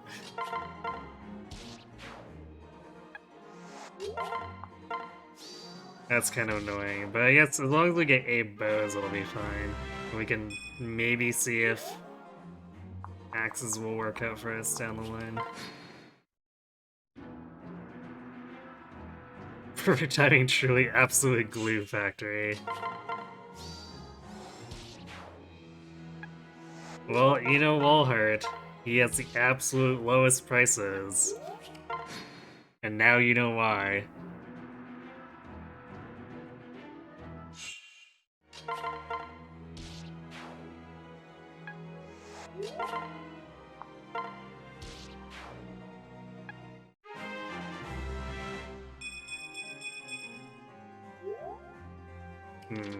Am I gonna be... I might have to be concerned about Lucina's speed, too. It's kind of edge case for... later assassin... Or no, it's swordmasters.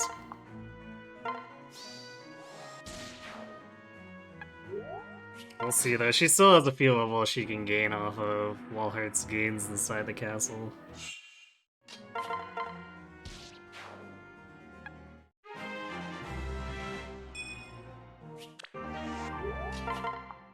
Wow, this Morgan is really determined to be a res tank now.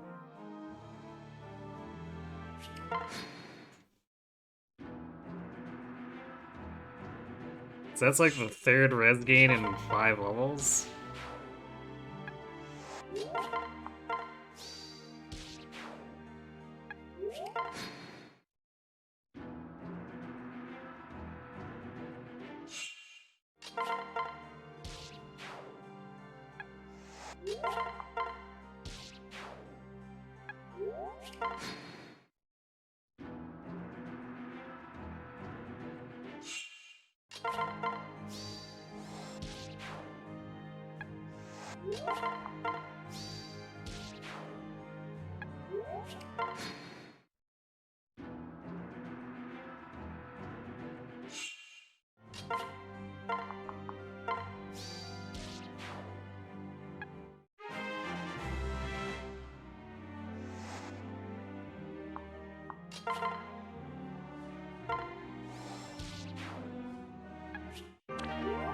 Alright, there's a bows.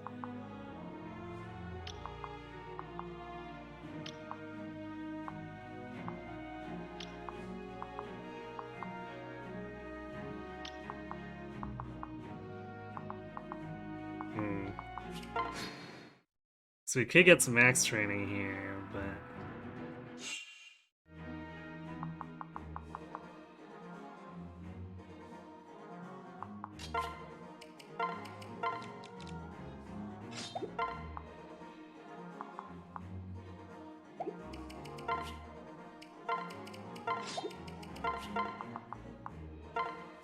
We need to clear out these other guys first.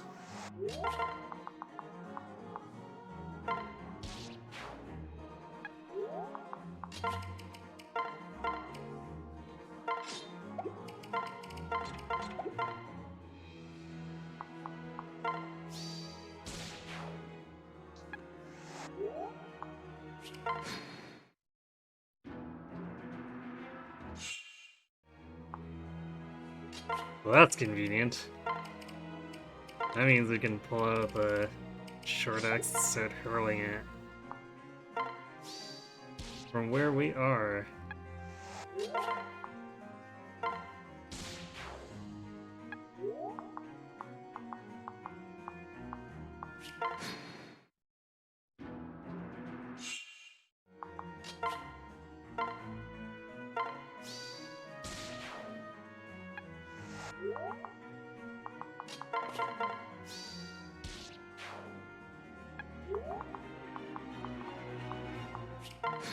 So how's the Iron Man treating you lately anyway?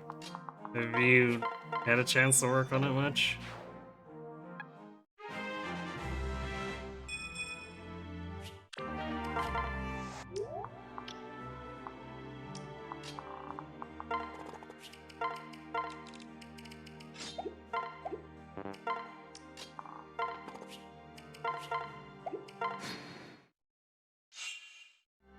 You took a couple days off. Ah.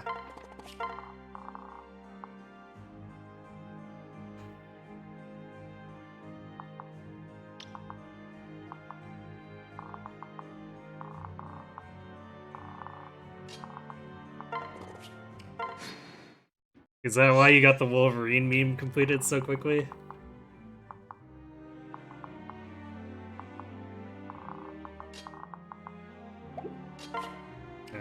Oh yeah, I should actually... You know what we should do? Is actually promote Chrome. You know, so he can do stuff.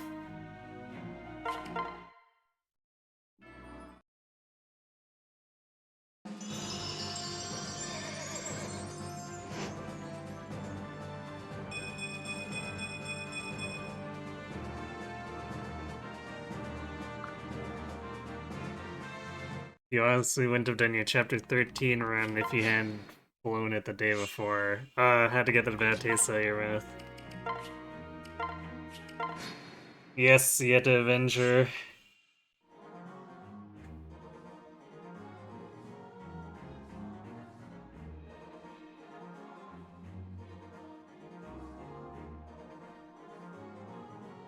Probably jumping back in tomorrow, maybe 3 days in a row to get back your lead over Platy. You can't let him beat you to the end too badly.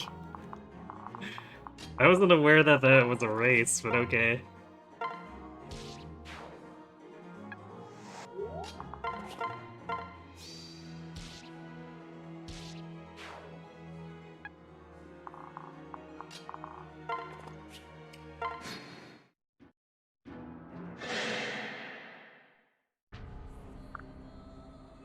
Stay with us. Face me. My turn.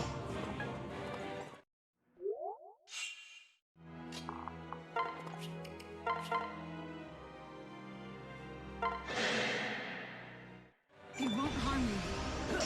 Forget about me. Allow me. Rare we seen Morgan throwing axes at Walhart because I want the axe rank instead of the bow rank. On my mark. What has this run come to?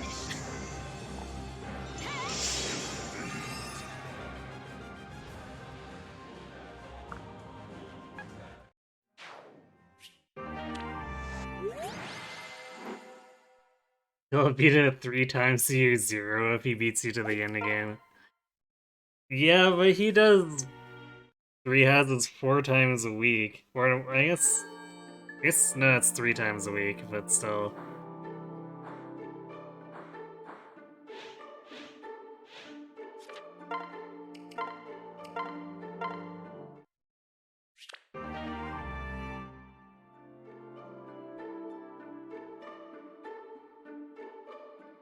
You know, you need to be a consistent streamer if you want to finish your projects. Or any, excuse me, any projects.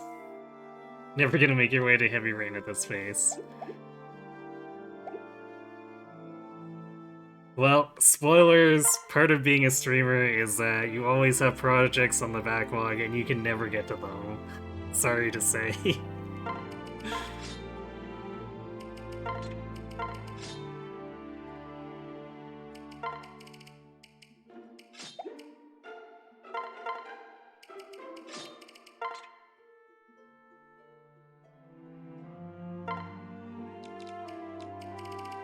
Now we can crack out the brand spanking new, or that Elf Thunder like it's brand spanking new.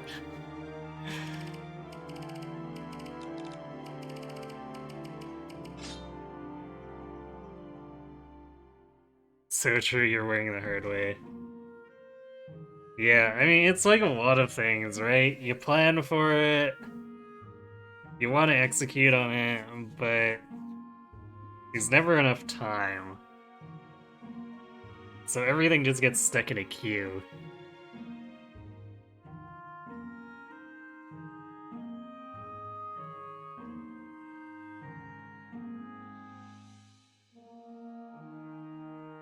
You're so internet poisoned that you read Thunder 5 as though it was the word Monka S. Well, Monka S is the face the enemies make before the Thunder 5 hits them, so, you know, partially true.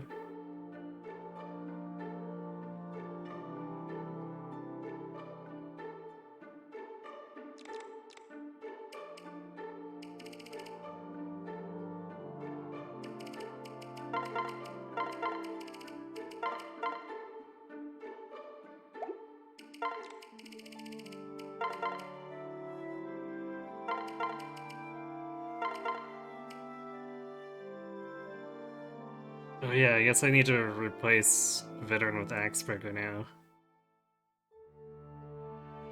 It's something that's not in my notes, but I've started doing just because...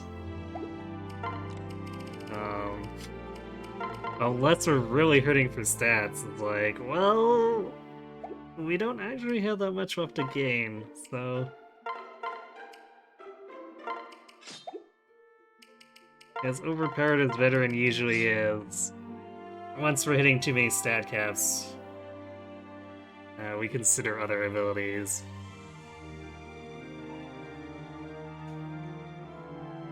You have no idea how your brain was able to transliterate that. Brains do weird things sometimes.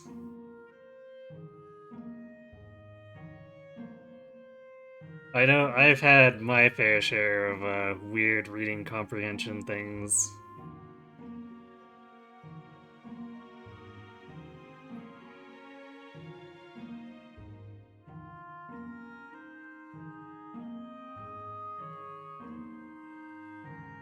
Alright, I believe we are...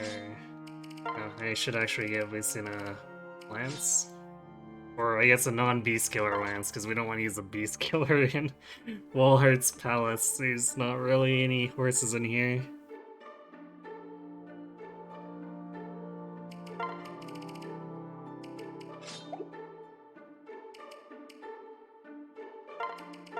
Okay, now...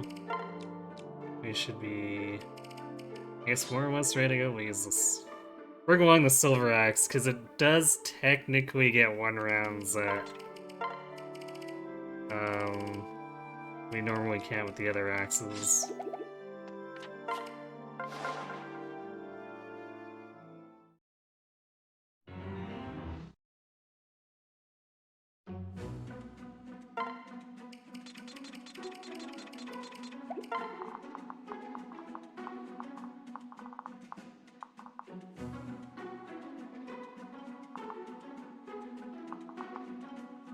Okay, that's slightly awkward.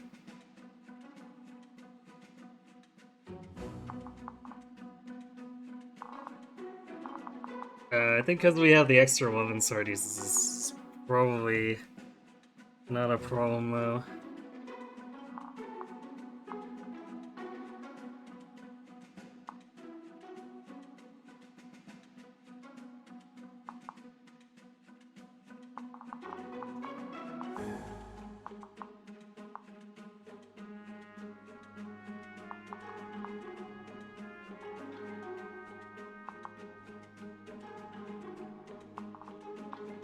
Actually, I wonder how much damage we've seen it would do with.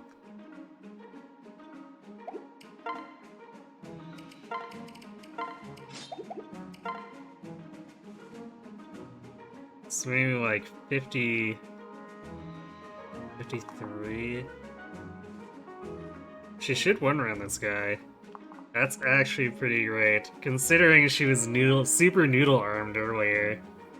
She's made a little bit of a comeback.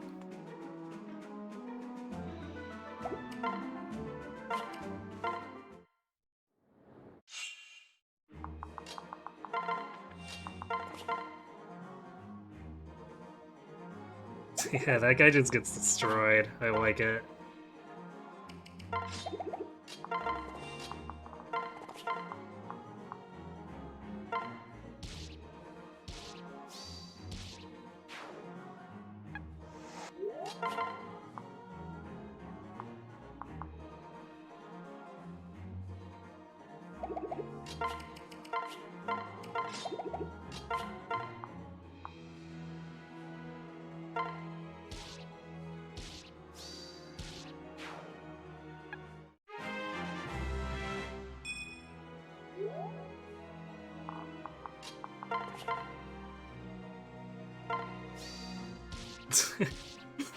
Yeah.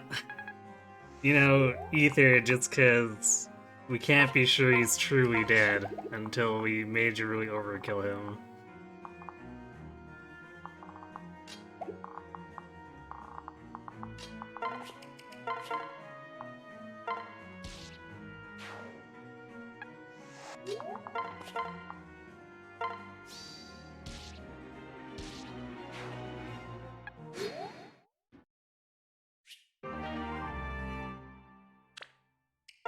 Or we noodly armed, now al dente. Yeah, I think that about sums it up.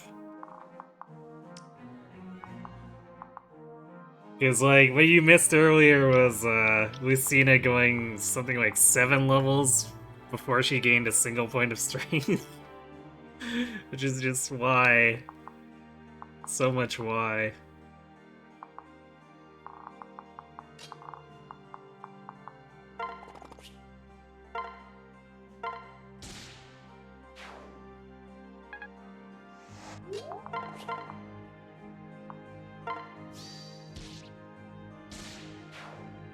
Oh, I don't have the Armor Slayer on. Well, rip Armor Slayer uses there.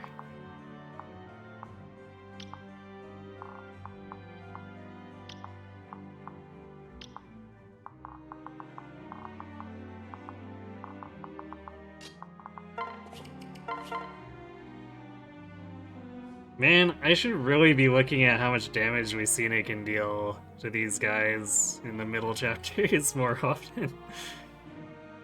Because, like, we can make use of her Gale Force much more often, but I'm definitely not giving her as much credit. Even though, like, she was having those noodle arm problems earlier.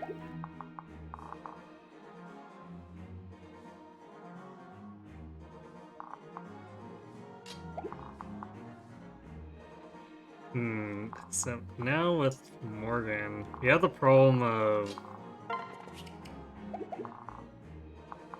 this does not kill this guy, and we don't want to be stuck out here.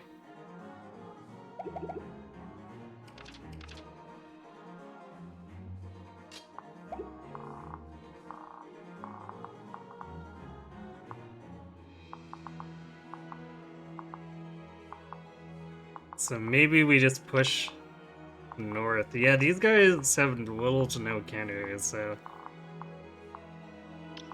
we push it to here, we can just let Robin handle the generals coming up behind us. I feel like that's the better play.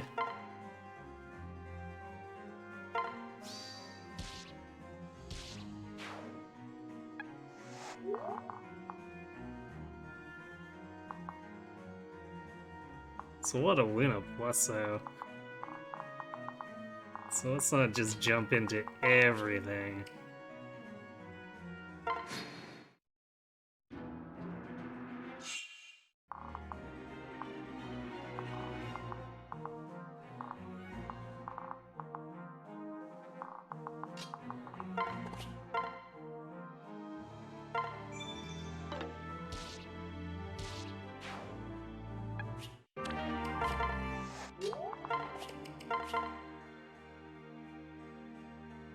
Although, actually, I guess part of what's making up for her new armedness is Morgan just giving her a flat +10 strength.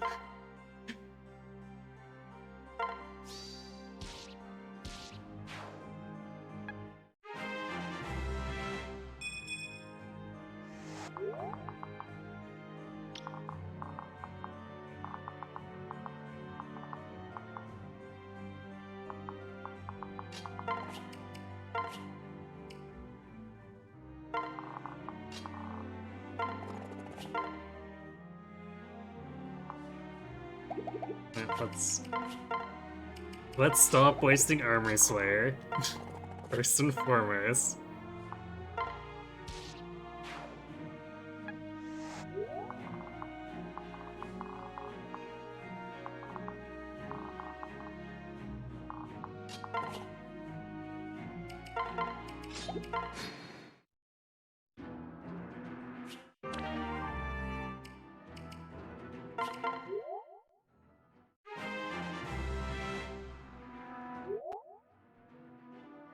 Over here.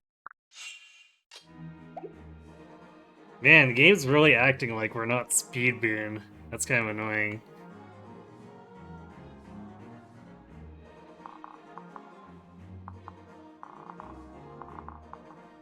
And I mean, it's not like the game hasn't done that to us before, but still.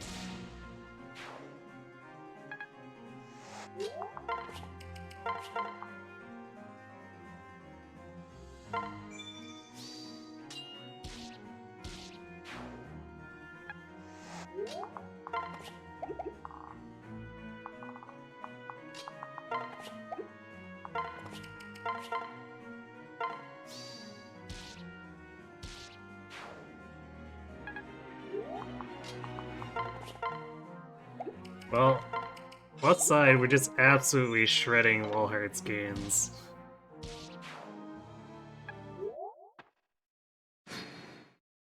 So, like, I don't think we're gonna even end up needing to kite them too much.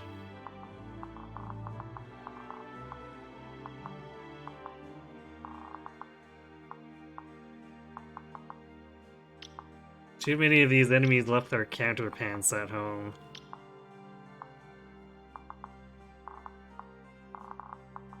Not that I'm complaining, but I'm sure Walhart is very unhappy right now. It's Bernie living up to her namesake. Yes. She will Bernie them. Bernie them all.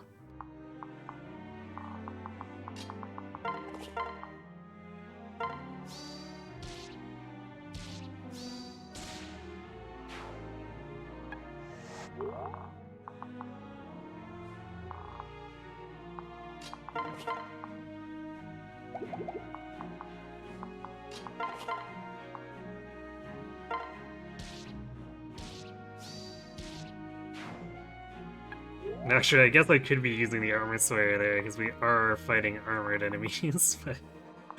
you know.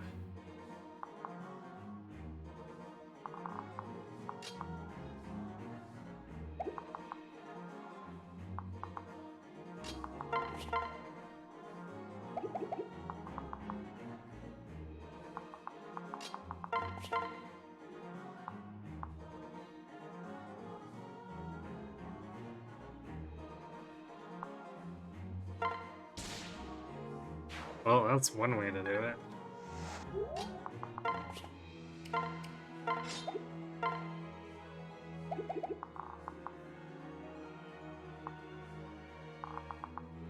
Yeah, we can afford to attack into this guy.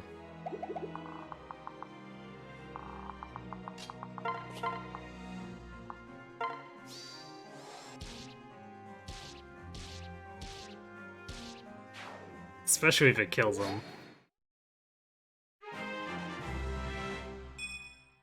Yay, Deef!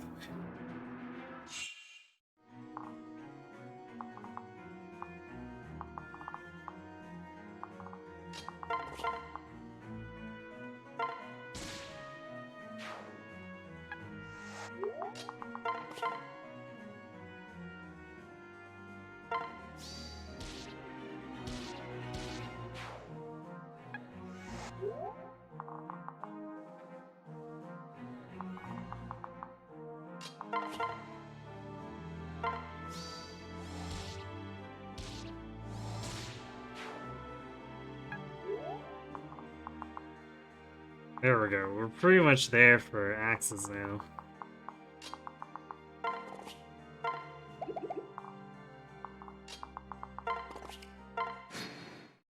Which is good, because even though I don't use Health Swap that much, the times where I do have to use it are actually kind of important.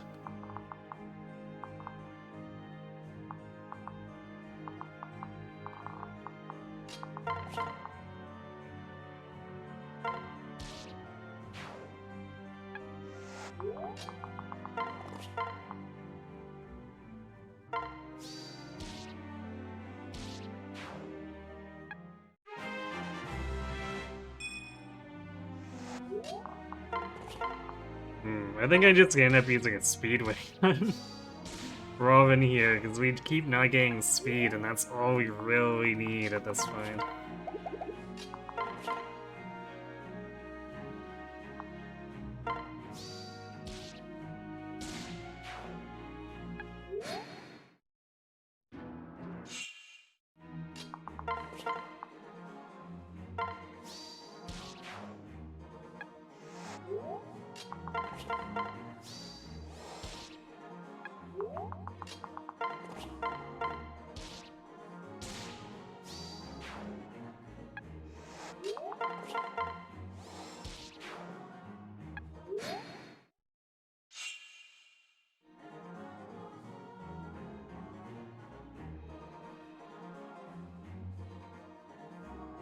All hurt, time to pay a living wage and you'll get better health.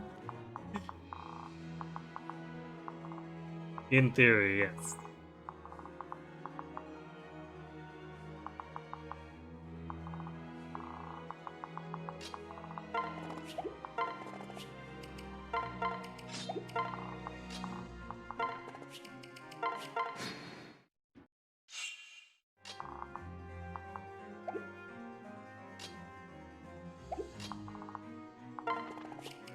I think 42 is maybe just enough. I can't remember if it's 42 or 43 that she'll need. Suppose we're about to find out, since chapter 21's right around the corner.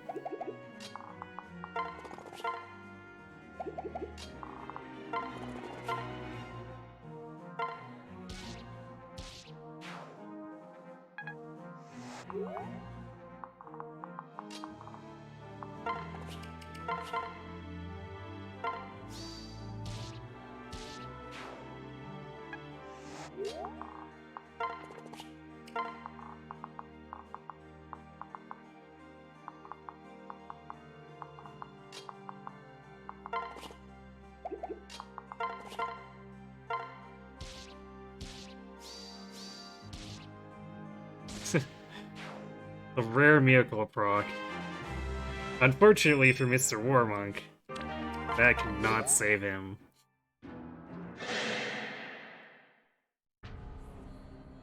Are you ready?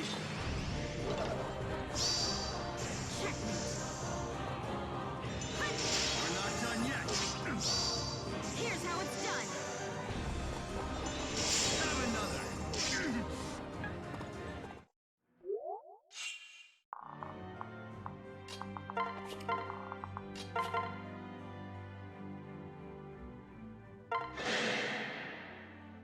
That's one. You're finished. My turn. Time to tip the scales. Face me. This has been really slow.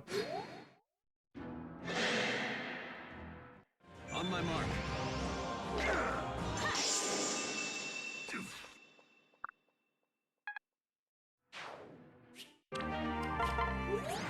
But I guess usually I have Morgan stepping in and silver bowing him.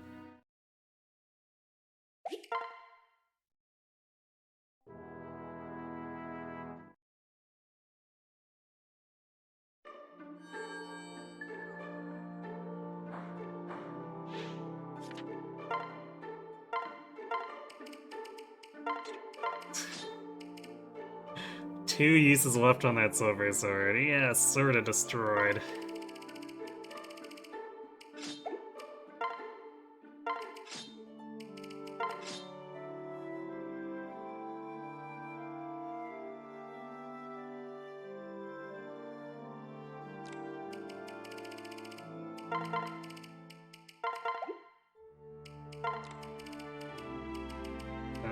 Hmm. You were throwing. Actually, you know what? We've got speed wings.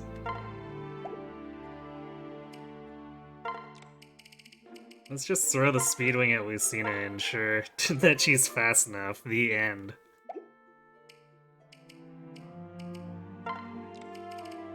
Let's see. Draco Shield. Kind of want to give to Morgan because he's gonna face a scarier Chapter 24 winner, so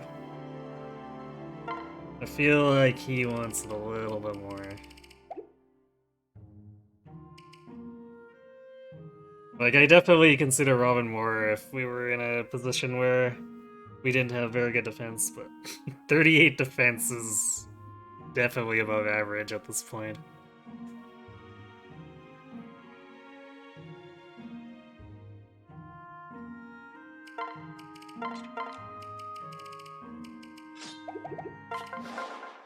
I carry only the finest.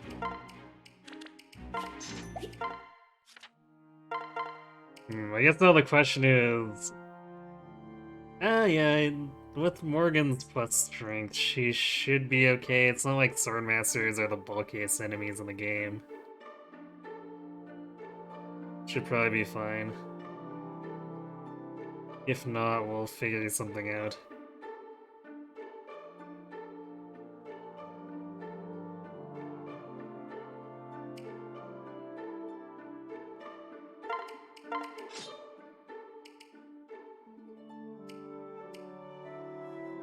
Great, and we're gonna unleash this Thunder on them. Poor saps.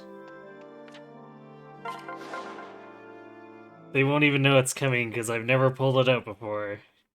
Still brand spanking new.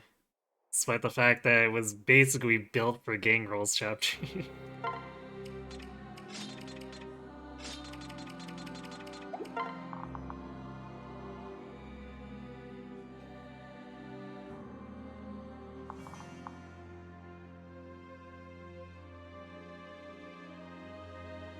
Man, I think we're actually still short by one. It's 44?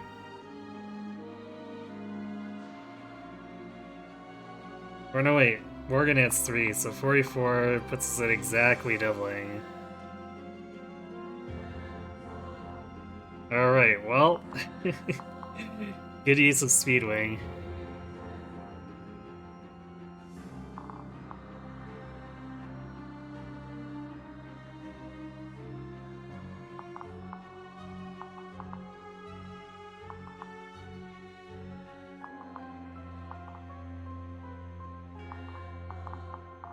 What's this guy's current? 69?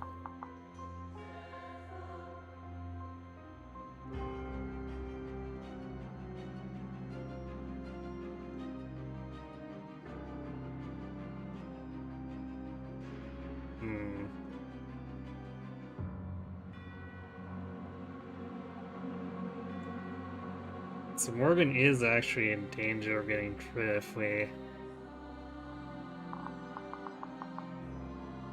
Although he doesn't have a proc.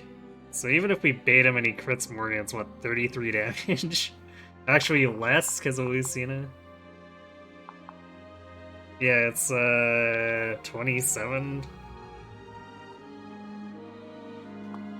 Somehow I don't think that's going to be an issue.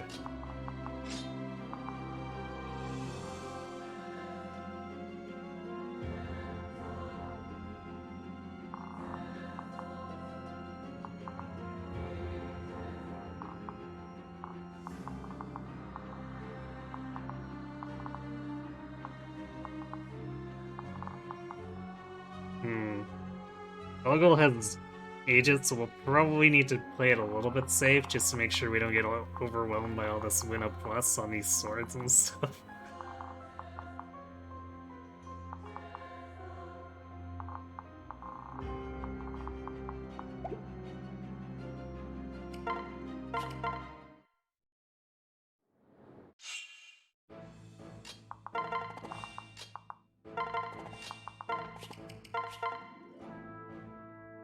Ooh, just barely.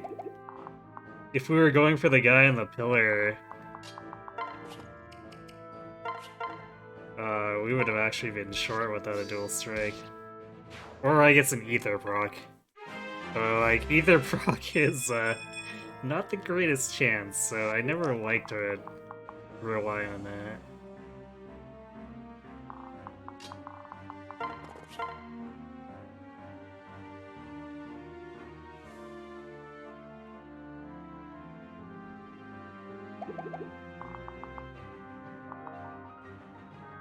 Yeah, so that guy would... If he crits, he deals non-trivial damage, but it's also not life-threatening.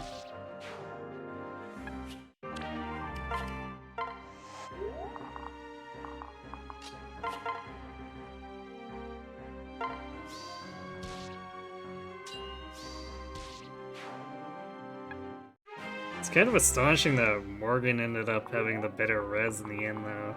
That's highly unusual.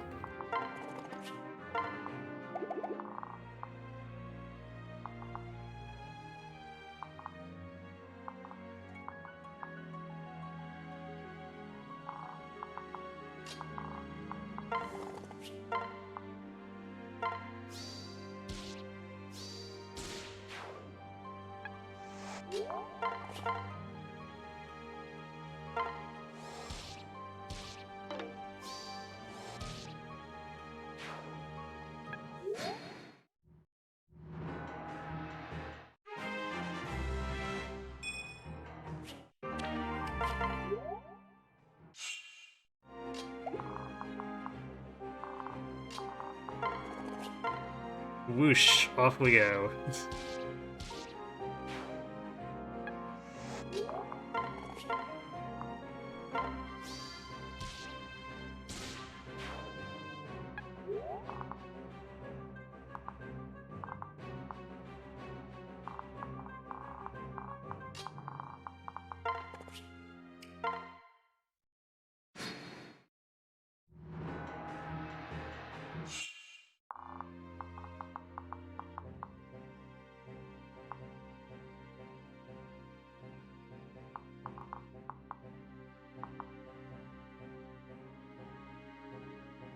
Yeah, this is actually kind of yikes with all this.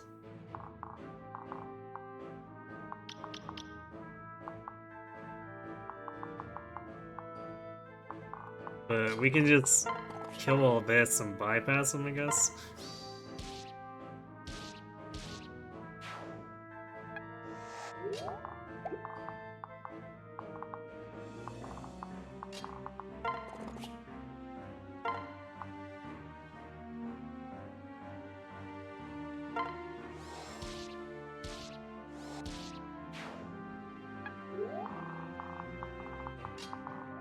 Yeah, if they decide to chase Morgan, they're gonna have a bad time.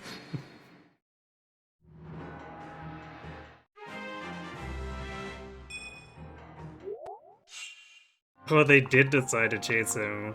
You fools.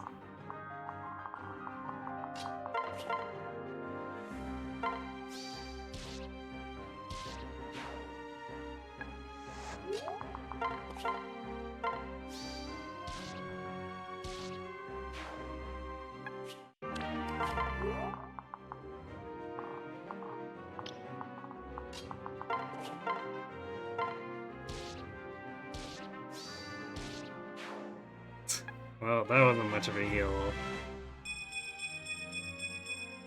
Okay, Chrome's got respectable strength now.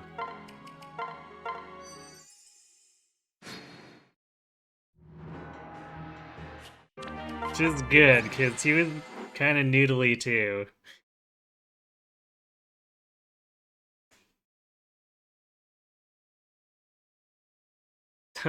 Hey, White General. Sorry to not answer you as quickly. That chapter 21 was actually trying to be really mean. Like, legitimately not behaving. But Fire Emblem Heroes. What's going on with Fire Emblem Heroes? I know there's a new seasonal banner that's supposed to drop for...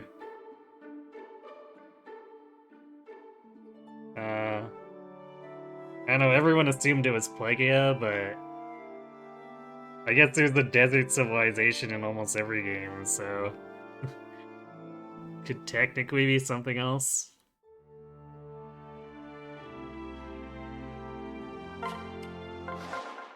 What can I fix you with?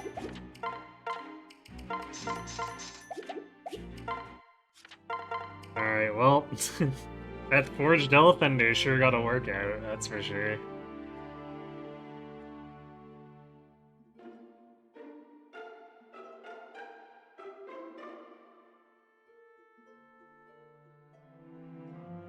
But hey, anything that concerns Bolganon uses, it's alright.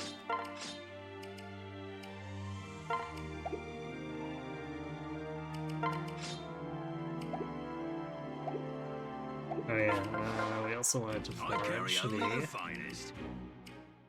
other Beast Killer.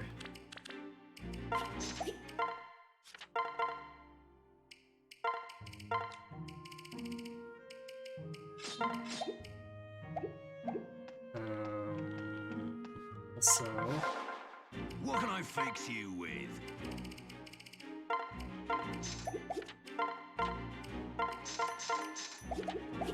3 more rescue for the rescue strats. Or I guess upcoming rescue strats.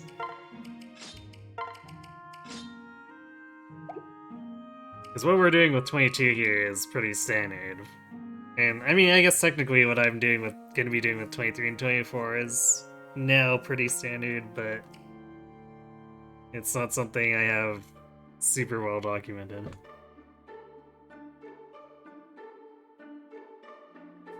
You don't know, you just think of the female shouting in the title screen whenever you play FE. Well, fair enough, I guess.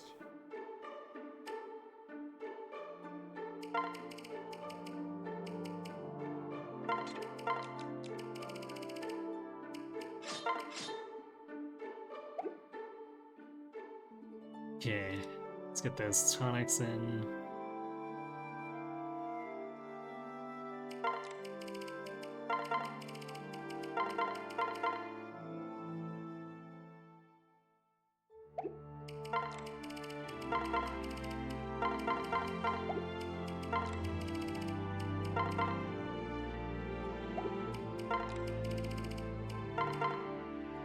Lucina's really bulky. I don't think she normally gets this close to capping her hit points.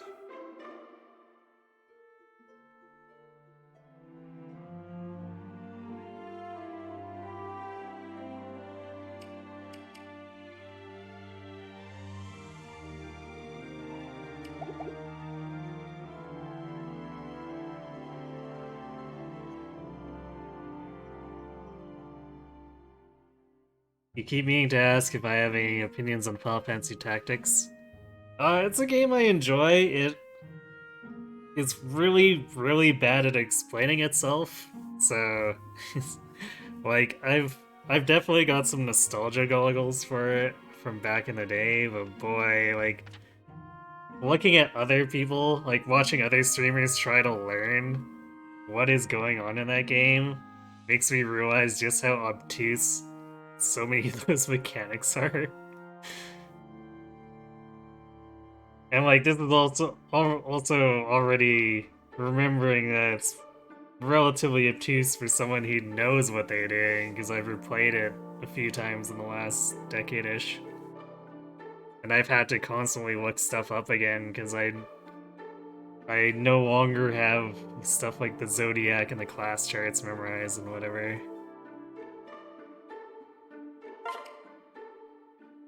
As to 1.3, I haven't done anything with it. I've looked into it a little bit. There was a point where I was considering playing it, but I just never got around to it. But,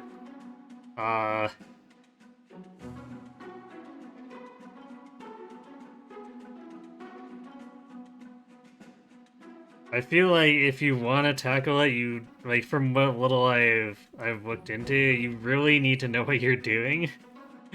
Otherwise, the AI will just get you stuck in like a sandbag loop forever.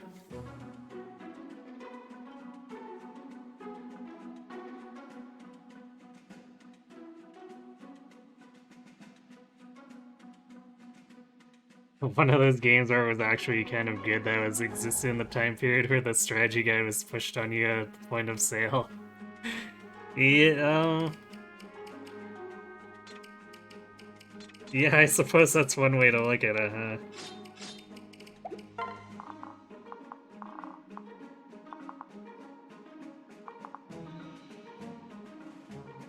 Oof.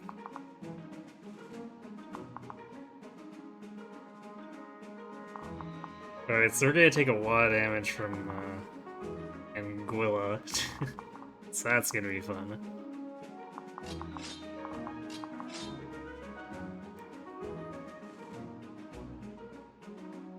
But yeah, I actually, muddled the game out, like, probably about, I want to say 60% on my own. Like, without looking stuff up. Yeah, it was enough to beat the game, but boy, is the game so much easier if you actually know the mechanics.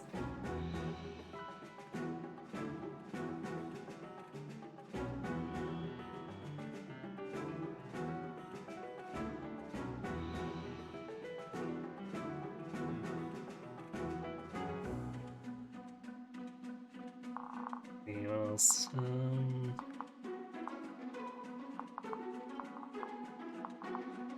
Yeah, there's gonna be a lot of damage flying around.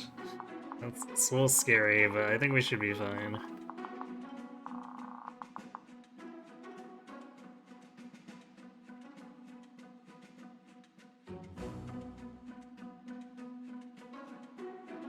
We played it a few years ago and you were trying to tease out whether you had gone smarter, if you just happened to intuit things better. Definitely had a appreciation for the story.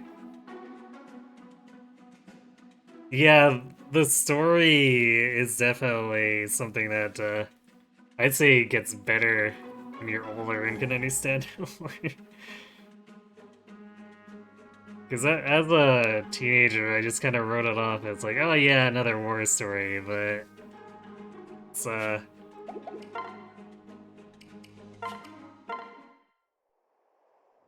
it's got some beats that um, I understand a lot better now, more or less.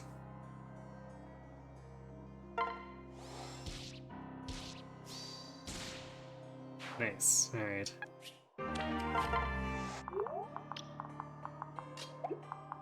So we won't get hit by a Tigris, but well, I guess unless we dual guard that, but generally speaking, we're gonna take like 30 damage from that.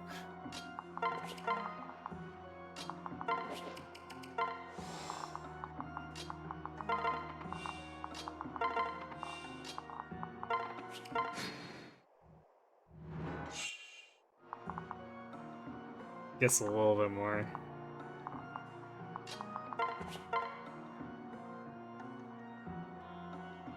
Alright, so I'm attacking into counter with an effective weapon just because it's less scary to do it this way than to let him counterattack at me with a brave bow. Put things in perspective, I guess.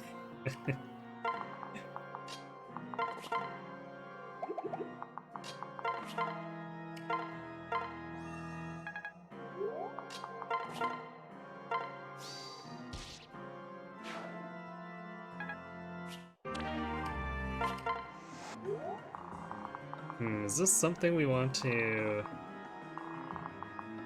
back off on? Let's see. We've got 47, so that drops to 24. So that'd be like 34, and then... Oh, I guess we've got Tomebreaker on this, so we shouldn't get hit by it. So yeah, I guess we're fine.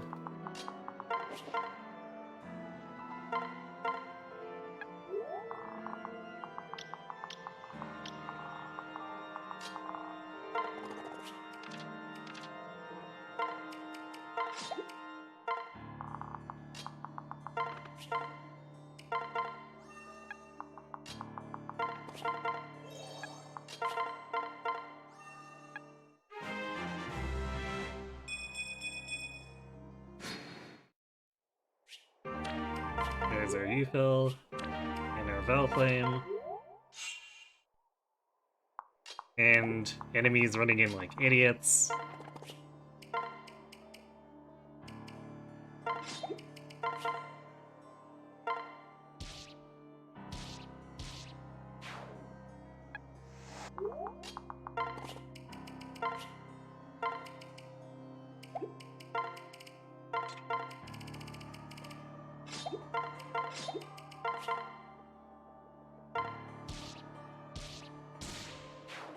Chrome doing 11 damage with an armor slayer.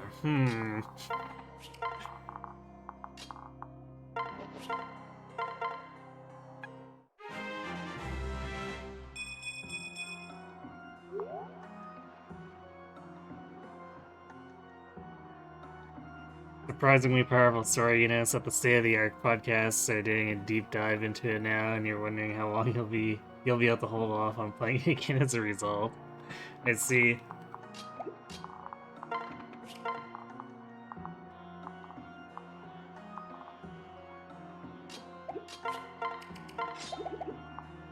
Yeah, for sure the way it addresses like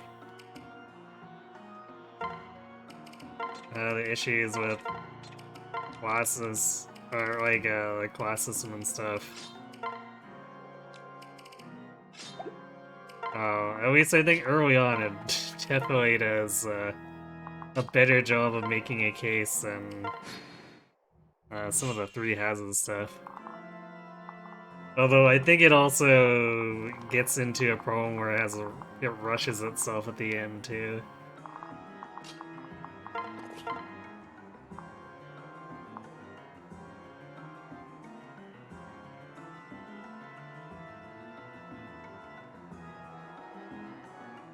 Wow, he's got 31 hit on me with Waste?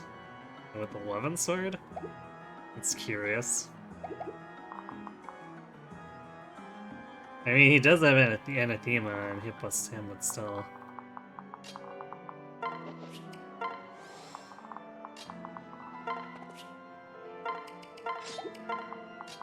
Well, you know what I say? You're gonna have to fight the power of friendship. Which means you got a fair bit less hit chance now.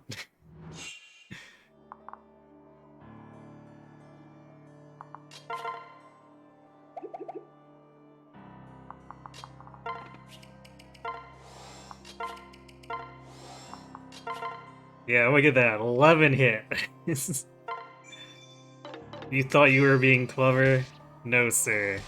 You were just being dead. Or, I guess, dead again? Since these are technically risen.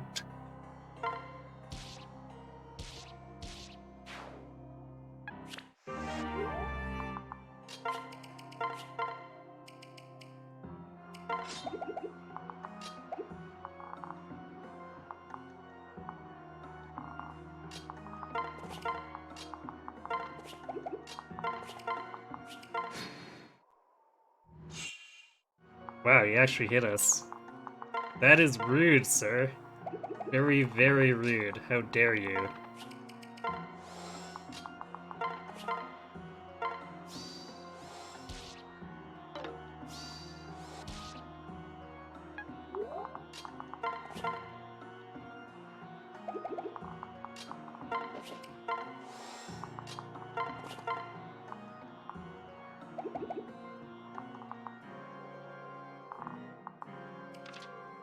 god, Chrome doesn't give us enough speed. We're short one speed of doubling because of him. Damn it, Chrome. What is wrong with you?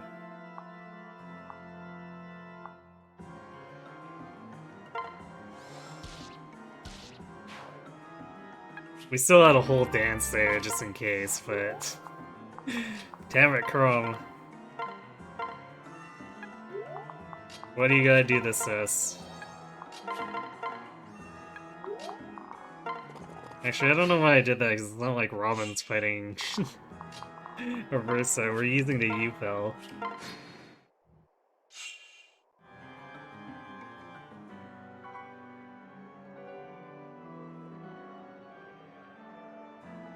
You'd love to see a version of that game that didn't dive into a Monster of the Week style second act and stuck to the political intrigue a bit more. You know, Final Fantasy always has to up the stakes. Yeah, I mean, let's be fair, the Zodiac stuff is pretty deeply intertwined from the second act. Or second chapter. So, like, and the second and third chapter, like, do a pretty good job of keeping them from completely taking over the plot.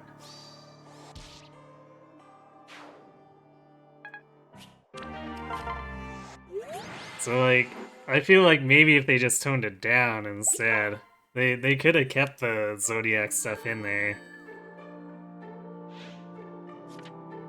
It's just... I feel like the fourth chapter is like, oh crap, we have 8 different plot threads we have to wrap up. Quickly, go, go, go.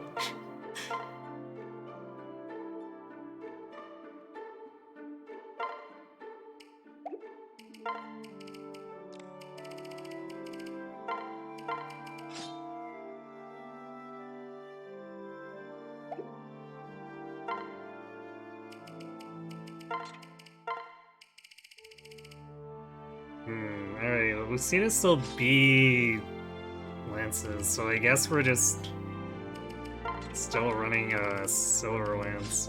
It's fine, I guess.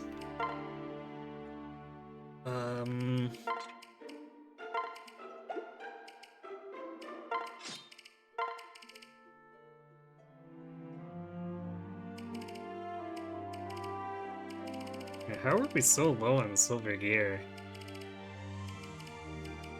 It's actually surprising.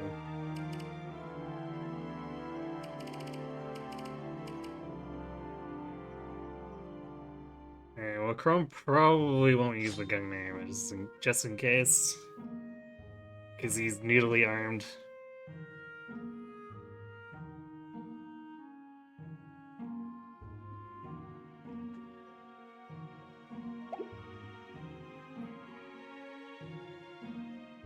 You think he's just picking on your because in general, you think it's almost a class of its own in a story, from a storytelling perspective?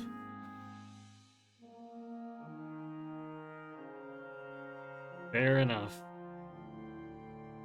I'm not sure I'd go that far, but it's definitely a pretty good story to me.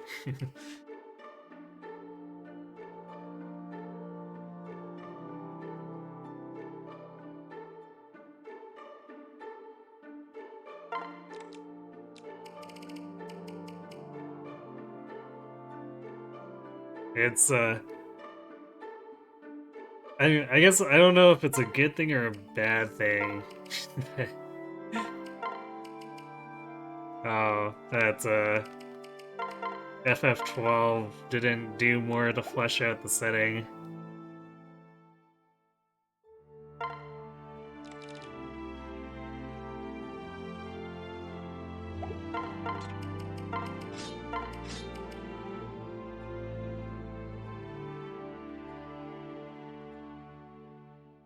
It definitely almost like decided to take off and do its own thing.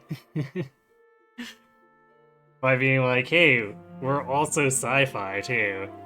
But there's so much left unanswered by the original tactics about Evil East that it would be nice for 12 to develop it some more.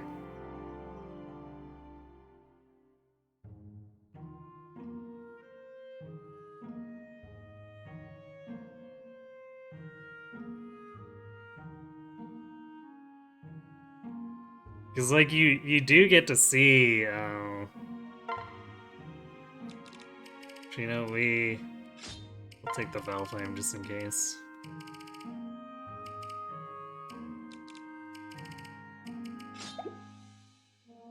You do get to see some development of, like, the Zodiac beings, and they almost kind of do their own political meddling. Which I find interesting, but...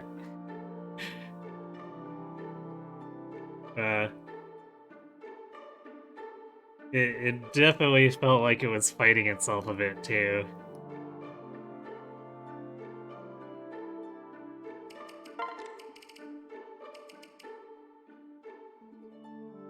Yeah. So we are juicing up Libra and Anna, because we need them to be able to rescue.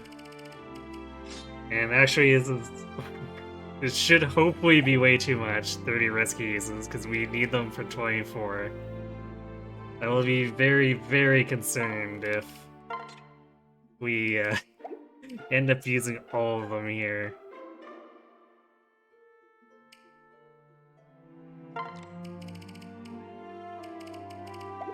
Alright, so we already did Robin's. Let's see, Morgan's.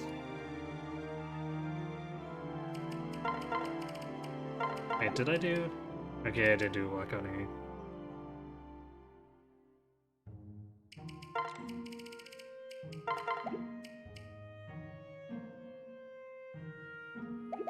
I feel like I feel like I run into this every time where it's like, I feel like we're short on strength tonics. Also, I think we're short on magic. What can I fix you with? Let's grab those in case Risen decide to get in the way.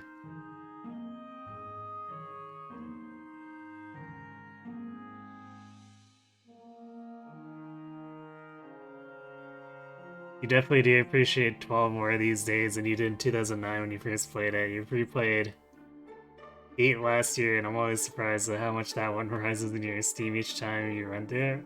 Oh, really? Maybe I need to play through 8 again at some point. Because it's been well over 2 decades at this point. Well, actually, no, I shouldn't say well over, but it's been nearly 2 decades at this point. So I played it pretty early in my life. And it definitely did not feel super coherent to me, say that much.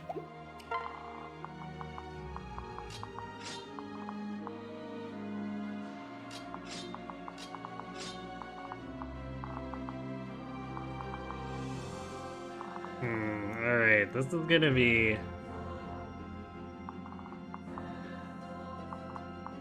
a little weird, because we can't kill this guy with Lucina, so I guess we have to do it with Morgan.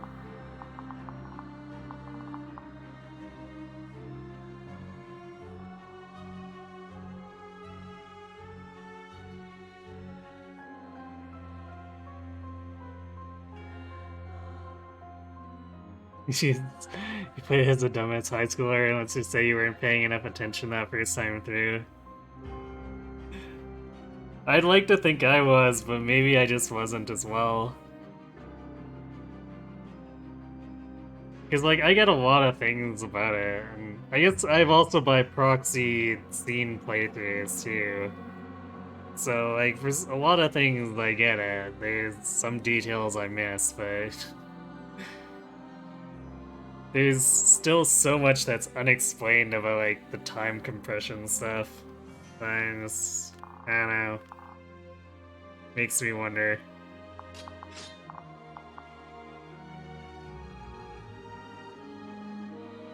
Alright. Speaking of time shenanigans, I guess it's time to deal with Grima's time shenanigans. I said it wrong. Time compression. Did I say it right now?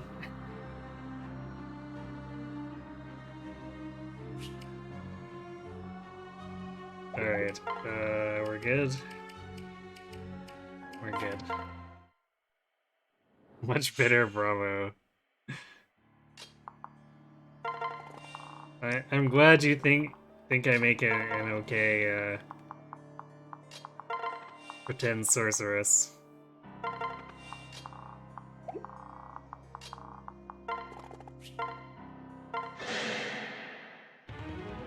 Hi, Veladar. Stay focused. Bye, Veladar. And we leveled up off of it. Sure, why not?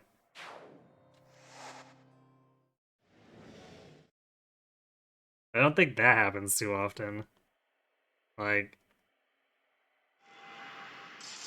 I want to say that's probably maybe the first time during a real run that's happened. I could be wrong.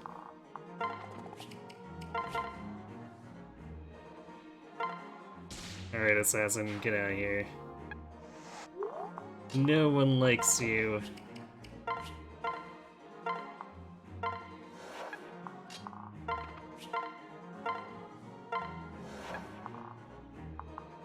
Go find somewhere else to commit your murders.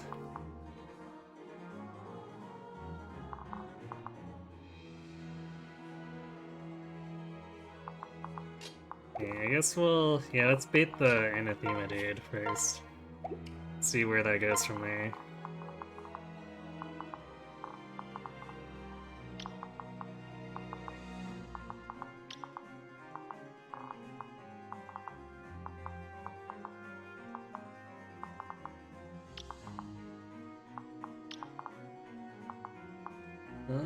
Definitely not the worst as far as countering the sides and or the left and the middle.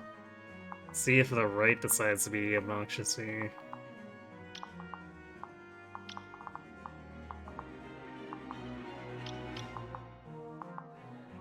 It really doesn't look too bad, honestly. Valadar also remembered to bring Hawkeye so that he doesn't look like a complete fool.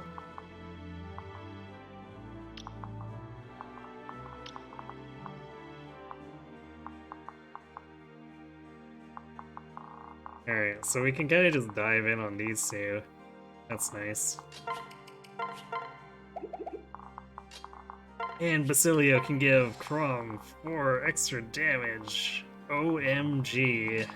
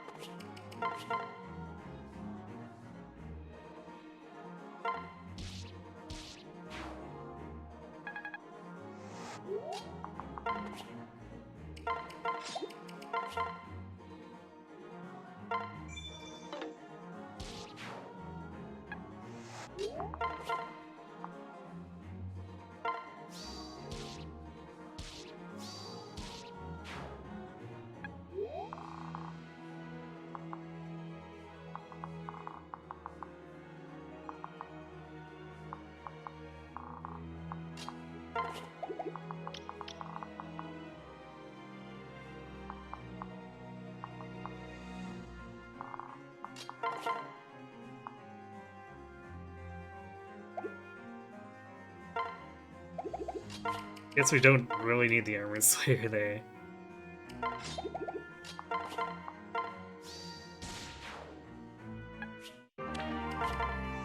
And these guys should... Well, I guess this guy's got Tomebreaker and Anathema, so he might hit us anyway, but he doesn't have Lunar or anything, so that's whatever.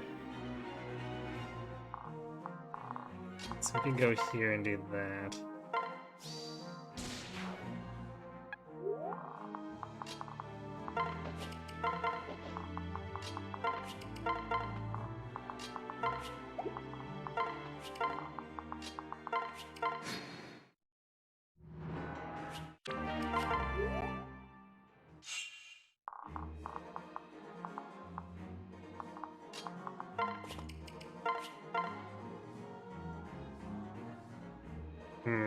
This guy's got a lot of health. I don't think Lucina is doing it without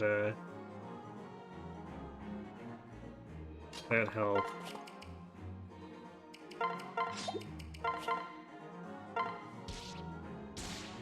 Alright, a big crit is pretty big help, I will admit.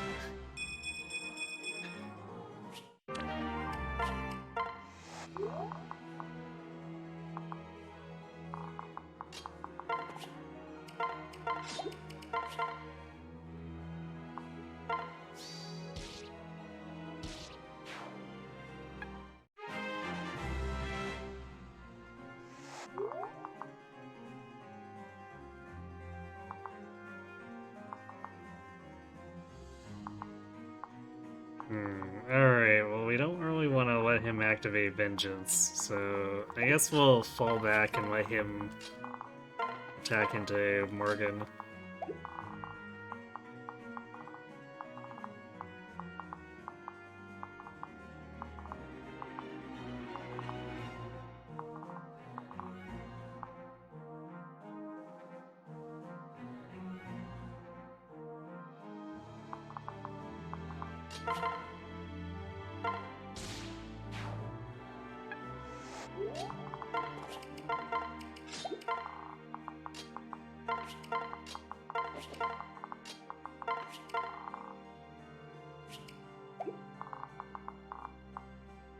Do we want to do it with multiple?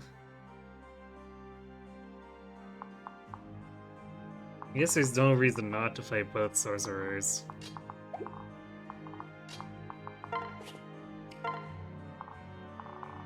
Because as long as we're not giving him vengeance damage, it's not that big of a deal.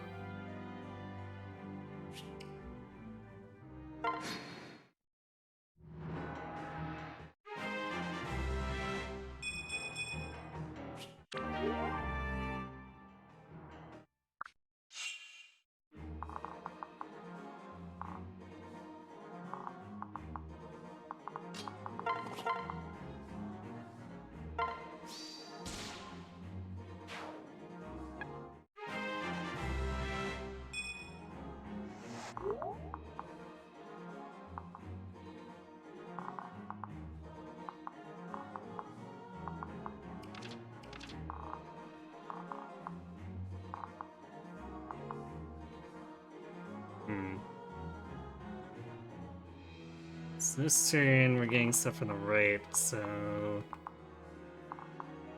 Right now this looks pretty good for just like straight enemy phasing our way through everything, but that may quickly change.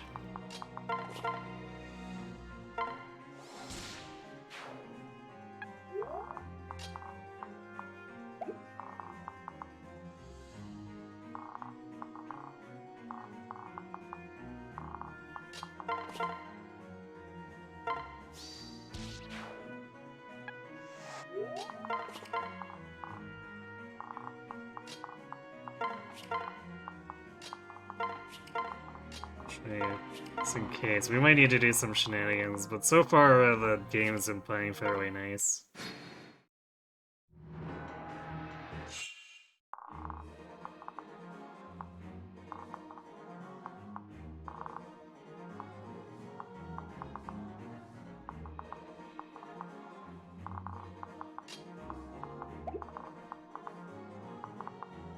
Let's get rid of the Luna Plus guy, because he could actually hit us. So just take him out of the equation, and I think we're fine taking the rest.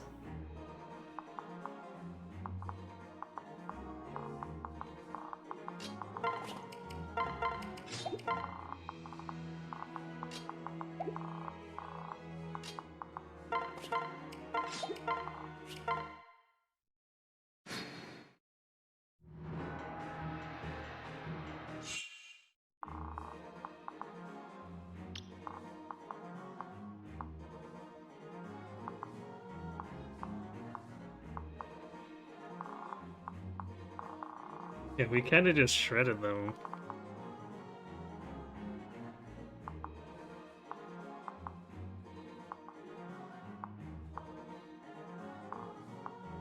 And then we can kill this counter guy here and then just hide in the pillar again. I almost feel bad for the Grimwheel. They were not prepared for this.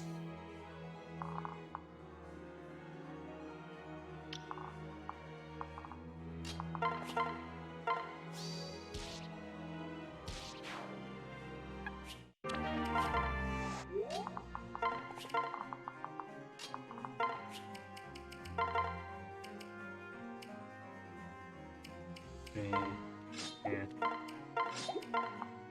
That was very slow, but I wanted to set that up. Totally any percent style there. Just really slowly.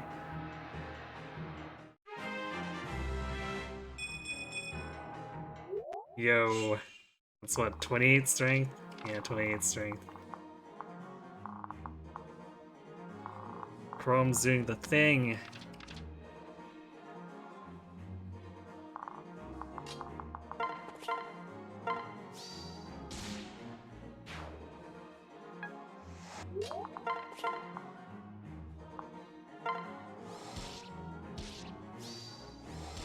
Your Aegis Plus won't protect you here.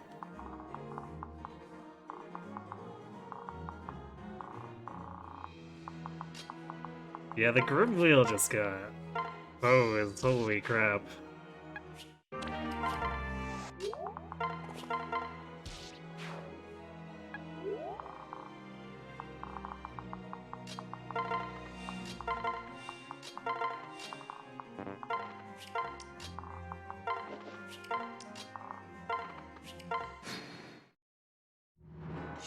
This is probably one of the tamest overall maps I've done for Chapter 23.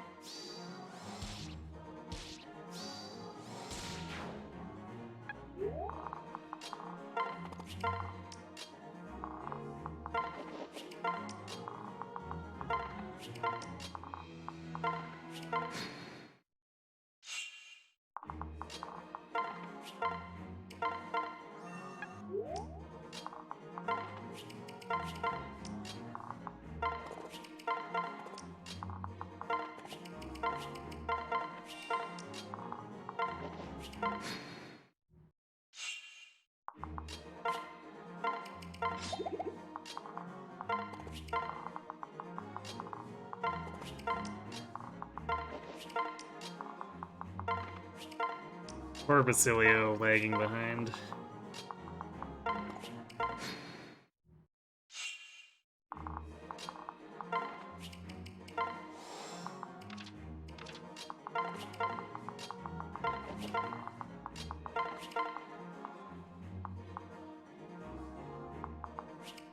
Alright, so Veladar is legitimately dangerous here because of the Hawkeye Vengeance combo, but I've got your back. if we just let him initiate every time, it's generally not a big deal.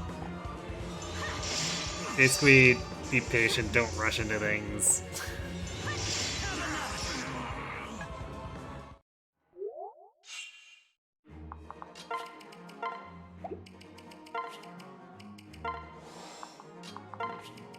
Also, hilariously, Valadar's renewal actually sabotages some of his vengeance damage, which is pretty amazing. All right. This is all written. Here's how it's done. Watch out. My attack was fatter than your vengeance attack. How's that feel?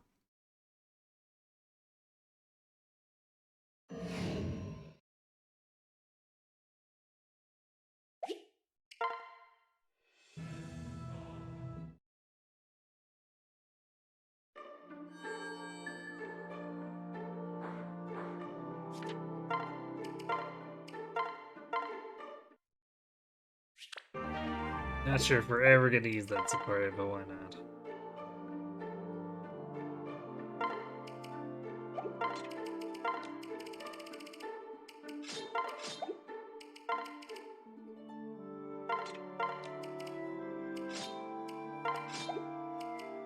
Alright, whipping out the beast killers again.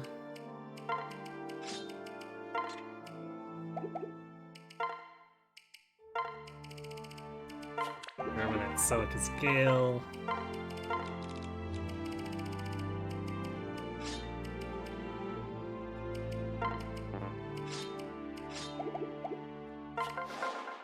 I carry only the finest.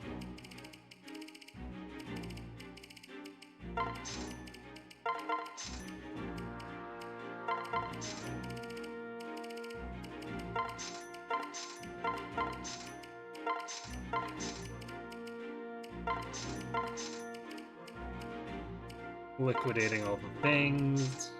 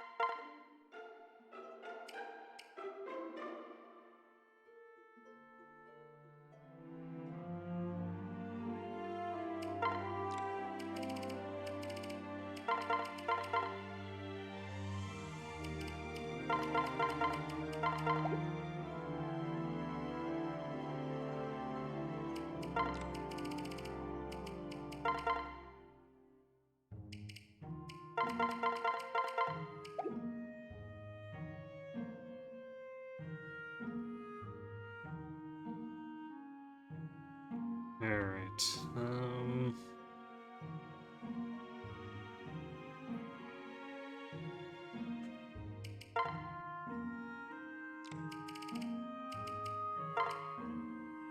I do magic with Weaver and Anna here too. Just that extra tile of range can often be helpful.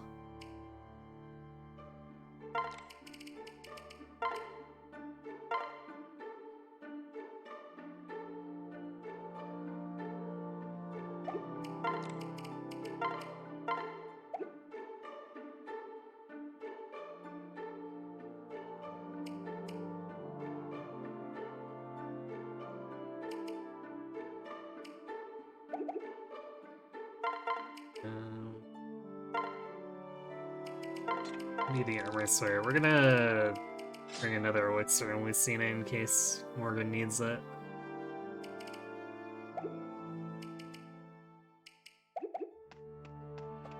It's not common, but occasionally he takes so much damage that we're worried enough that we have to full heal more than 3 times, so having 2 elixirs is helpful.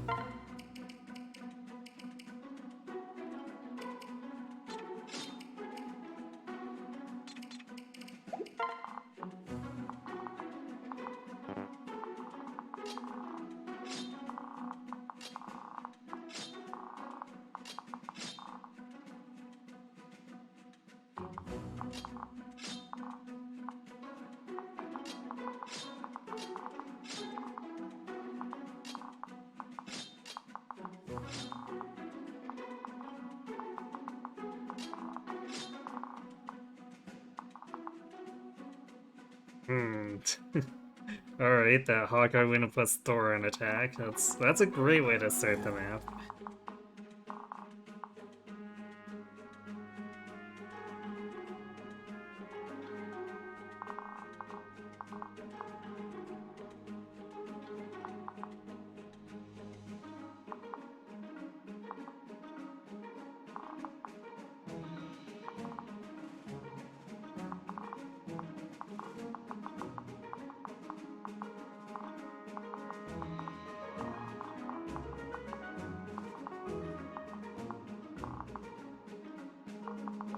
Alright, so it's not too counter spammy up here. We're probably not gonna have too much trouble.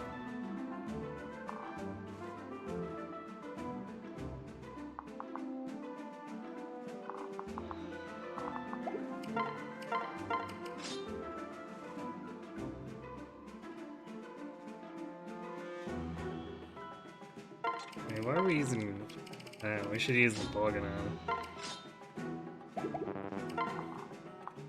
Alright, lights are up.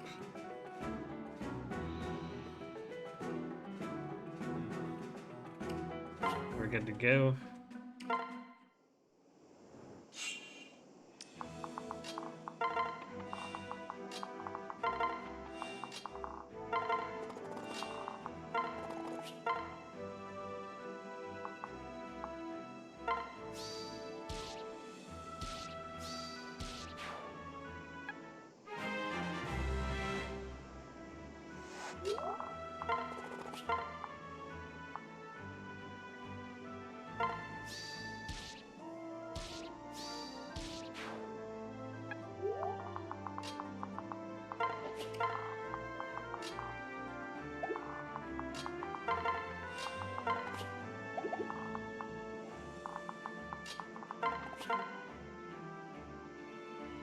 Huh.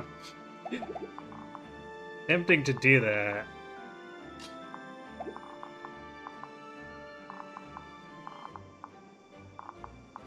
Because then we can get super aggressive here.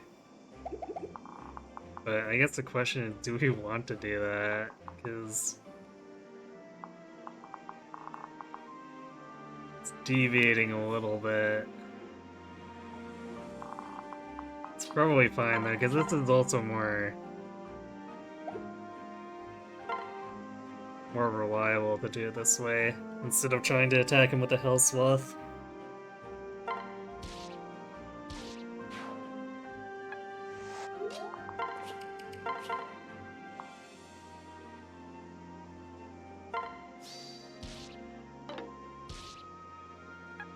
Wow.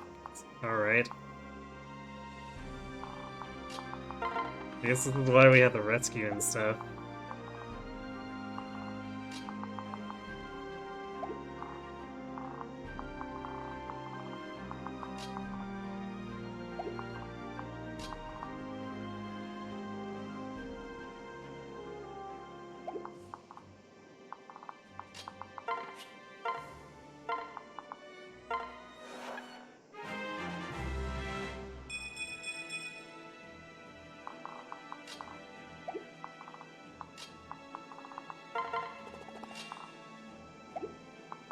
That's actually... Alright, well, fine.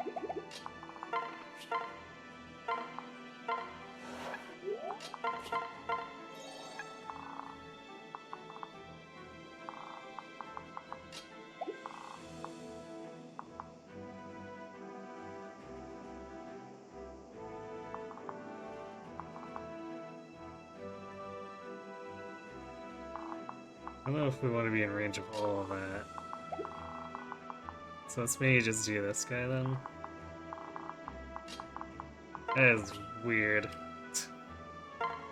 But like, occasionally that's gonna happen. Which is why I'm always nervous about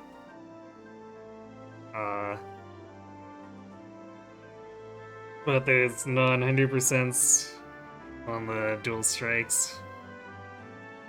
Usually you can count on at least one, but occasionally it's just like, nope. It's not like we haven't had Crom fail to do a dual strike when quadding a Russo with Silicas too, so there's that. Oh, Swath is Warlord's weapon. No, it's Tigris from the Deadlord stage. Okay, so this may throw off enemy movement a bunch. Hopefully not, but... Like, Olivia's in a very weird place. God, we're not killing anything now, too. What the heck?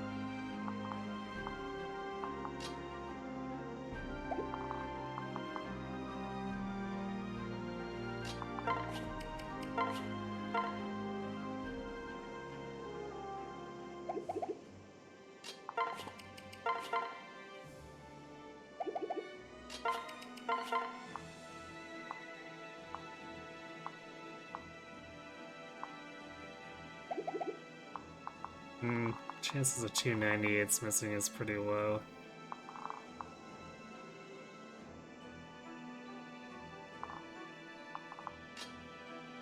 So I might do it like this. Actually, no, because we can't miss both. Okay, well, I guess then we're doing it like this. It's same difference anyway. In fact, well, actually, not even the same difference is better because it doesn't involve Morgan potentially taking damage.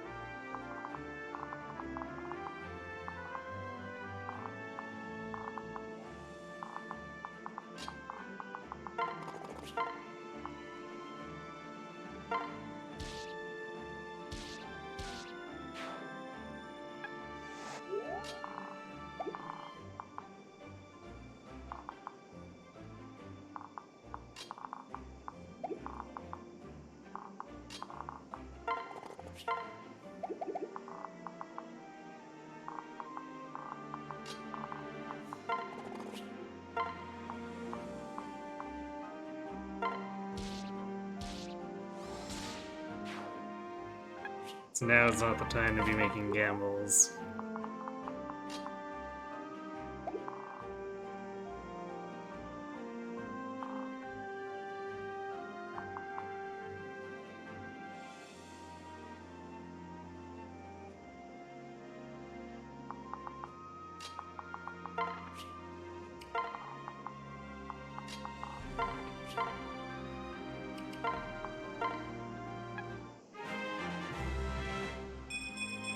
Like, we're basically using all the backup stuff here, despite the fact that the enemies aren't configured in that threatening a manner.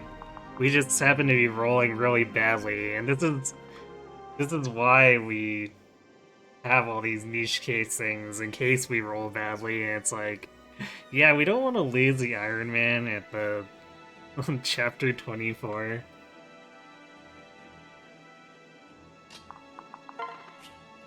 Because wouldn't that just be feels bad?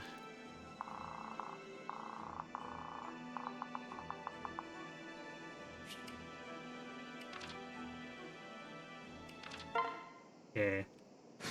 I think things are under control now, relatively speaking.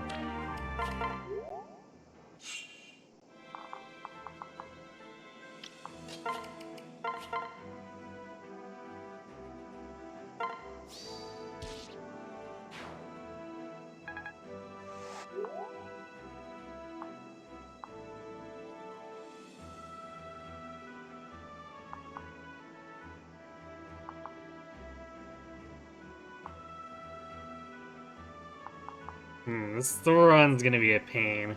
I'm glad I gave him the Morgan the Talisman.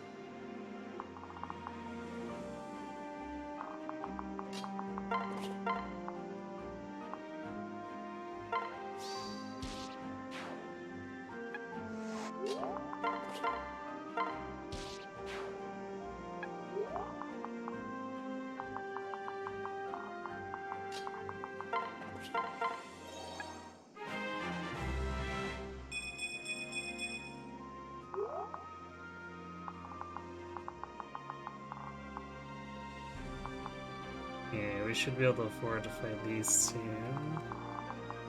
So we got here, Belflame.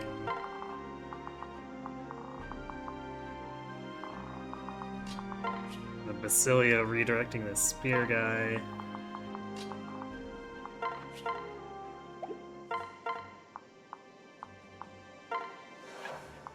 Okay, things are back to normal.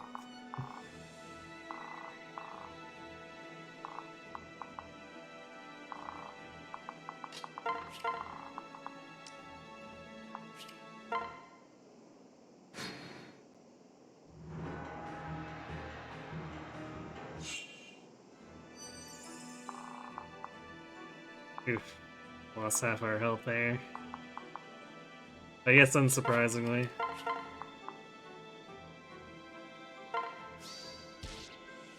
So that Thoron.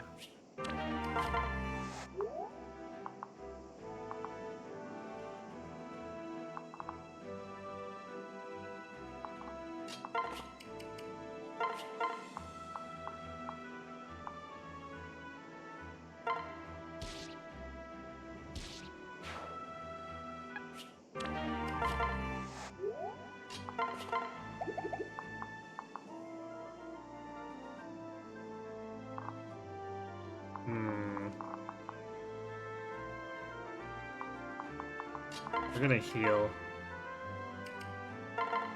It's a silly amount, but we're gonna heal.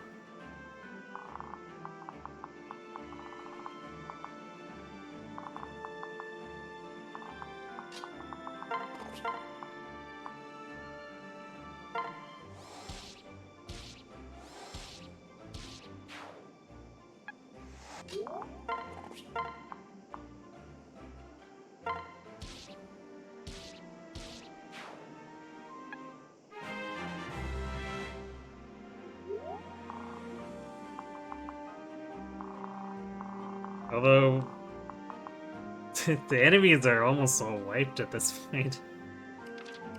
Like, we got reinforcements coming for a couple more turns, but... Like, despite our seriously bad luck, things are pretty much in hand.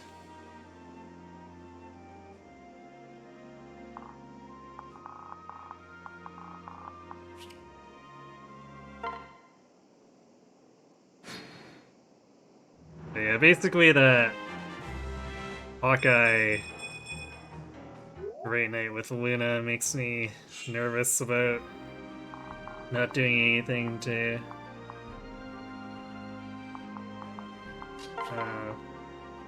make sure I'm at full health going in.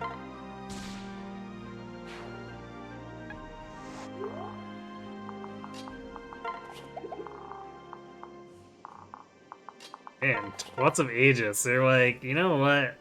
We really don't want Basilio actually redirecting us here. So we're gonna screw with you.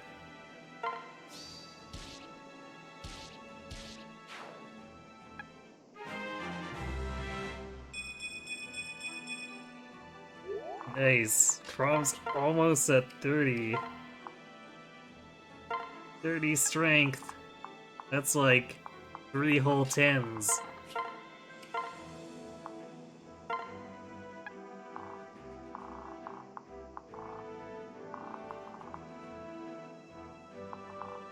Okay. Yeah, just cleaning these guys up now, I guess.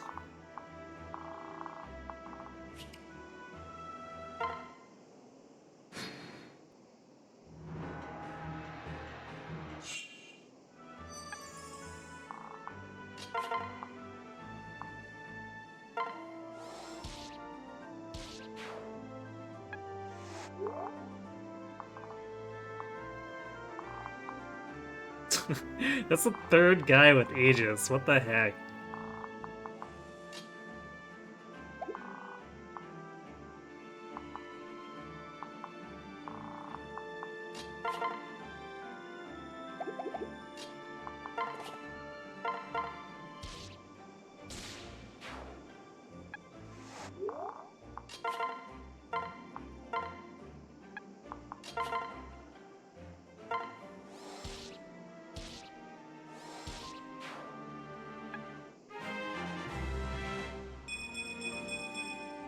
Basilia level.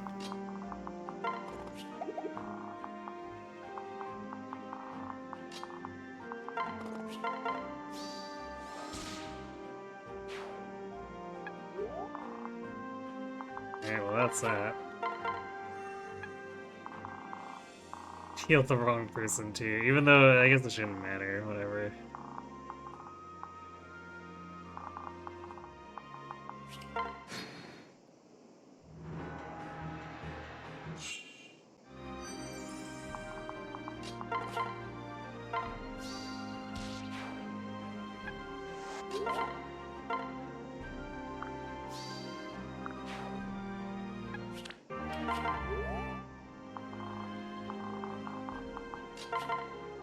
Done this map so many times and it still gets me that we're just fighting a generic commander instead of like an actual named one for Grima here. I guess maybe it shows that Grima just does not care.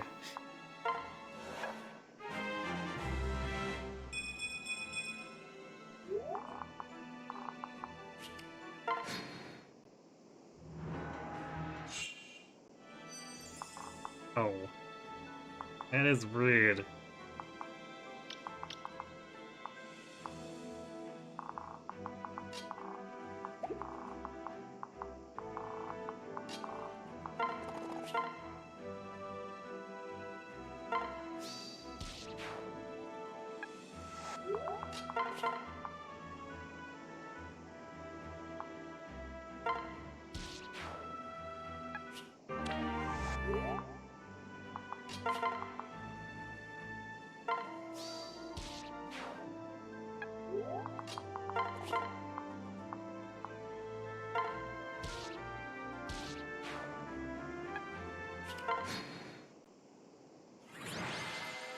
Yeah, that was definitely way more drawn out than I would have liked. So much dipping into the backup strats required.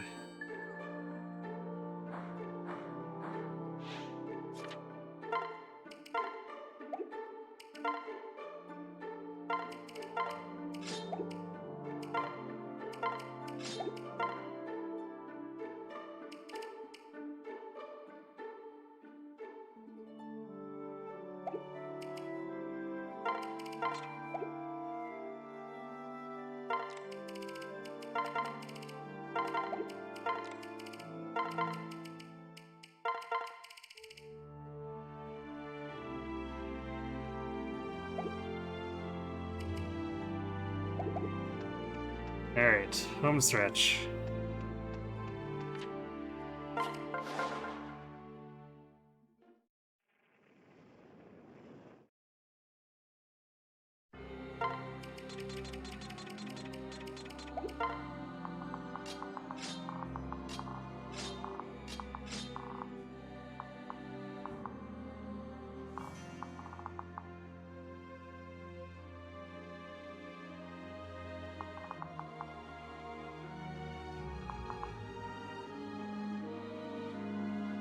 That's actually kind of scary. It's a lot of win a plus.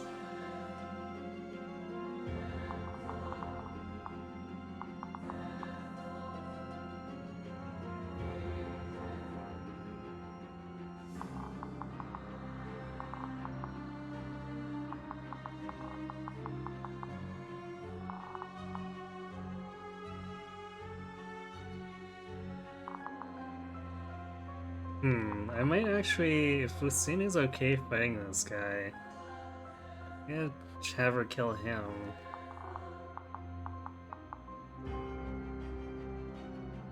1262 attack. So she one-rounds him without needing Morgan's help, and there's no way he can one-shot her, so I think we're good there. Because then we can kill this trickster with Morgan and then fall back. So that Robin only faces the warrior.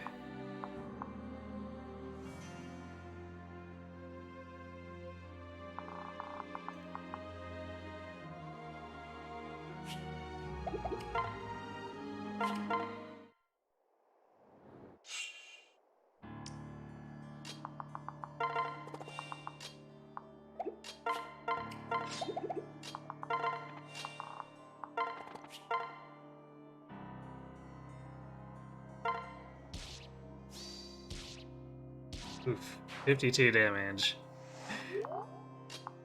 See, this is why we fear Hawkeye Luna Plus at this point. Especially on Berserkers and Warriors. It's just gross. Absolutely disgusting.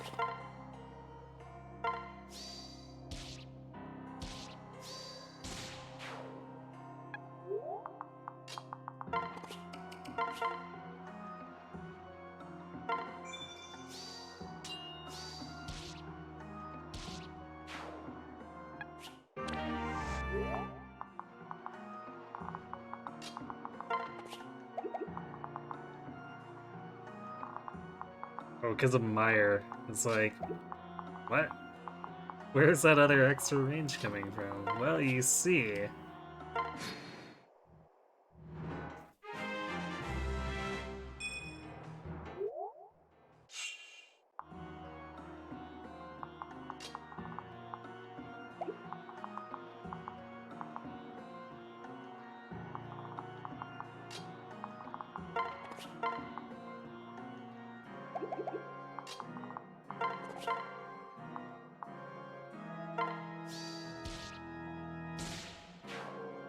Well, that's one way to do it.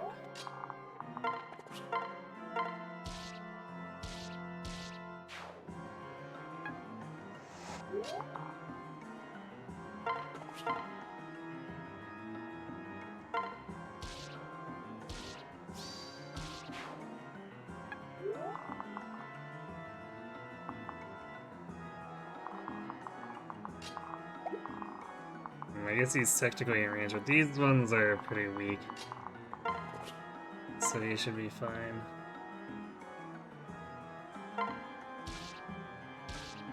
We just need to get him out of range of the Luna Plus focus fire going on down there. Not a fan of that.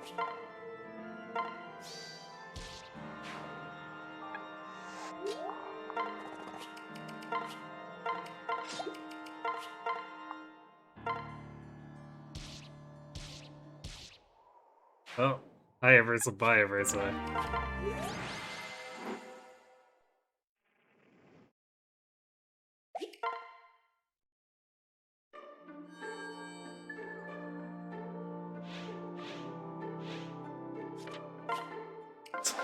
I like how we just cleared chapter 24 and there's already a Risen on it. Like, it doesn't matter, but it's... I don't know, I guess the game trying to be cheeky. I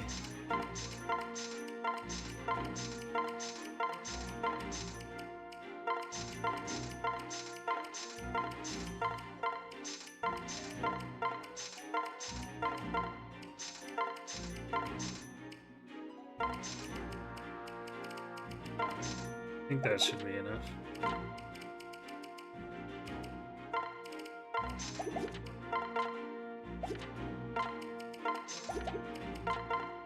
So spray book gets really expensive. Yeah, slightly overkill. It's fine.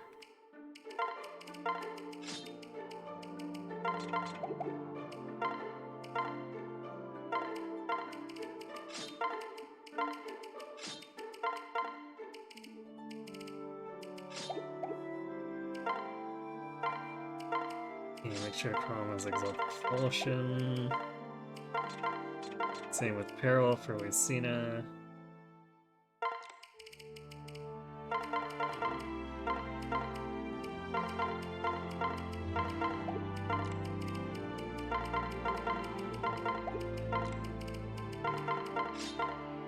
Oops. In Chrome's inventory. Use it.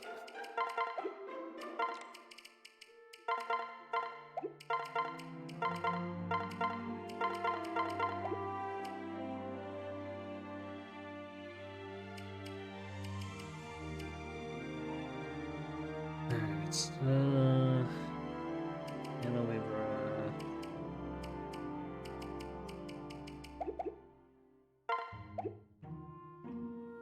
Yeah, we're about ready to end this.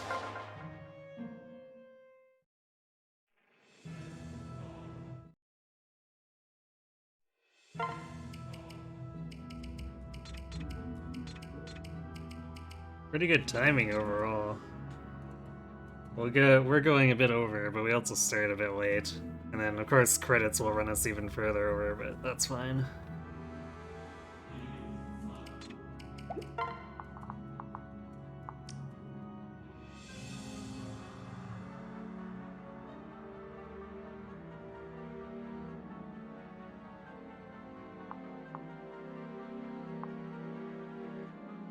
Okay, so we got our 2 staves, Cordelia, Olivia, strength buff. This Chrome.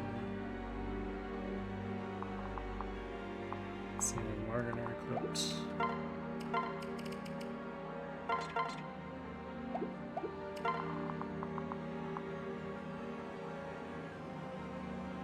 We might even get opening vengeance damage too.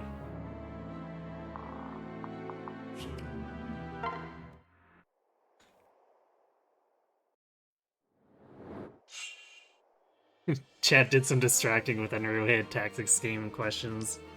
I mean, that's like 5 minutes.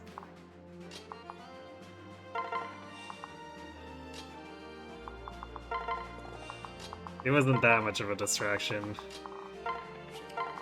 Besides, that's only a pseudo speedrun anyway, so it's not like we're... Especially segmented, it's not like we're really aiming for anything.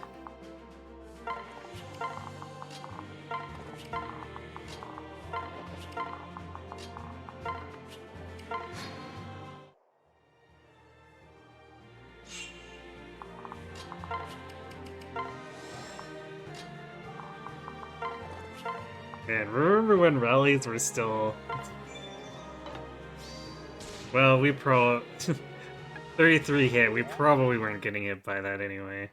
Remember when rallies were AoE?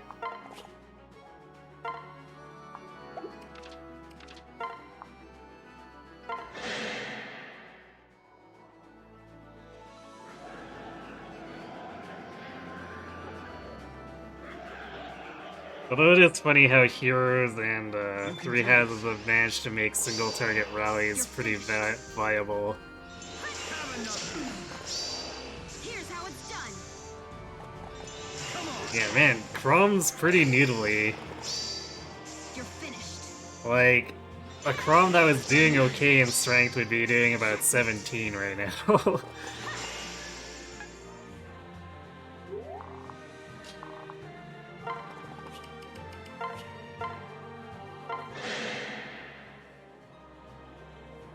Be ready. Checkmate. Game over.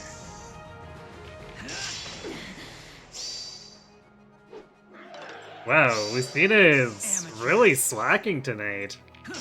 My turn. Checkmate.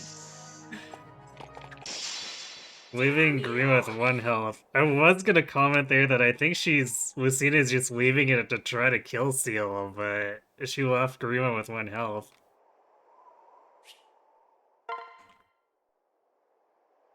Yay, we done. GG's.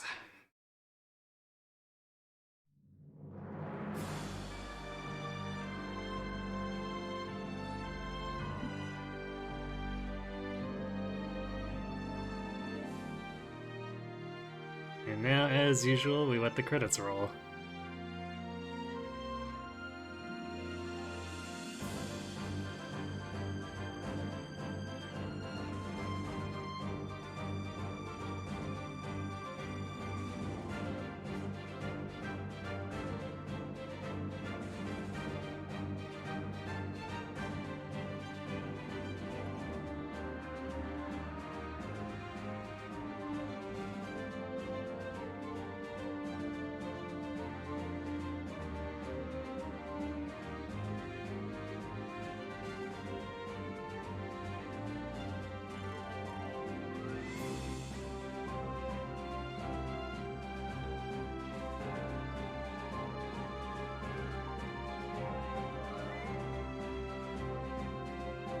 It's definitely a run that was kind of astonishing that it finished. Even though I mean, we had really good magic early on, but I think we had not the greatest defenses, and then top that off with Wessa having like 7 magic basically across most of the game. So a lot of the safety strats weren't even there for us.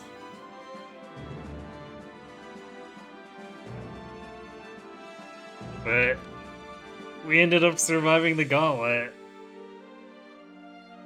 and getting our magic into a place where it wasn't a liability, so that's usually where victory actually comes from, I guess.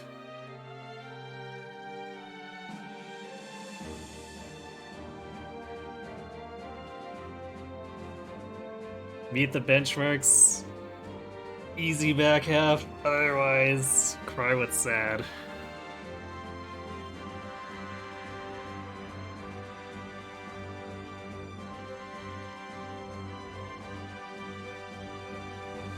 It's like, I've definitely had runs where we've gone into the back half and somehow finished despite struggling with magic or struggling with defenses. Pretty sure there's at least 2 runs where we finish with around like mid-20s and deep in res.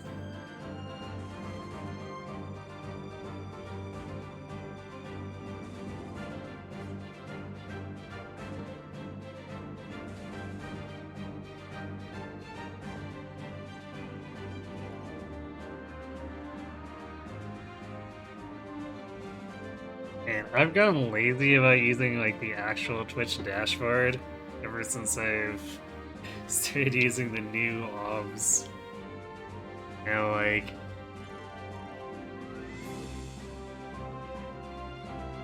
I'm looking at right now and these icons are just, wait, what are these?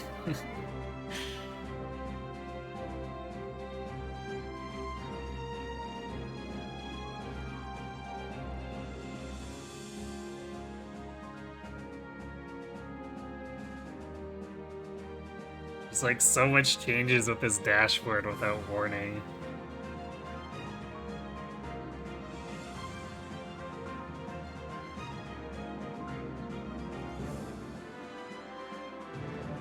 Although, funnily enough, I still basically need it if I want to raid and whatnot. Just because trying to raid from obs sometimes just breaks.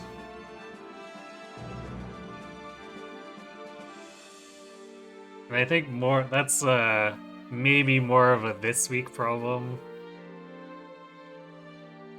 than a general issue, but still.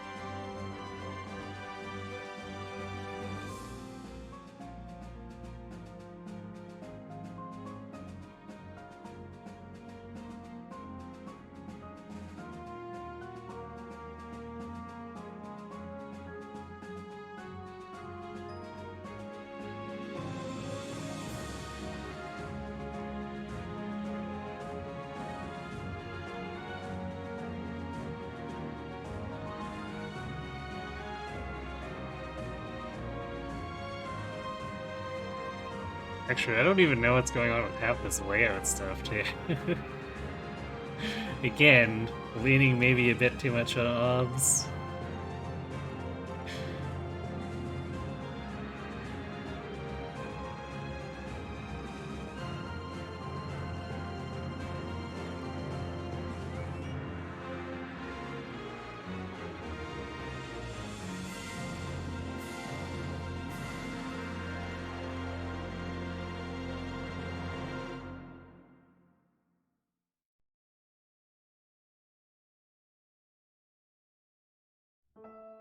What did Dragon doing? Being a dragon, of course. That's all we need to know, right?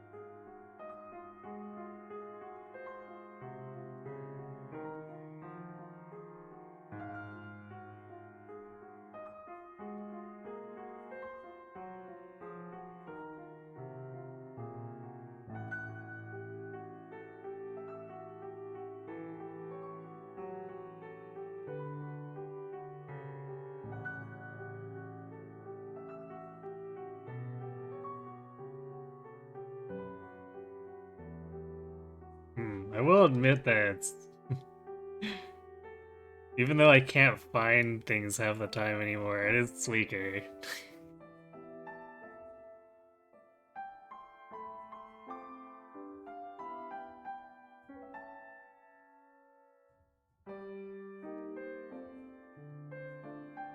I guess technically as long as I just remember where Raid is, I'm fine.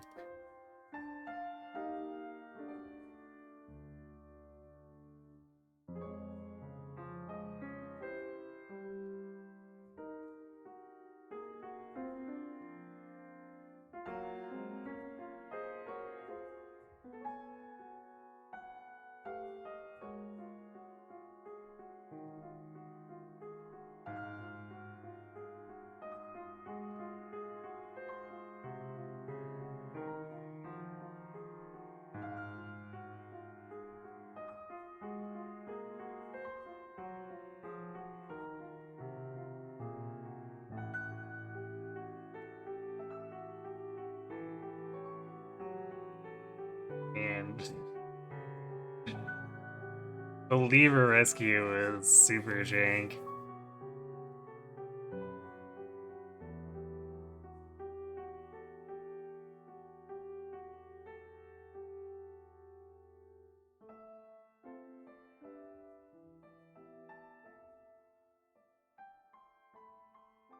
Because we had to have Lissa go down, rescue, we ran around and talked, and then we body blocked the other stuff.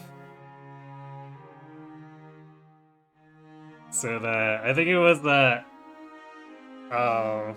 Lissa could have tanked the Dark Mage, but I just pulled a hand axe out of the convoy so that body blocking Libra could counterattack the Dark Mage.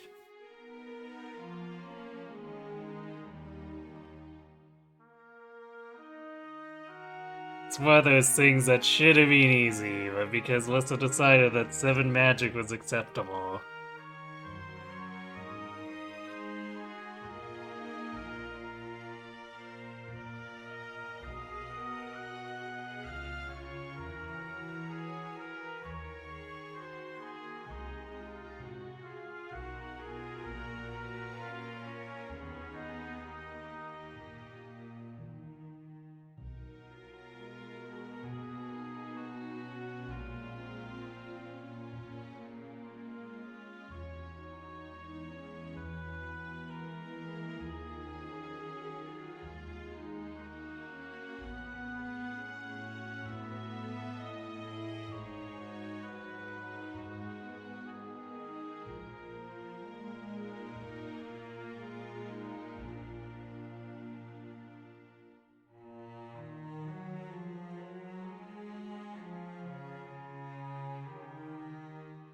One thing I have noticed is a flaw for doing this, segmenting it by bookmarking. If I want to practice, I actually can't. Because it'll delete the bookmark.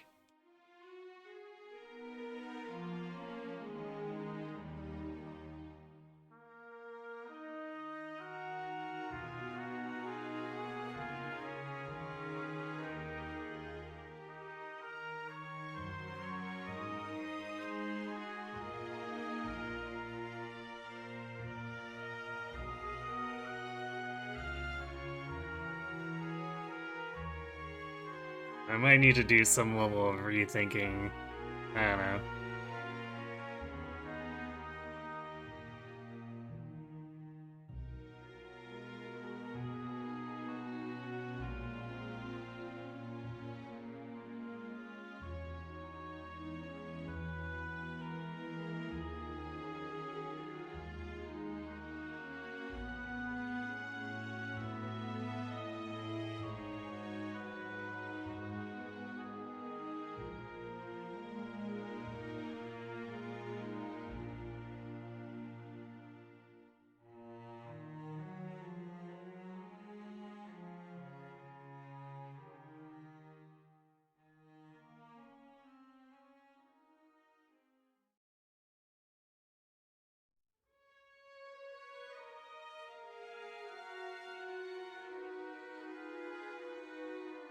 Okay, so we see his battles just keep creeping up a little bit at a time, because I end up using her more for other tasks.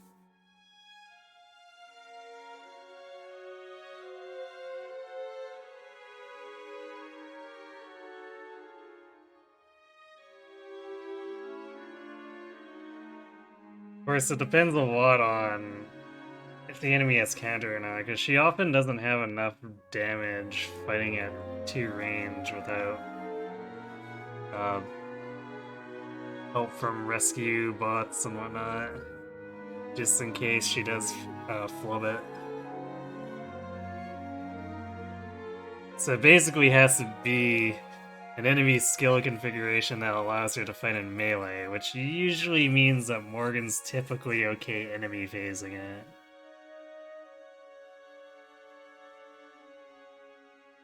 So probably still a bit niche.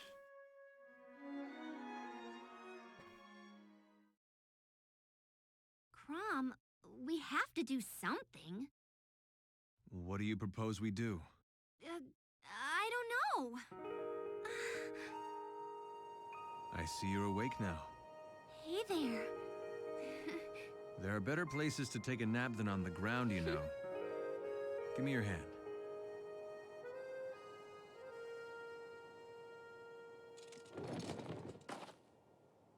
Welcome back. It's over now. And there it is. Lissa trolling us with more than just magic.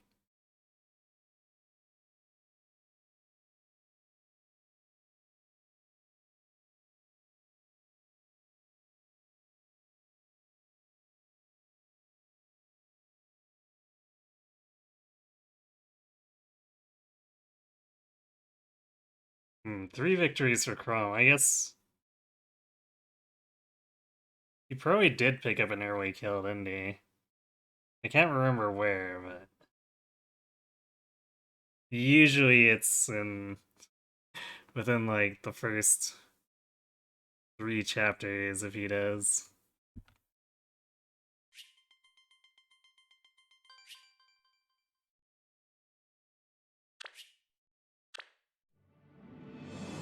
Alright, well, that is definitely gonna be it for me for tonight. It's relatively good timing. Because if we account for the fact that I started late, it's it's only over by like less than 15 minutes. And that's adding in the quote-unquote distractions about other games that were barely even there, really.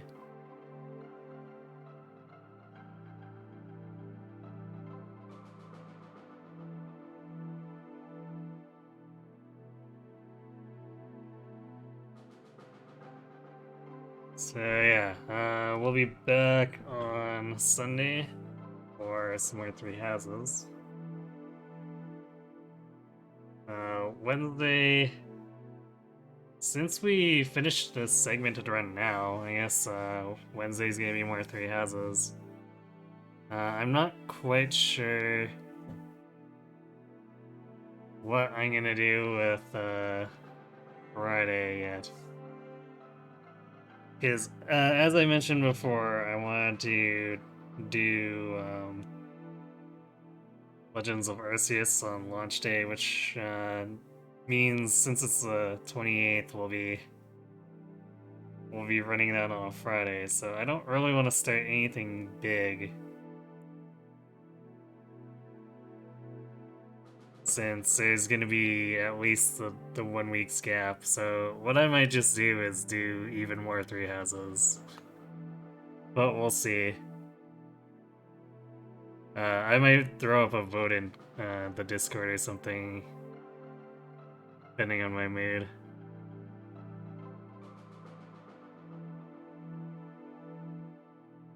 Alright, see you later. Thanks for watching and hanging around.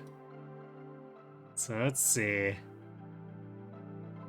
Oh, there's not really many people streaming right now, huh?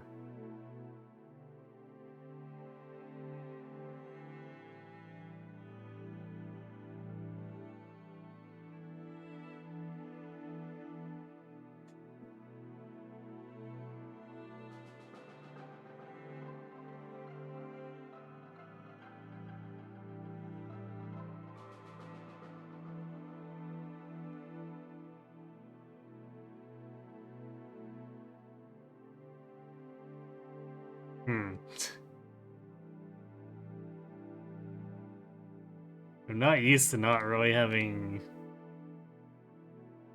raid targets anymore, which I guess is surprising since, like, it's kind of the dead of night for North America.